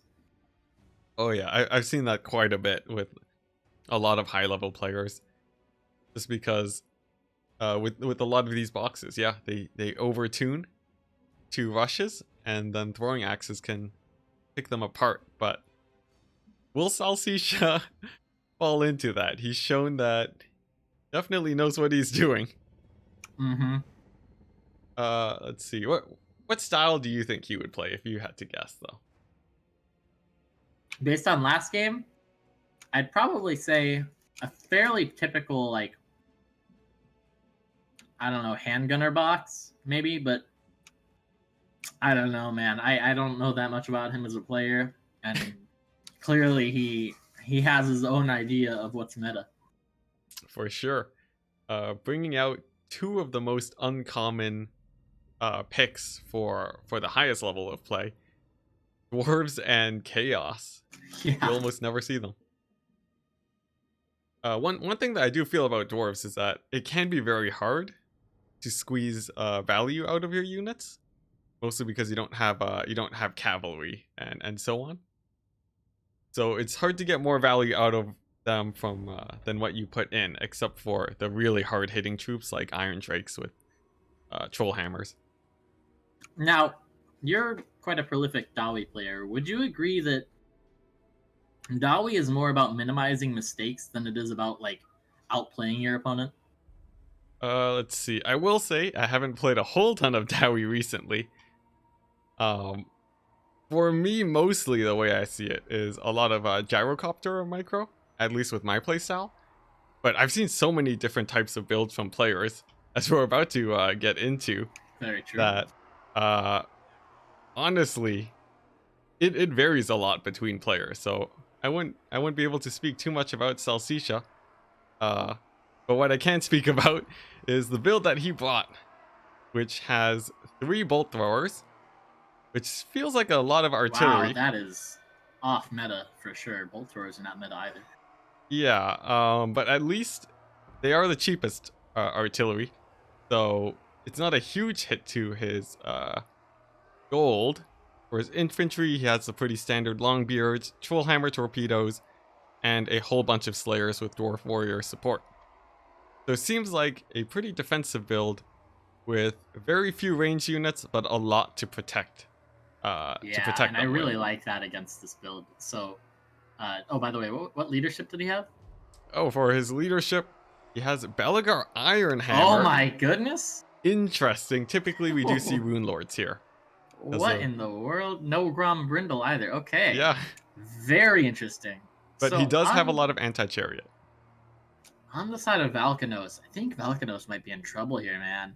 He has 3 Norscan Warhounds in the back, vanguarded, 2 Feral Manticores, 5 Marauders, I believe, including the Icehorn Marauders, 2 Norscan Ice Trolls, which, very interesting pick, Wolfric on a chariot, a Marauder chariot, a War Mammoth War Shrine, and let's see, it looks like a Bale Fiend of Shadows with Pendulum, and I believe that's Enfeebling Foe. So, not much to punch through this heavy metal Dawi build, I have to say. He's going to have a hard time breaking through the front line, I think. For sure. And he really does need to break through that front line. Because if he doesn't, those troll hammers will tear apart the chariots, they'll tear apart the mammoths. And that's really what this game is going to come down to, how well he can shut down those heavy hitting range units. I myself have seen Wolfric on a chariot get one shot by 3 troll hammers, so I am very worried for him. Yeah. Oh, but he does have 2 manticores. And without a lot of ranged firepower outside of the troll hammers and no slows, do you think Oh, those the no slows manticores is will so be able to pull it huge. out? It's very possible. They're going to have to jump onto and compromise the troll hammers. Yeah, timing is Now, very troll important hammers though. are very tanky, oddly enough, but I think they probably would still get one shot by manticores. And man, the lack of slows is just so crazy because that's how you win this, I think, typically for Dawi is use a slow onto Wolfric, onto the Mammoth, onto a value target, and nuke it. But he doesn't have that. Definitely. It feels a little bit strange. This isn't the first time Salsicha has done something off meta today, though. So maybe he knows what he's doing, and we're going to see I'm how it plays looking. out. I'm having to look at Beligar's like unit card because I don't know what he does. I've never seen him in multiplayer. Oh, he's just a tanky lord, and that's about it. Oh, Yeah, actually, the ability that he took on him though increases his melee damage by quite a bit, 60% base weapon damage and 40 melee attack. That's pretty big. But will Beligar actually get in a fight? I'm a little bit doubtful, but I'll be happy to be surprised. worth noting. Pretty good use of terrain features here. Deploying kind of with his side on a cliff. Not in such a way that it's white line camping, I think, but enough to disrupt any attacks from that side. Yeah, especially with the chariots there. Mm-hmm. And now we do see that the Norscan army is moving in. Seems like the time to engage is now. And that war shrine, I would be more worried about it, but there aren't any slows. But even Yeah, then, wow. those bolt throwers are putting I in mean, a little bit of damage. I think this is why you don't see bolt throwers very often. They're firing into it and not really doing much. And that's kind of their. I mean, it's not their ideal target, but it's not a bad target for sure. Oh, and we see those manticores positioning very aggressively because Yeah, I mean, there's not much to threaten them. if the troll hammers turn on them, they will kill them very quickly. But Yeah, we'll have to see if Valkanos is on his toes and ready to protect them. Now, first engagement begins. Some marauders move in. One tries to go through the gaps, and the dwarf warriors only barely manage to stop them. Are those warriors going to jump on the they troll won't. hammers? They won't hold very long, I think, against the ice trolls. You know, it's very interesting. Also, no miners with blasting charges, which are And oh man, we see those probably ice the trolls. most They common take pick. half Oh my HP damage. goodness! The Now troll there are wind hammers spells. nuking them. Ooh, that pendulum. Oh, you can see Pretty Valkanos nice. is trying very hard to push through that middle. Oh yeah, you know, I think this might be a misplay though. I think you need to spread out against the Dawi, not clump up. Yeah, it's looking a little bit rough. At the I very think least, there aren't it's miners. too easy, I think, right now for Salsicha to respond to problems. See, like this war shrine is going to break through, but immediately, like 3 units come to swarm it. And we do see that the troll hammers are pulling back, but those dogs in reserve, they're ready to pounce. I think if Valkanos brings them in now, that might be enough to win out really the game. nice boat too. And the bolt throwers are going to get compromised here in just a moment. Yeah, you can see that those wind spells are really winning out those front lines, and the dogs are coming in. Now, if they stop the troll hammers, it means that the mammoth can just run amok throughout the front line while the infantry kills all the slayers. Nice dodge that time from the Longbeards. But Nice. now, yeah, the Warhounds coming in. Man, this is so good. I mean, Velkanos has insanely good, very patient Warhound play, but Baligar is routing. He is not paying off right now with 1 kill and pretty much all of the Norscan important units still on full HP. It doesn't appear he did anything. Yeah, and the troll hammers are getting shut down too, but one of them comes back online as I say that. And right as it comes back online, very nice from Valkanos, immediately brings his Manticore and shuts it down. Yeah, and I think this is looking pretty rough for the Dawi. And I mean, just nice wind spell usage and a really, really good job with the Warhounds. I think that was kind of the game-winning play, if there was one. Assuming that the Dawi can't bring it back, but without any leadership and without any missile pieces, I just don't see how they're going to deal with this War Shrine and Wolfric on the chariot. Yeah, especially with that dwarf blob on Valkanos's right flank. A pendulum is feeling like Oh it's my ready to god. come down there.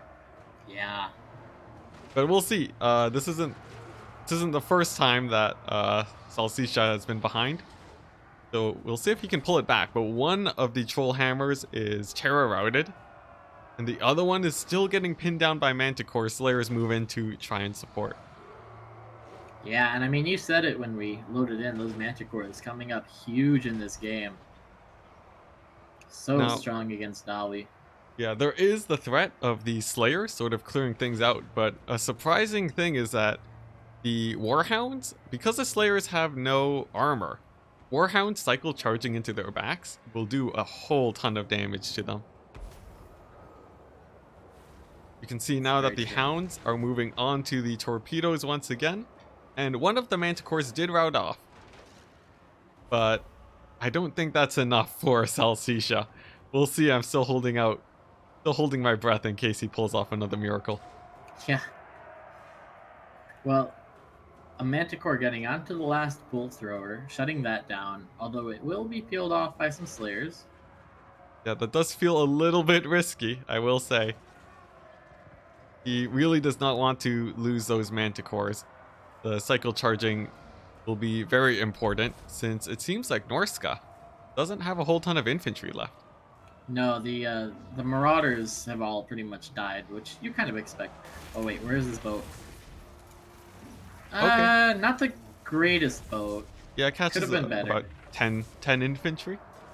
Now, the Mammoth somehow took like 1k HP damage in the last 20 seconds. I'm not sure what's actually doing that, I feel like it but could be the Slayers. I suppose it would have to be. And it's actually wavering. Oh man, it's routing. Okay. Oh my goodness. But can the Slayers catch it? There are no slows, but the edge of the map is looking a little bit close. Well, Wolfric is still full HP, and on his chariot, he has a lot of mass. And yeah, this War Shrine is going to return. It has to. Yeah. It has And to. I mean, 56 speed to 26 of the Longbeards that are chasing it. yeah, and we And can see Salsicha Valkanos. even concedes it and is like, okay, he pulls his Longbeards back. Even those chariots don't move into support, and the Mammoth does indeed come back. And we have two fights going on right now. Marauders going up against Longbeards, a bad matchup, and the monstrous units trying to kill Slayers. It seems like these aren't the most optimal matchups, but dogs come in and clear out those Slayers. Ooh. Now I am thinking that this game is getting sealed out. And you know, the bolt thrower in the back is online. That's pretty much the only thing the dwarves have that can actually, kill the big pieces for Norska. But it's just not going to be enough, I think. Yeah, we can see here that the Mammoth actually gonna get shut down. But the bolt throwers will run out of ammo, and there are chariots against basically only infantry. With good enough cycle charging, there's not a whole lot that I Salsisha can do here. Wolfric has not taken damage all game. I can't imagine what could kill him now. Yeah, and I think those Iron Drakes are gone. Yep, they are. They are completely shattered off the map. Yep, and even the bolt thrower had like 2 ammo left, getting shut down again by the Manticore. I think it was an interesting choice taking the bolt throwers. They actually did use up a lot of their ammo, Yeah. and they put in a lot of damage on the Mammoth, which did actually rout at least once. So it could have been worth it, but just those chariots running amok, and especially those Manticores, I think they Yeah, really the pulled out the win. Manticores, I think he really needed to peel off better, and I do think he was really missing the slow. There are 50 Dragonback Slayers, and if those chariots and the hounds rout off, it means that there's no more cycle charging, which would be Yeah. huge here. We'll see if that does come into play. One of the Manticores does shatter off the field, but the Trolls will be coming back. That is big. We're nearing army losses as well. Not that that matters much when Slayers are the only things left, but Yep. Those Longbeards are gone. And I was a little bit worried there for Norska. But they did manage to come back. Valkano's playing very well. I think he did exactly what he needed, shutting down those Iron Drakes. yep, very good play. Like I said again, with the Warhounds, just a beautiful, very patient.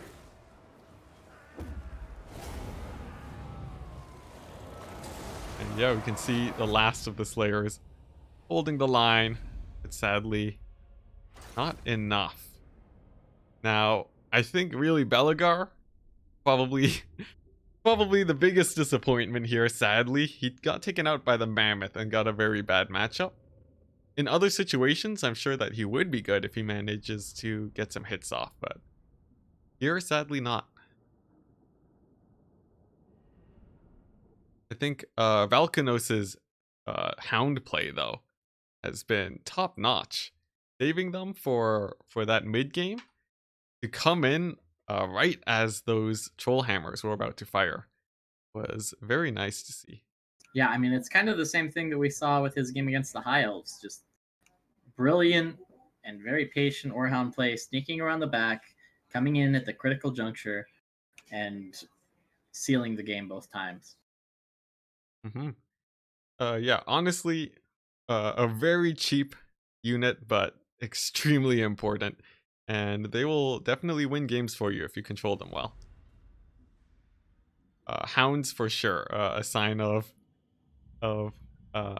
it's a good way to judge the skill of players, how well they can control those hounds, because mismicroing them means that they're almost useless.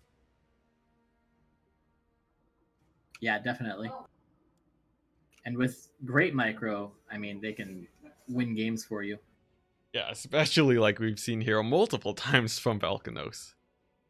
Salsicha, though, showing a whole different level of skill, showing that he's not afraid taking bad matchups, for at least chaos or playing races that are commonly not seen. Mm-hmm. Although dwarves versus Norska is a little bit favored for dwarves, I think that's the common opinion. But yeah, playing some very interesting factions today, and showing that he definitely knows how to pilot them. Now, yet another absolutely wild map. Oh Uh, jeez. wow. Yeah, how do you feel about this one? Have you ever played on it before? Nope. Never played on this one either. Cool, cool. Yeah, me neither, but by the looks of it, it seems like there might even be water on the low ground, and we have many terrain features that can be used for defensive styles of play. Now, he is going Norska. He is picking Valkanos' pick. Gotta love that. And he's banning Greenskins and Brett. Interesting. So I think he actually lost to Bretonia in the faction war as Chaos. So maybe he's kind of wary of Bretonia from that experience. Might be a bit of a reach, but he certainly seems more up to date on the Bretonian being strong meta than most other metas. For sure. It has carried him to 1-1 in the finals of this Salad Cup. But yeah, I'm not sure if Valkanos plays a whole lot of Bretonia. Okay, now this is interesting. Valkanos showed off a great counter to Norska earlier with the counts, right? That was Valkanos. And now he is picking the other side of the matchup. That is interesting. It could be that he just knows the matchup so well in and out that he's comfortable doing this, but it These are seems a his bit two of an odd mains. pick. These are his two mains, but yeah, without Invocation of Nehek, I am really curious about this. Yeah, I think, and especially because he, by doing this, he can't utilize the triple ban that Vampire Counts has. Oh, I'd true, true. be a little bit worried, but clearly a lot of confident play coming from all the both players now. We'll see how this plays out. For the matchup itself, though, what do you think we'll be expecting from Norska? I remember you said javelins are expected. Well, I mean, that build we saw earlier is very strong and I think very meta. But in my experiences, yeah, javelins are important for just absolutely nuking mortis engines, which I would think would be very commonly picked with no Nehek. And yeah, berserkers trade very well against almost the entire count's roster. Mammoths, of course, always very strong. The double mammoth and Throg build is the meta one, but any mammoth is pretty good. And I know Werkin are also uh, pretty decent in this matchup, actually, because they do, I think, magic damage and are just generally strong combatants. Hmm.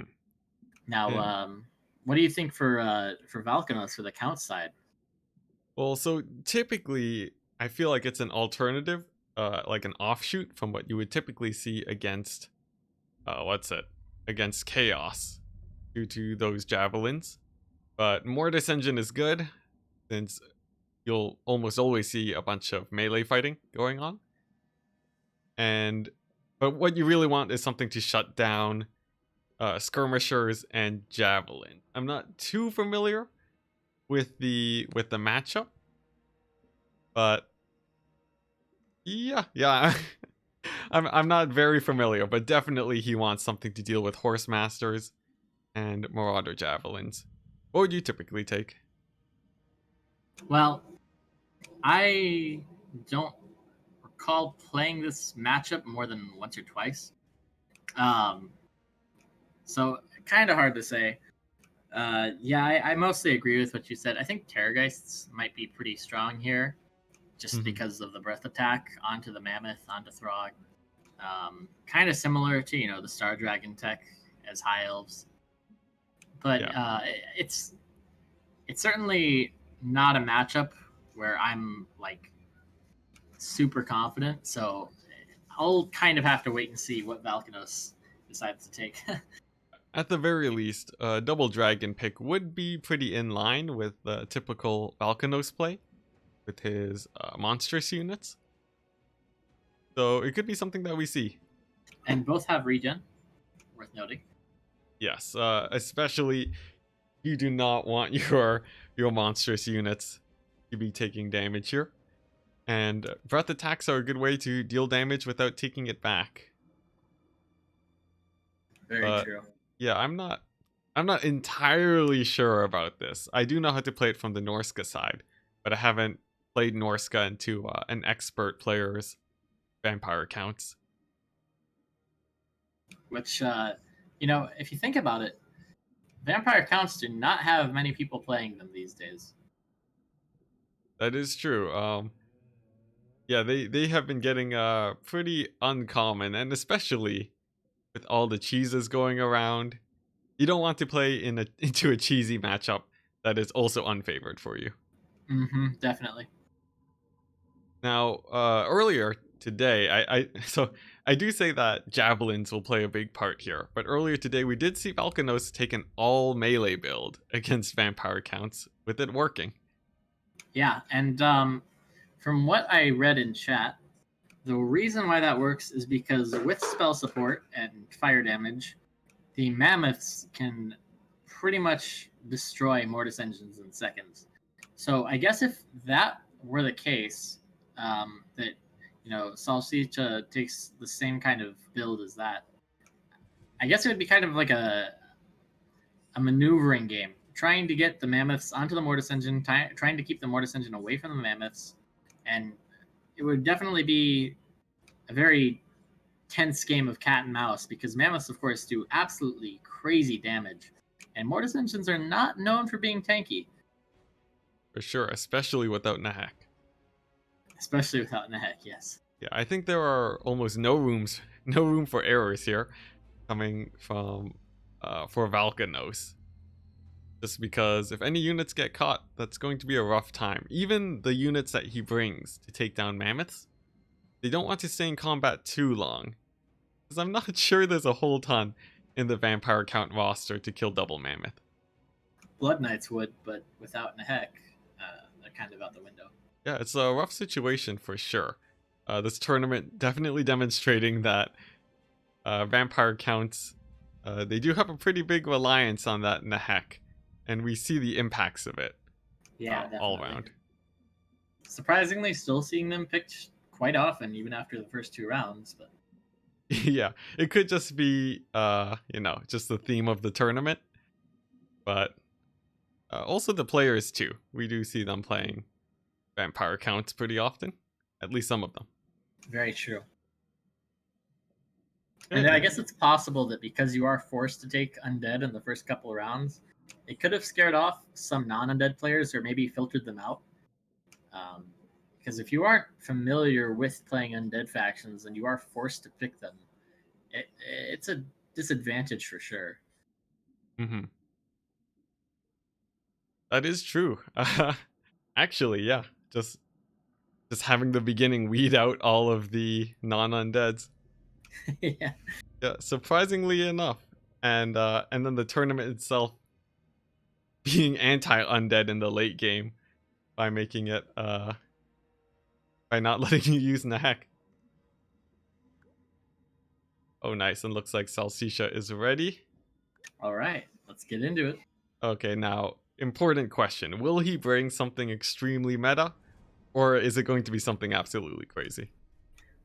I'm gonna predict it's gonna be somewhere in between. I don't think it'll be meta, but I don't think it'll be like outlandish because I don't think Norska can take outlandish.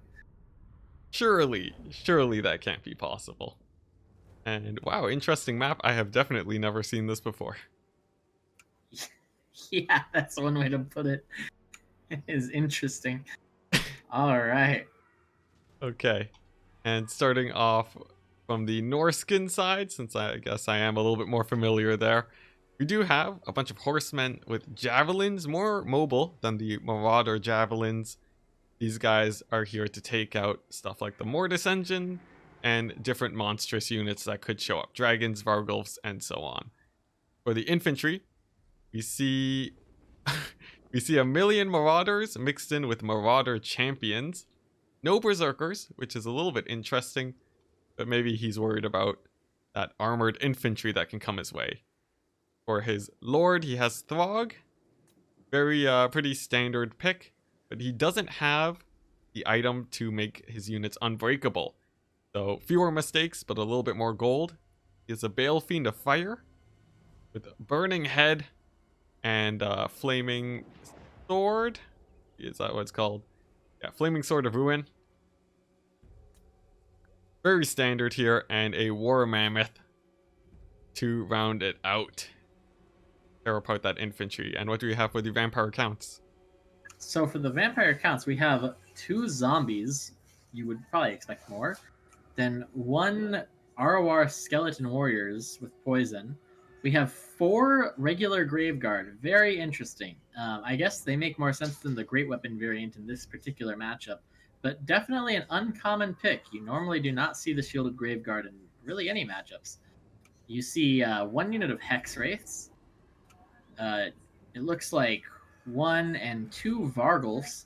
Heinrich Kemmler with a Krell summon. And is that all? He Looks must have like that something. is all. Wow. It And is a then he has a surprisingly small army. Necromancer with his usual spells, Dance Kebab and Raise Dead. And I believe that is the entire army. Yeah, this Oh, and sorry, seems the a bit Claw of strange. Nagash I almost missed somehow.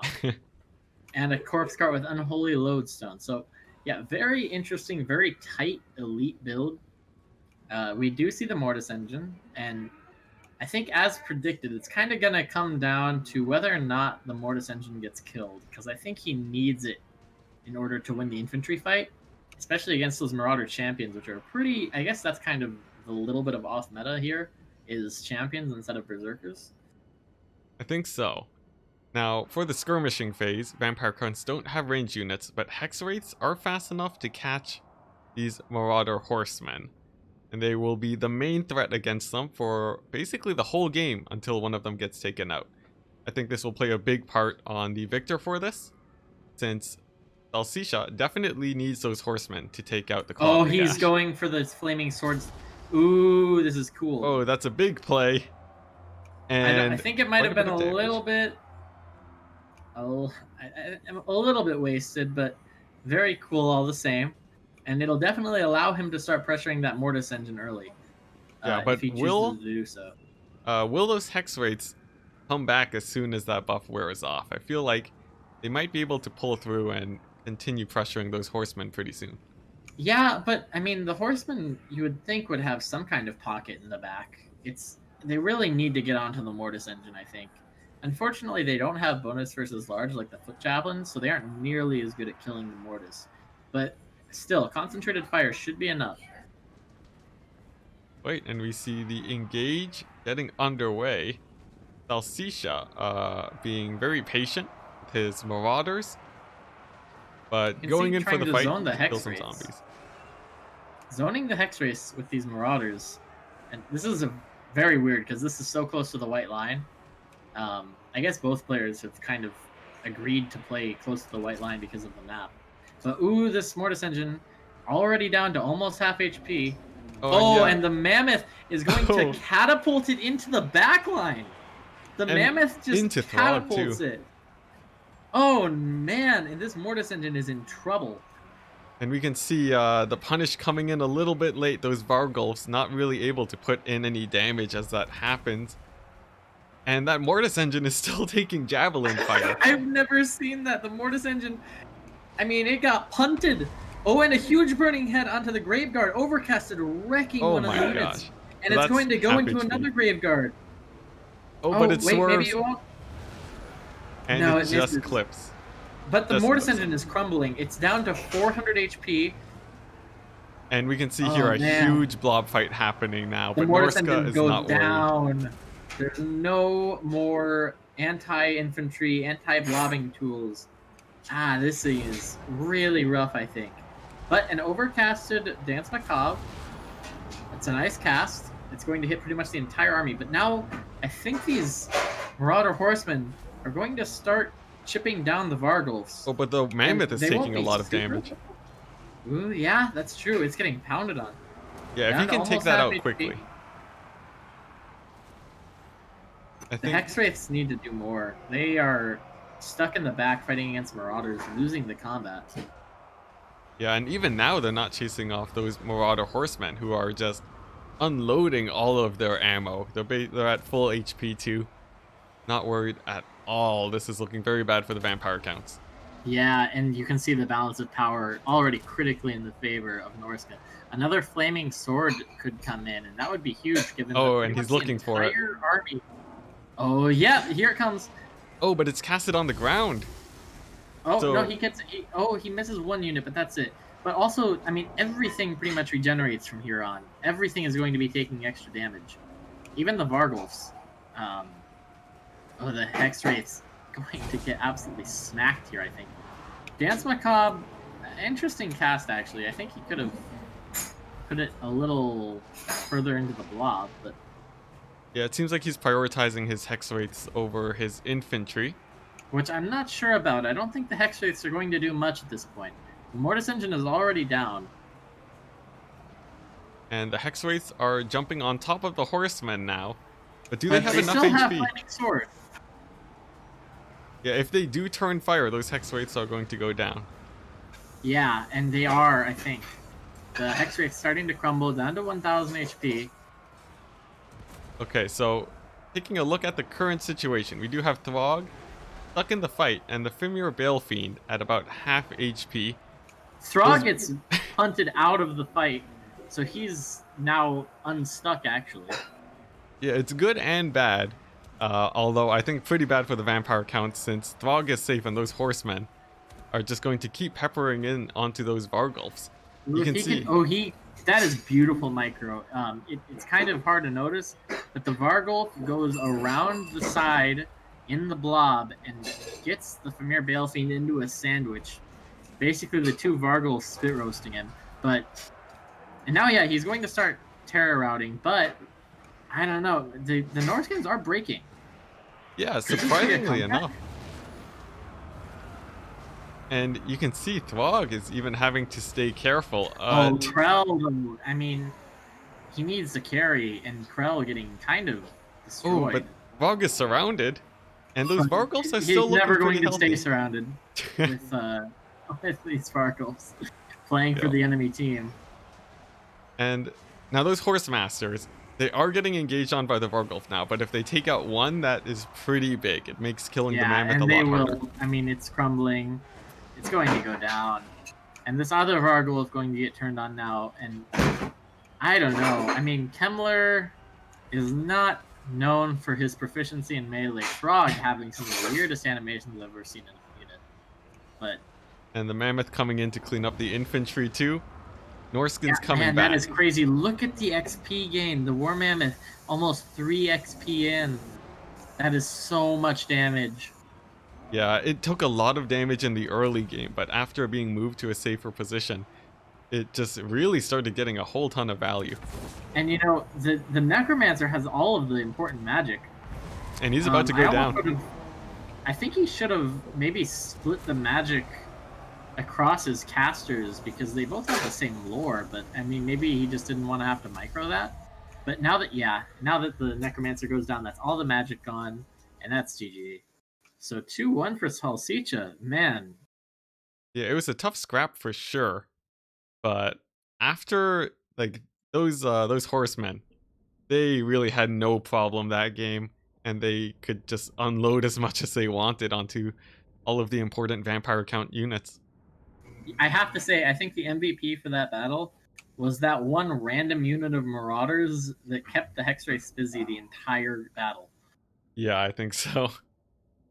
And which is it felt a little bit strange since what's it? Valkanos, by deploying so far on the side of the map, sort of made it so that he couldn't flank with the hex wraiths. Maybe he was hoping just to terror out things off the corner, but yeah, I don't know. I think so, and he got pretty close to it too with that mass route during the mid game, but he just went the wrong direction, and that definitely sealed his fate for sure. Yeah.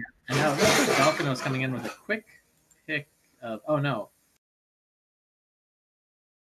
Yeah, he might be coming in with a quick pick of the Tomb Kings. Okay, so seems pretty in line with his common picks, Mm-hmm. having many Another factions to choose from. monstrous undead faction, kind of within his archetype. Yep. And that don't rely on Nehek too. Yeah. Not that stopped him before. For sure. Now, for Salsicha, and what's it? Do we have a confirmed Tomb Kings pick? Not yet. Not in chat. Okay, but Just if we hovering. do see Tomb Kings, we know that dwarves are already off the table. And Norska is also off the table, which means that Tomb Kings have quite.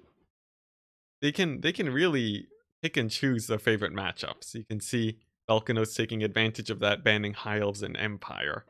Those are good bands. I could definitely see a coast pick here. That would be interesting. It does depend on the map, and they have been pretty crazy. See, it looks like the next Torgard. map. Okay, so a very flat one then. I think. Yep. Pretty flat with a nice forest flank on the right. It's a lot like River Amaxon. Now, if Salsicha has been studying the meta, which I'm not sure that he has, but he might know that Bretonia is considered okay into Tomb Kings. Oh, Oh, yeah. are we gonna see something wild here? Oh my gosh. And instantly, almost instantly pick Skaven into Tomb Kings. Why do I you know to love do that for it. Skaven? Salsicha, you mad lad. I mean, this is a really hard counter, is it not? I'm not super familiar with this matchup. I Yeah, I don't know really play either of these factions much, but from what I know, it's that Skaven can have a pretty hard time with their lords getting sniped by bone giants. But with the recent advent of Snicketch, it makes it a little bit harder to get your lords killed.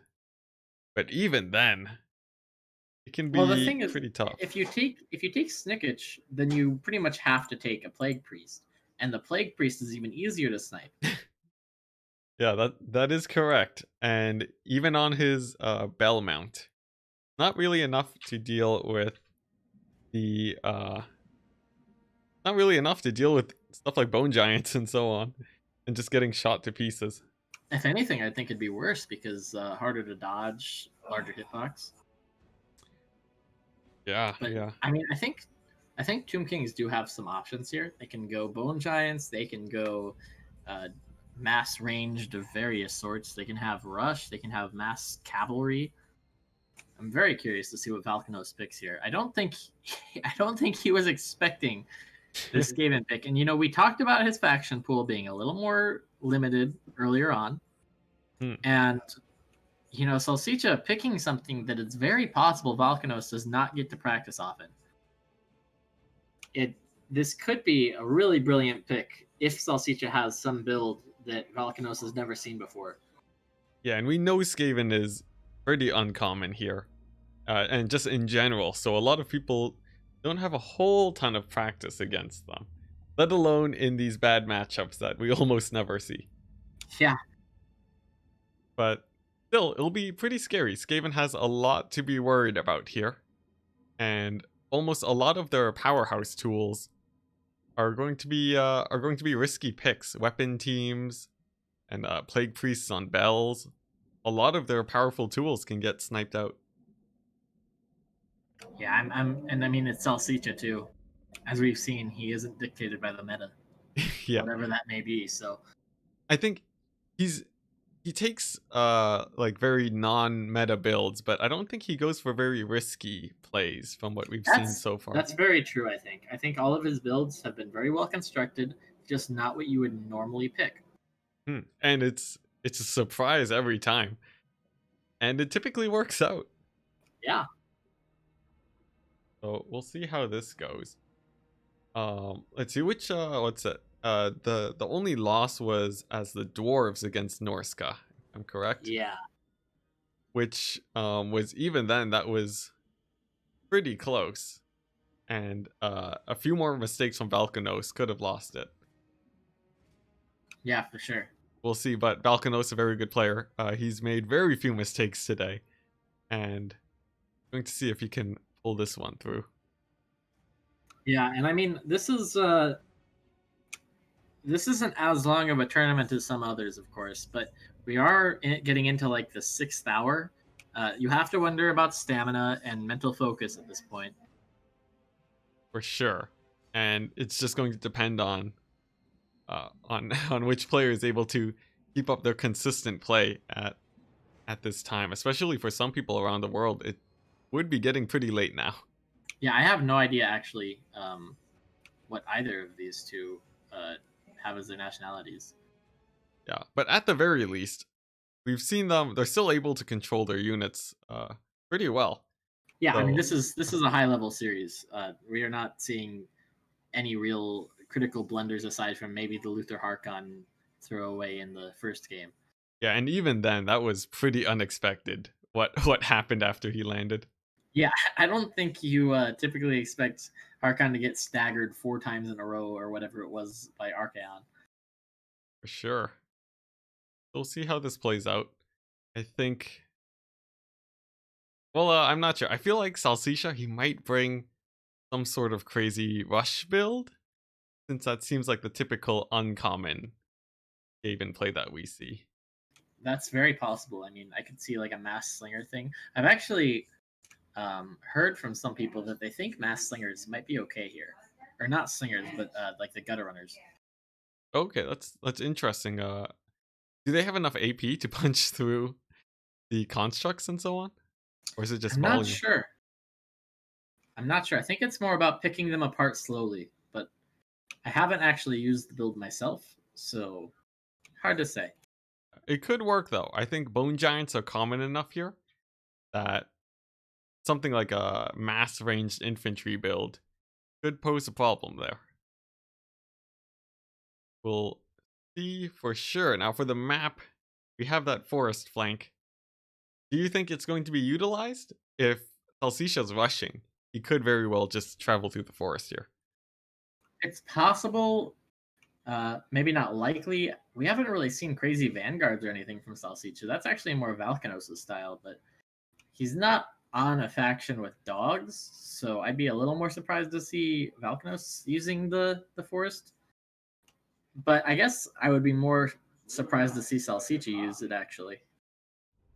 Yeah, it seems like he doesn't seem to be a crazy risk taker based by the looks of things. So I wouldn't really expect a any Vanguard shenanigans Yeah. or anything like that, but we'll see if we're wrong here as we load into the game with Salsicha. 2 wins versus Valkanos' 1.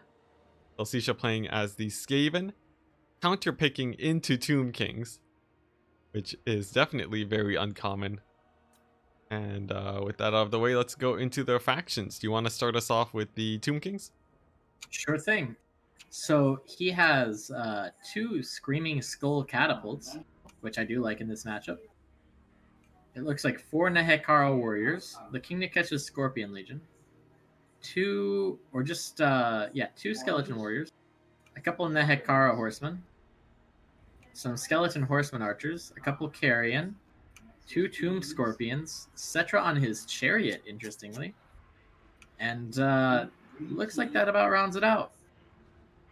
Okay, so it seems like a little bit of artillery and a little bit of monstrous power. Let's see if Salsicha has what it takes to Oh deal with my. that. And would you look at that? 4 Warplock Giselles. A very ranged heavy build. This is almost 4,000 gold spent into ranged units. And if I am correct, Valkanos doesn't have a whole ton to deal with Giselles here aside from rushing. Now to hold off a Tomb King's approach when they realize that they are outgunned by the Giselles, he has the standard line of clan rats and actually very few Skaven slaves, probably just because they rout off a little bit too easily. He's also brought a unit of Eshin Triads, which will do okay versus Carrion if they do land on top of those Giselles, and a whole bunch of clan rat spears. They'll do a little bit of damage to the Tomb Scorpions, but they're mainly there to hold off any cavalry that circles around the back. The main answer, well, the second main answer, other than the Giselles to hold off the Scorpions, will be these Rat Ogres, which should be able to hold them back with their mass. We'll see how well that plays out. Okay, so Dacder, how do you feel about these builds now that we've actually gone into the game? So the Skaven build is crazy. I gotta get that out there. This is the Uh-huh. weirdest one yet. 4 Warplock Giselles with no slaves, and 2 Eshin Triads, which are not a unit you see particularly often. I think Valkanos needs to get. I mean, he obviously needs to get onto the ranged right away.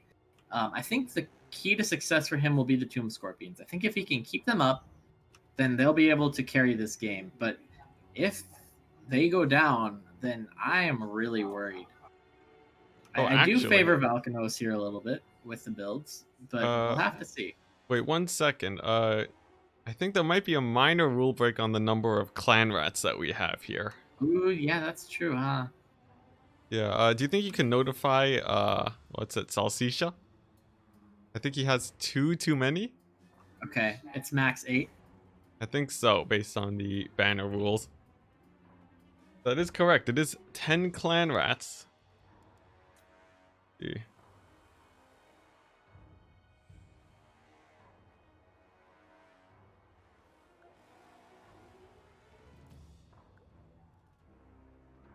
Yeah, it looks like Salsicha is going to recognize that, and then what's the standard procedure? Are we putting them in the corner or some other option? I believe from earlier it's putting them in the corner. If Arrow is in the chat, he can correct us if we're wrong.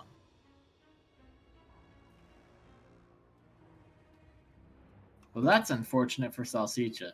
That's definitely not what you want going into the game 4 of the best of 5 finals. Yeah, although, let's see, if they aren't shielded, it means that it amounts to about 600 gold worth of units. And luckily for him, Valkanos hasn't brought a whole ton of cavalry. So it might still work out for Salsisha. I wouldn't count him out yet. Yeah. It's still definitely not the best situation. Now, typically, what do you think we would see against this many Giselles? I mean, so the thing is, the Screaming Skulls are actually not bad at killing off units like that, so they could get some good damage in while the Skaven have to move up. And man, I love this play with these skeleton horseman archers. Look at them. If you can't see me, I can't see, or if I can't see you, you can't see me, right? They have Yep. half of their unit peeking out of the trees, but technically hidden. Definitely not something I'd be expecting. Oh, never mind. They are immediately Oh, revealed. which is very bad with those Giselles so close. So, if the Giselles turn and fire immediately, then that kind of evens up the deficit from the rule break. That is true. That's one way to look at it. And Chaos is a ladder, as they say. Yeah, you said earlier that Salsisha. Well, I said that Salsisha is not a very heavy risk taker. Valkanos does very much like his aggressive vanguards. And we are seeing here that he is getting punished for it. But not a whole ton. Those horseman archers actually make it up. Giselles are not the units that they once were, from my understanding. But the Screaming Memes missed their first couple volleys. Yep, and another one comes in. And oh my still gosh. Not hit. Okay. This So is why close. they're the Screaming Meme catapults. Yeah, very risky in general. Those Giselles, they're marching up, and their goal is to find any targets to hit. But the problem is, if they focus on the Screaming Skull catapults, that'll give time for Valkanos' army to move in, and there really is not much meat to this Skaven army. There's no hero blob. There are no Hell Pit abominations. If Valkanos is able to get into melee without losing much, then I just don't see any way that the Skaven can hold him back. Yeah, he really needs to deal with those Tomb Scorpions who are sitting on the front lines. I'd be pretty worried. Those Giselles are getting really close to that infantry front line. Yeah, I think... But he's focusing the catapults. Yeah, I mean, he is taking them out, but this is 4,000 gold of units that are basically spending the entire game before they get compromised, shutting down 1,400 gold of units. Yeah, it's definitely not an effective trade, and they'll need to do a little bit more damage. Terror out for those first clan rats, and already the Giselles are starting to get compromised.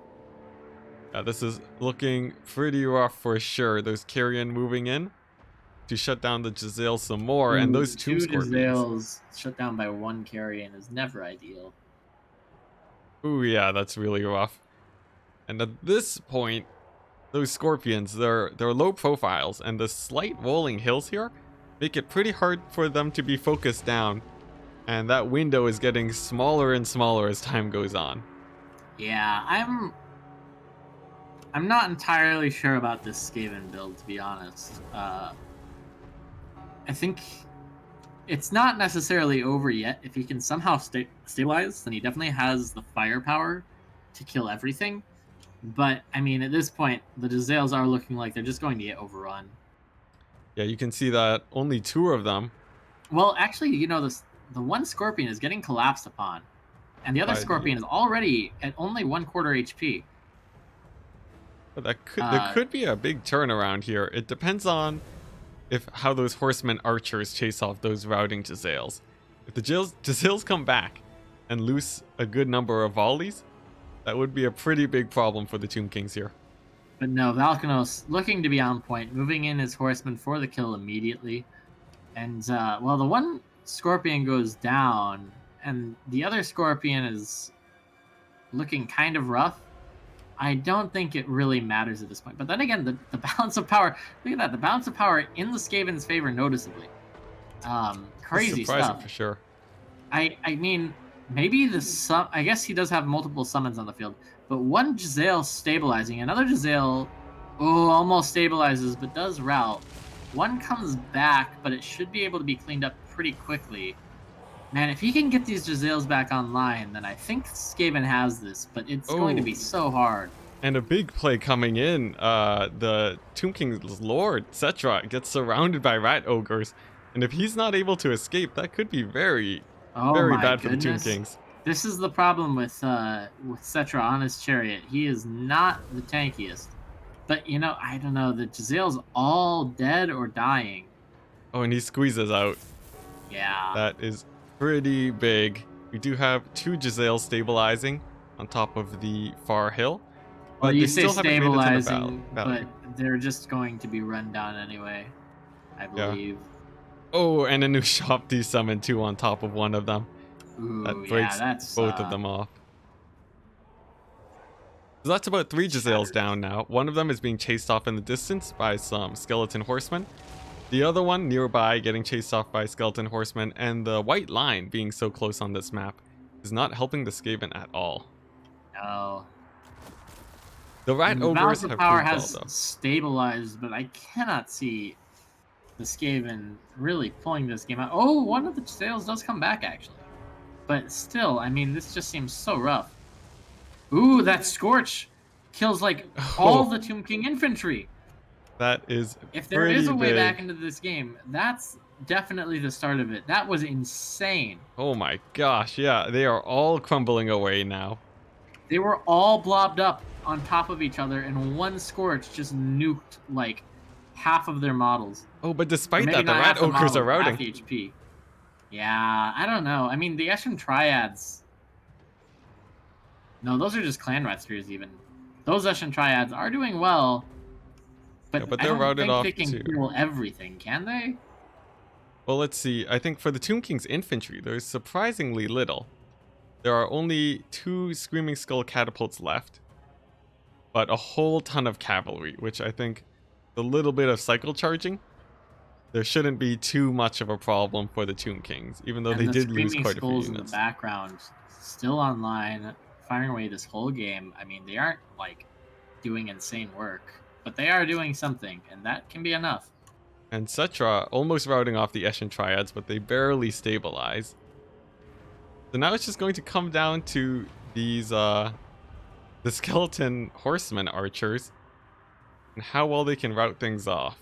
Because Now, Cetra might have some problems. he did have them on fire at will the whole time when they were chasing units off, which, if you want to really be optimizing, then you technically turn it off because they don't need the ammo expenditure. And so they are all out of ammo, which they could have used to kill this Gracie or Plague, but I don't think it really matters. Like, Yeah. And a summon this coming up on seems, top of them. If they run in the right direction, they shouldn't have too much trouble. yeah, this seems kind of impossible for Skaven to come back from. We also see some more rat ogres getting chased off by horsemen. And at this point, it looks like it's just the Grey Seer. But I'm with so how confused close by this game balance of was. power. Wait a minute. Oh, it's the 2 Clan Rats. Yeah, with how close the game was, I feel like if you had those 2 clan rats, that might have made a pretty big difference here. I was so confused for so long. Like, how in the world is this game still considered close? And that explains it. Man, that is really unfortunate for Salsicha. Yeah, Hopefully he can keep his mental up, because that's got to be tilting. for sure, for sure. We can see here that it's really just a few horsemen left. And Cetra. Now, with Cetra around, he would be able to just cycle charge the clan rats anyways, even if they did join the game now. Imagine just, yeah, you know what, we decided you can. Whatever. Yeah, but You know, the catapults will do some damage, I guess, to the Gracier. But yeah, yeah, he's gonna die, and then I think it'd actually be army losses by now, if not for the clan rats. So I think as soon as Salsicha like realizes what's going on. for sure. And another clan rat summon coming in. Honestly, I don't think there's a whole ton to deal with Cetra now that the rat ogres are gone. No, yeah, there's nothing. And I yeah, think that's Cetra going to would be game. destroy the Gracier in melee anyway. Wow, a very interesting Nice build. dodge. Honestly, though, that Scorch was really what made it close. I think without it, there'd be too much infantry to deal with. Yeah, I agree. And yeah, that's GG. Very Okay. interesting builds. Yeah, so Valkanos fighting back. We're now down to the ace match for this tournament, which is pretty crazy based on the Pretty play that hype we've for seen so sure. far. Do you have any predictions for the winner? I think I'd have to see the factions first. Oh boy. But I mean, I feel like Salsicha he has to be a little tilted. I don't know. For sure. Um, It's not good for, well, he might not be tilted, but something like that happening is not great for your mental state in the yeah, finals of a tournament. yeah, that's what I mean. I guess is his mental state might be a little off focus now. Yeah, that is pretty rough given how close that game was. But yeah, everybody get in here. I mean, tell your families, tell your friends. This is the match of the century, and we are going into the rubber. Yeah, and we have seen a whole ton of very interesting builds here today. Some of them working out very well. Some of them sort of faltering. But we'll see what gets brought out for the ace match. Do you think we'll be seeing some super meta play now, just a sudden switch, or continuing with these interesting picks? Man, I don't even think Salsicha could play meta if he wanted to. That may very well be true. We've seen, yeah, just there's actually been a lot of people counterpicking themselves this tournament. A Now, an lot more than I interesting would question expect. raised: is it winner of game four or just next player? The rules on challenge don't actually say, but I think typically with Aerocrastic, it would be the winner of game four picking. All right. Well, I guess.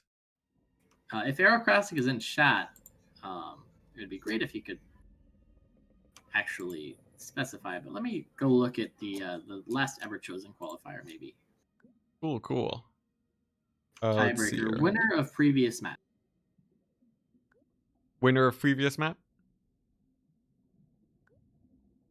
Okay. Well, it is decided then. It is decided. We are the surrogate admins. Yep, as our surprise stream for today.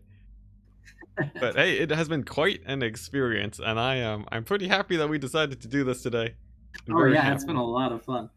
Yeah, and also having a co-caster is helping a lot because I can feel my voice is already it's about to give out.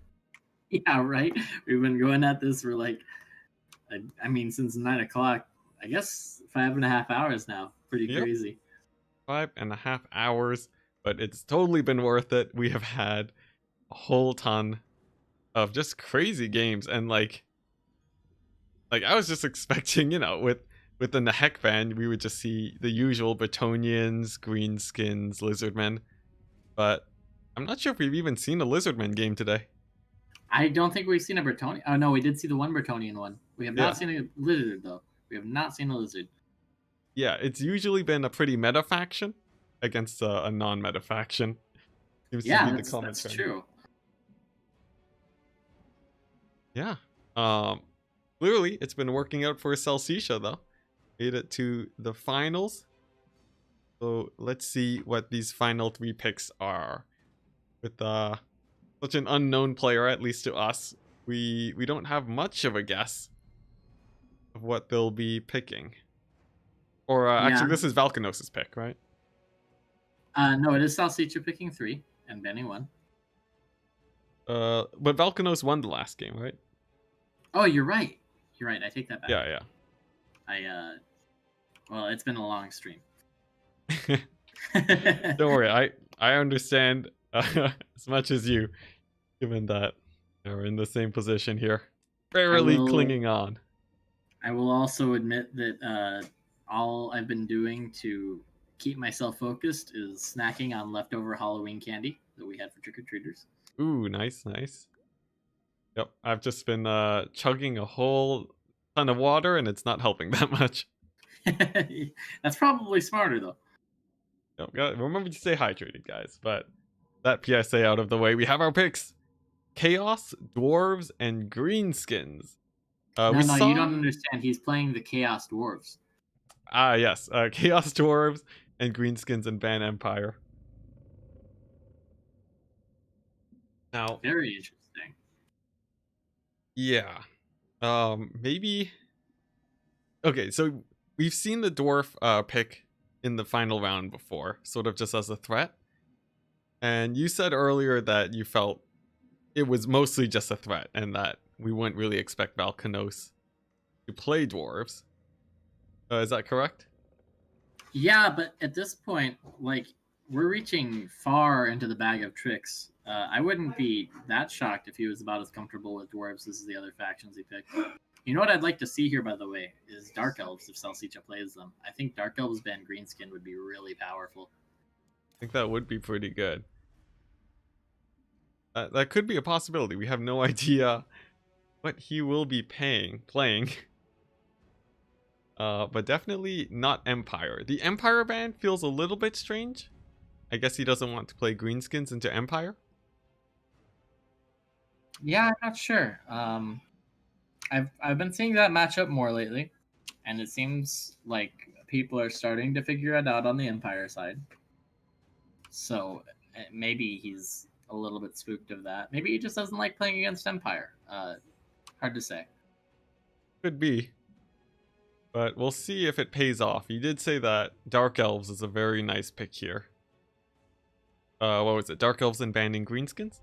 Yeah, is kind of what I'd expect. Yeah. And even Vampire Coast too, but I'm not sure if Celsitia will be playing Coast today. Yeah, could be really embracing the no part of the no Nehek.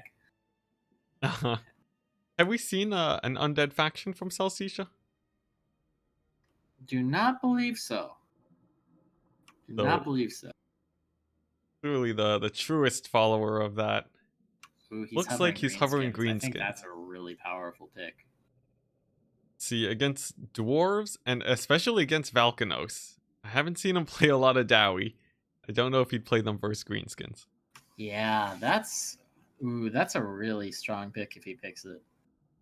And we've seen that Celsitia knows how to handle his skirmishers.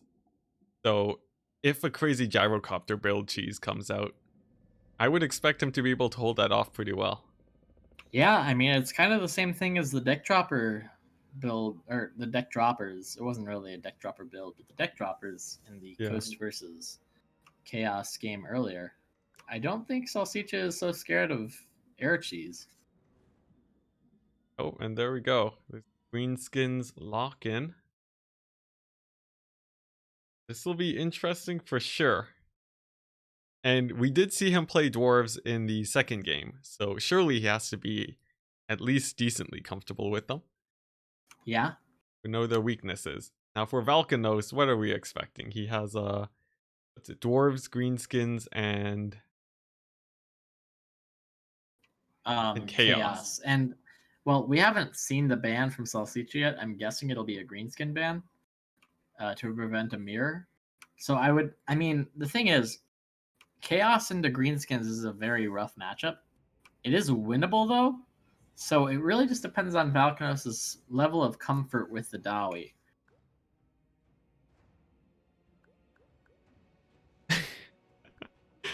All right. Oh, he Remembering that banned he has Dawi. Oh, advantage. he wants a Greenskin mirror. Oh my gosh. He Okay. wants a scrap, dude. Wow. And I would expect Salsicha to know how to play a greenskins mirror too.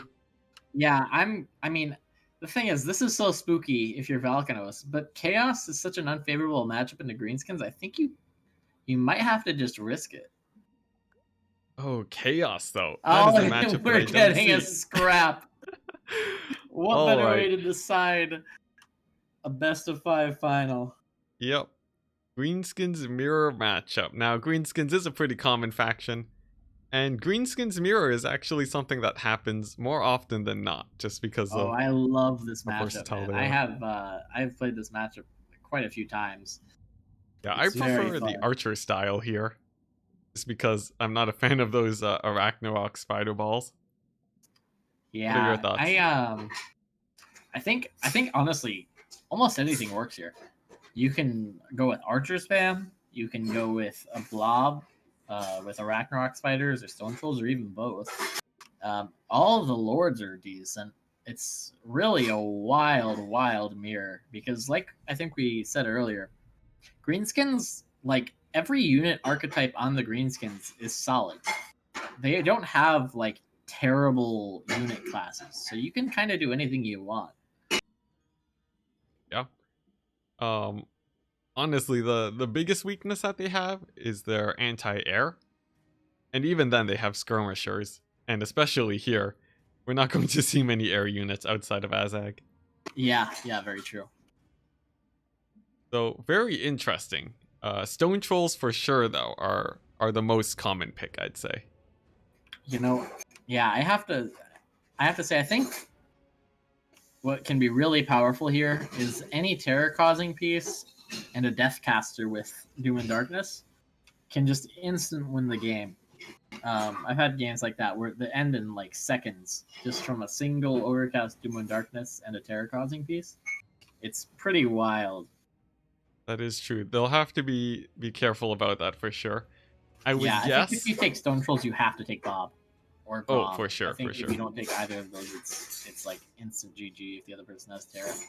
Yeah, there's a lot of terror on the greenskin side. Mm-hmm. At least a lot. I don't think they would go into this matchup without terror for sure. Yeah, definitely. And it just Uh, depends on who will blob harder or who will take more skirmishers and so on. yeah, I actually have very strong opinions on this matchup.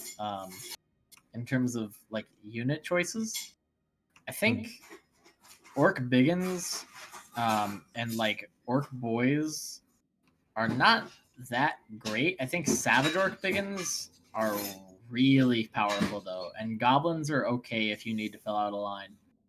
Mm-hmm. I just don't think like I don't think the regular Orc Boys trade that well for whatever reason, just based on unit tests.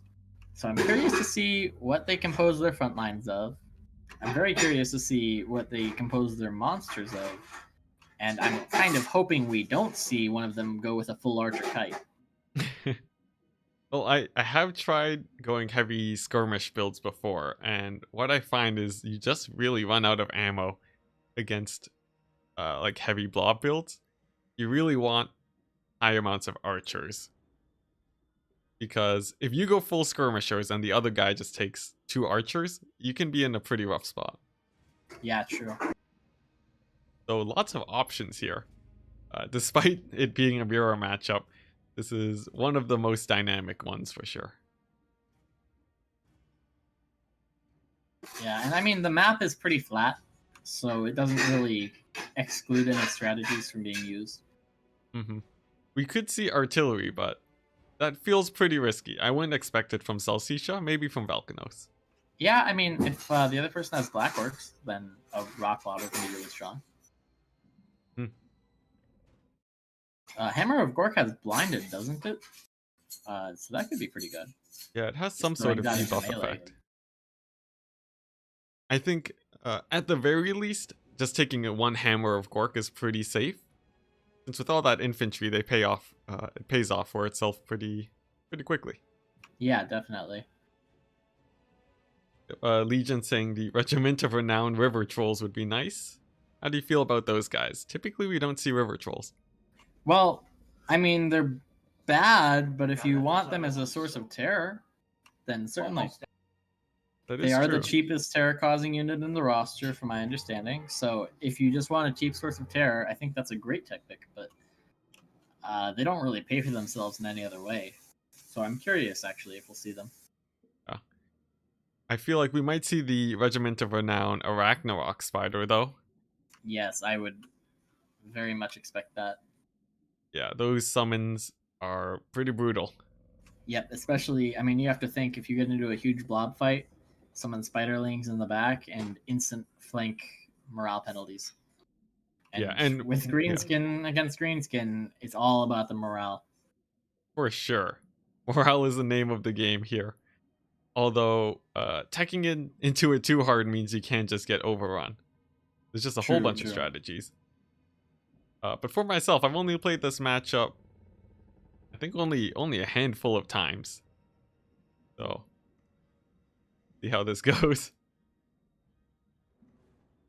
I think, what's it? How about the cavalry, though? How do you feel about... I don't think the cavalry trades well here. See, Okay. the thing is, greenskin cavalry, from my experience, is good against other cavalry and not much else.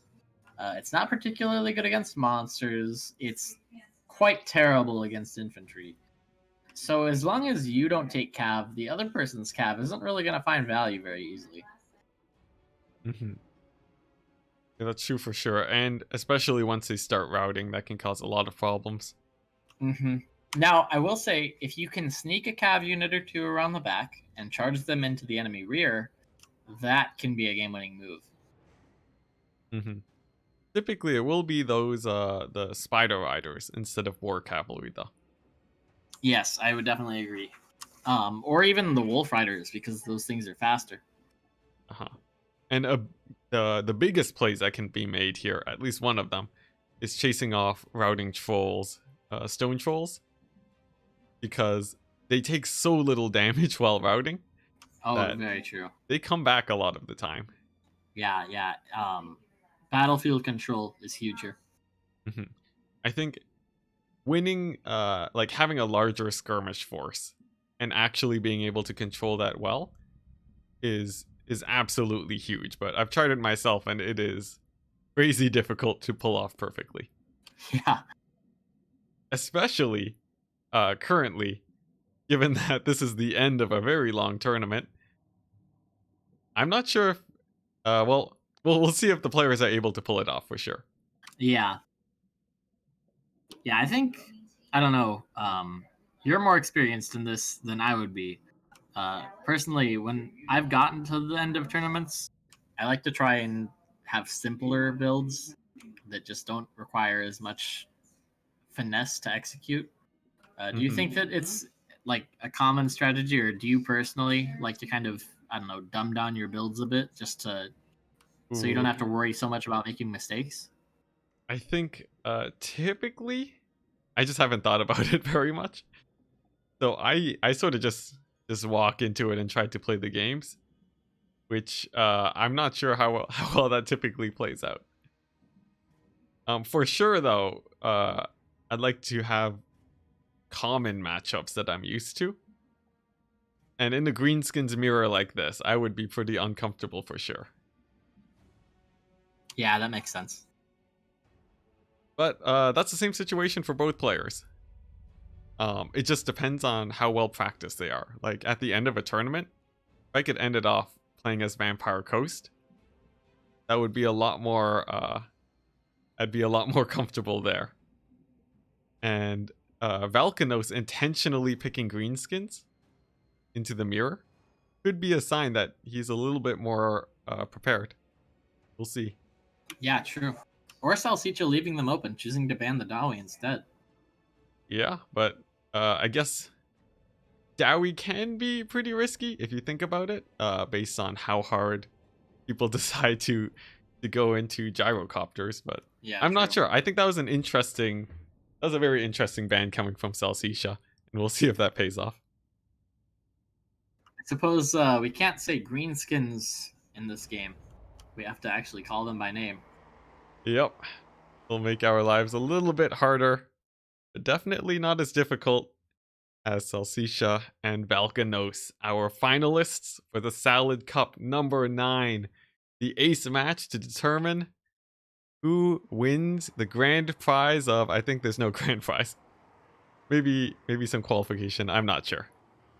But whoever wins this will come out the winner of the tournament. And we'll see how that plays off. On the red side, I guess I'll begin with Salsicha's Greenskins, bringing today 3 Night Goblins deployed on a very light but safe Vanguard. It appears that they do not have Fanatics. We'll see how they play out. I think that's a little bit questionable. They might They might die a have little it. bit You can't quickly. see, I think. Oh, you can't tell. That's interesting. Yeah.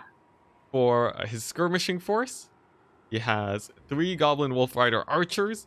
These guys will be very important for chasing off units like Stone Trolls and other monstrous units. His main line consists of Orc Big Guns, the normal type, and not the savage ones, which I think you said you preferred, Dacder.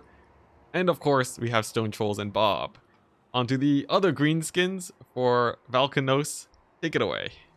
In the blue trunks, we have 4 Orc Boys, 2 Orc Biggins, surprise no savages, the 8 Peak Loonies, 2 Forest Goblin Spider Riders, non-archer variant, a Goblin Great Shaman with Vindictive Glare and Gorkle Fixit and the melee attack buff, triple Stone Troll, Bob on his horse, and that about rounds it out. I do not see any ranged.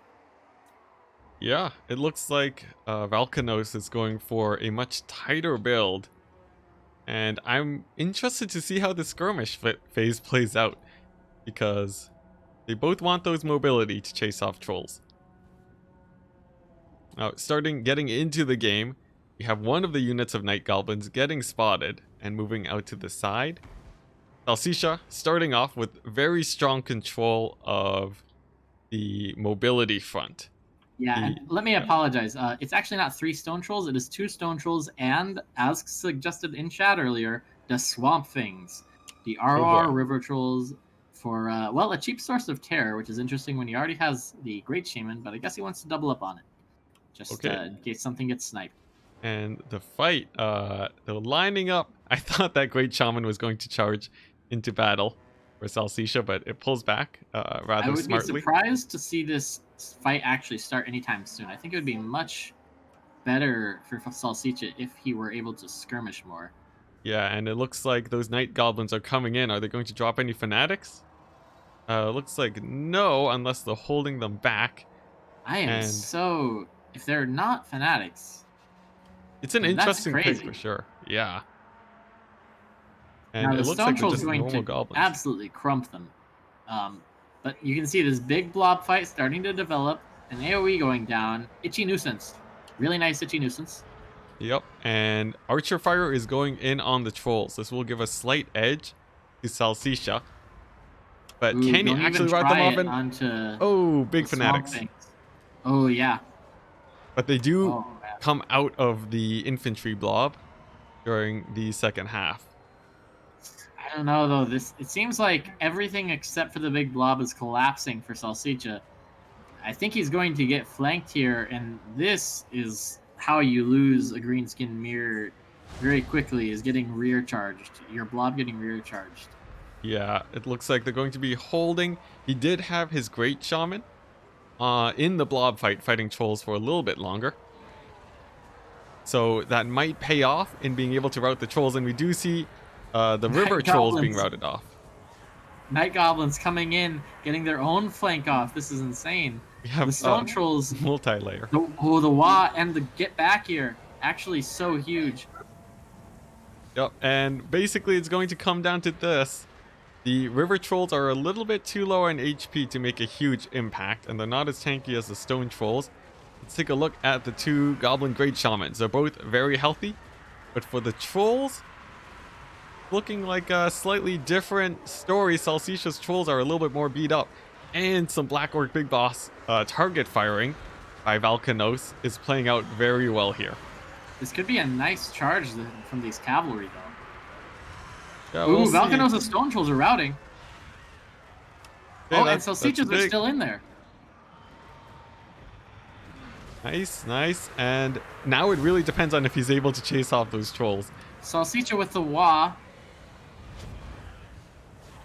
That Wah is... I think he held that. I think he held the Wah for a little while. And it looks like the stone trolls are going to be coming back, which is absolutely huge. He needed to chase those off, I think. But I don't know. He has a really nice engagement. Ooh, but the Black Orc Big Boss by Salsiccia getting routed. If it goes, then the Stone Trolls can be terror routed. Yep, which it looks like it is about to happen. Both of the Great Shamans coming back into the rear. And Great Shamans are at about the same amount of HP. Surprisingly enough, though, those night goblins are holding, which I think is helping quite a bit with that poison damage. Yeah, they are actually doing really well. Oh, Ooh, but but the we're... huge terror out onto the stone trolls with Salsicha. Oh my gosh, that's absolutely brutal. I think Valkanos did a very good job there target firing that Black Orc Big Boss while keeping his own safe. You can see his is at almost full HP. Yeah, and oh no, Salsicha's Goblin Great Shaman. It's on 0 leadership, now negative 14, and it's routing. Okay, so this is absolutely huge now, but it depends on the mobility Oh, but for I think Valkanos Valkanos. has too much. I mean, man, this is crazy. We do But see yeah, he that has the the... mobility. He's chasing off the stone trolls in the back. He has those Forest Goblin Spider Riders. They are Yeah, going to, I think, seal this game, but the Great Shaman does come back. and in the meantime, it looks like a forest goblins are chasing off the stone trolls of Salsicha. So trading blow for blow, Oh man, this is intense. but balance of power is looking like it's favoring Valkanos. I think specifically his focus fire in that huge blob and identifying which target he needed to hit going to pay off pretty big here, because without a Black Orc Big Boss, I'm pretty worried for Salsicha.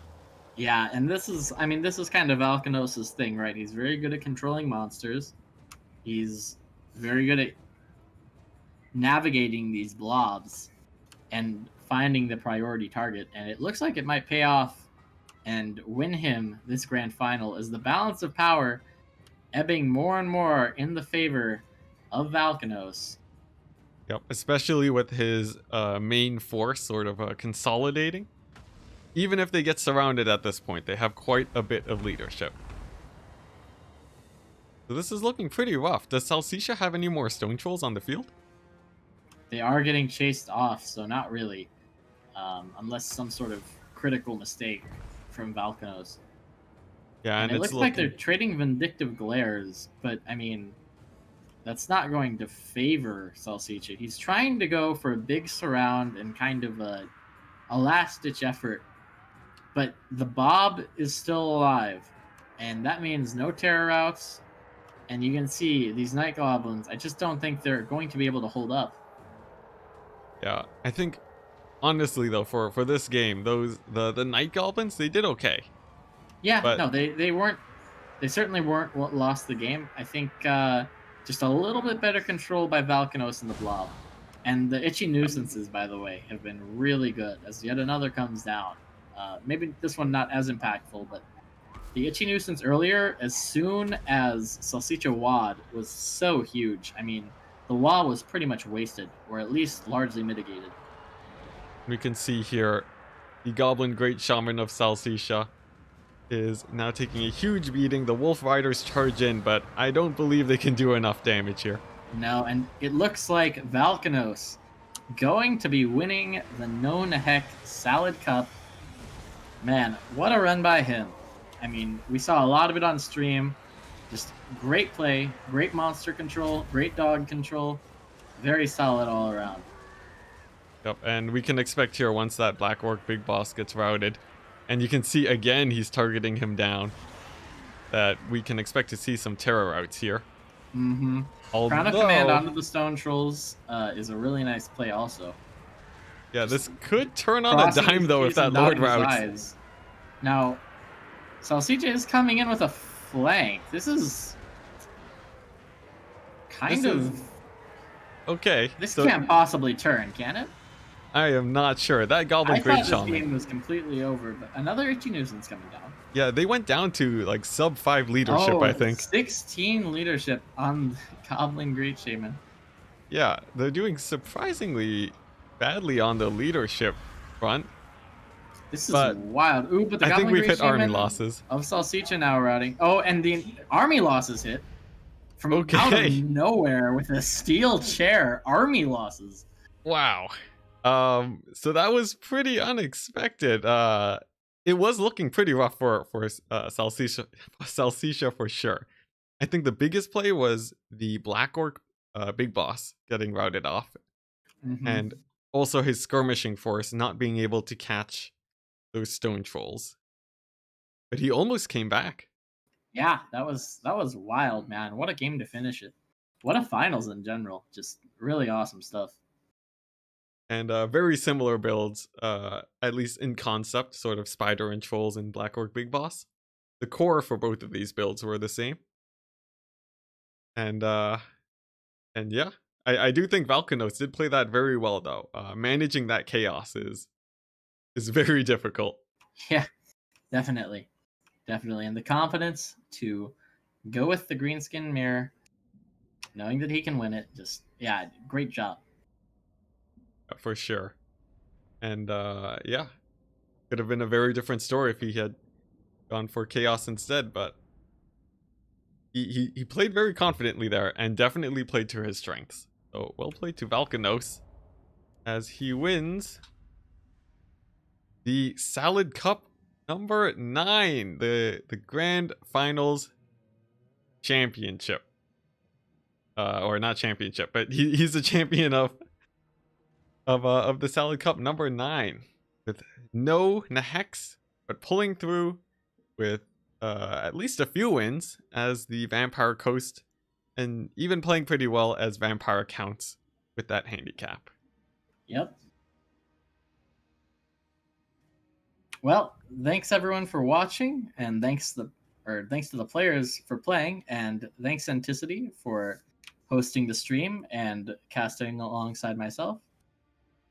It Yeah, was a lot of fun. it was a whole ton of fun. Pretty tiring, but before we do close out, if there's anything you would like to shout out, I think you did say you were thinking of streaming this tournament just solo by yourself. So if you have any Twitch that you want to let people know about, feel free to put that in the chat or saying it here. Yeah, well, I haven't actually streamed before. This was even the first time I've live casted something. But I mean, this was a lot of fun, so I'll probably be looking to do more of it in the future. So I guess just be on the lookout, and I'll try and get a Twitch or a YouTube up and start uploading. Yeah, and that is Dacder, everyone. Dacder. Thank you very much for joining me and helping me out a lot for this tournament. It has Yeah, been thanks for a having me. pleasure. And yeah. Yeah, as always, I am absolutely terrible with closing off streams like this, so I'll end it off with a goodbye to everyone. And thank you very much for all the viewers that stuck around for this very long stream today. Peace.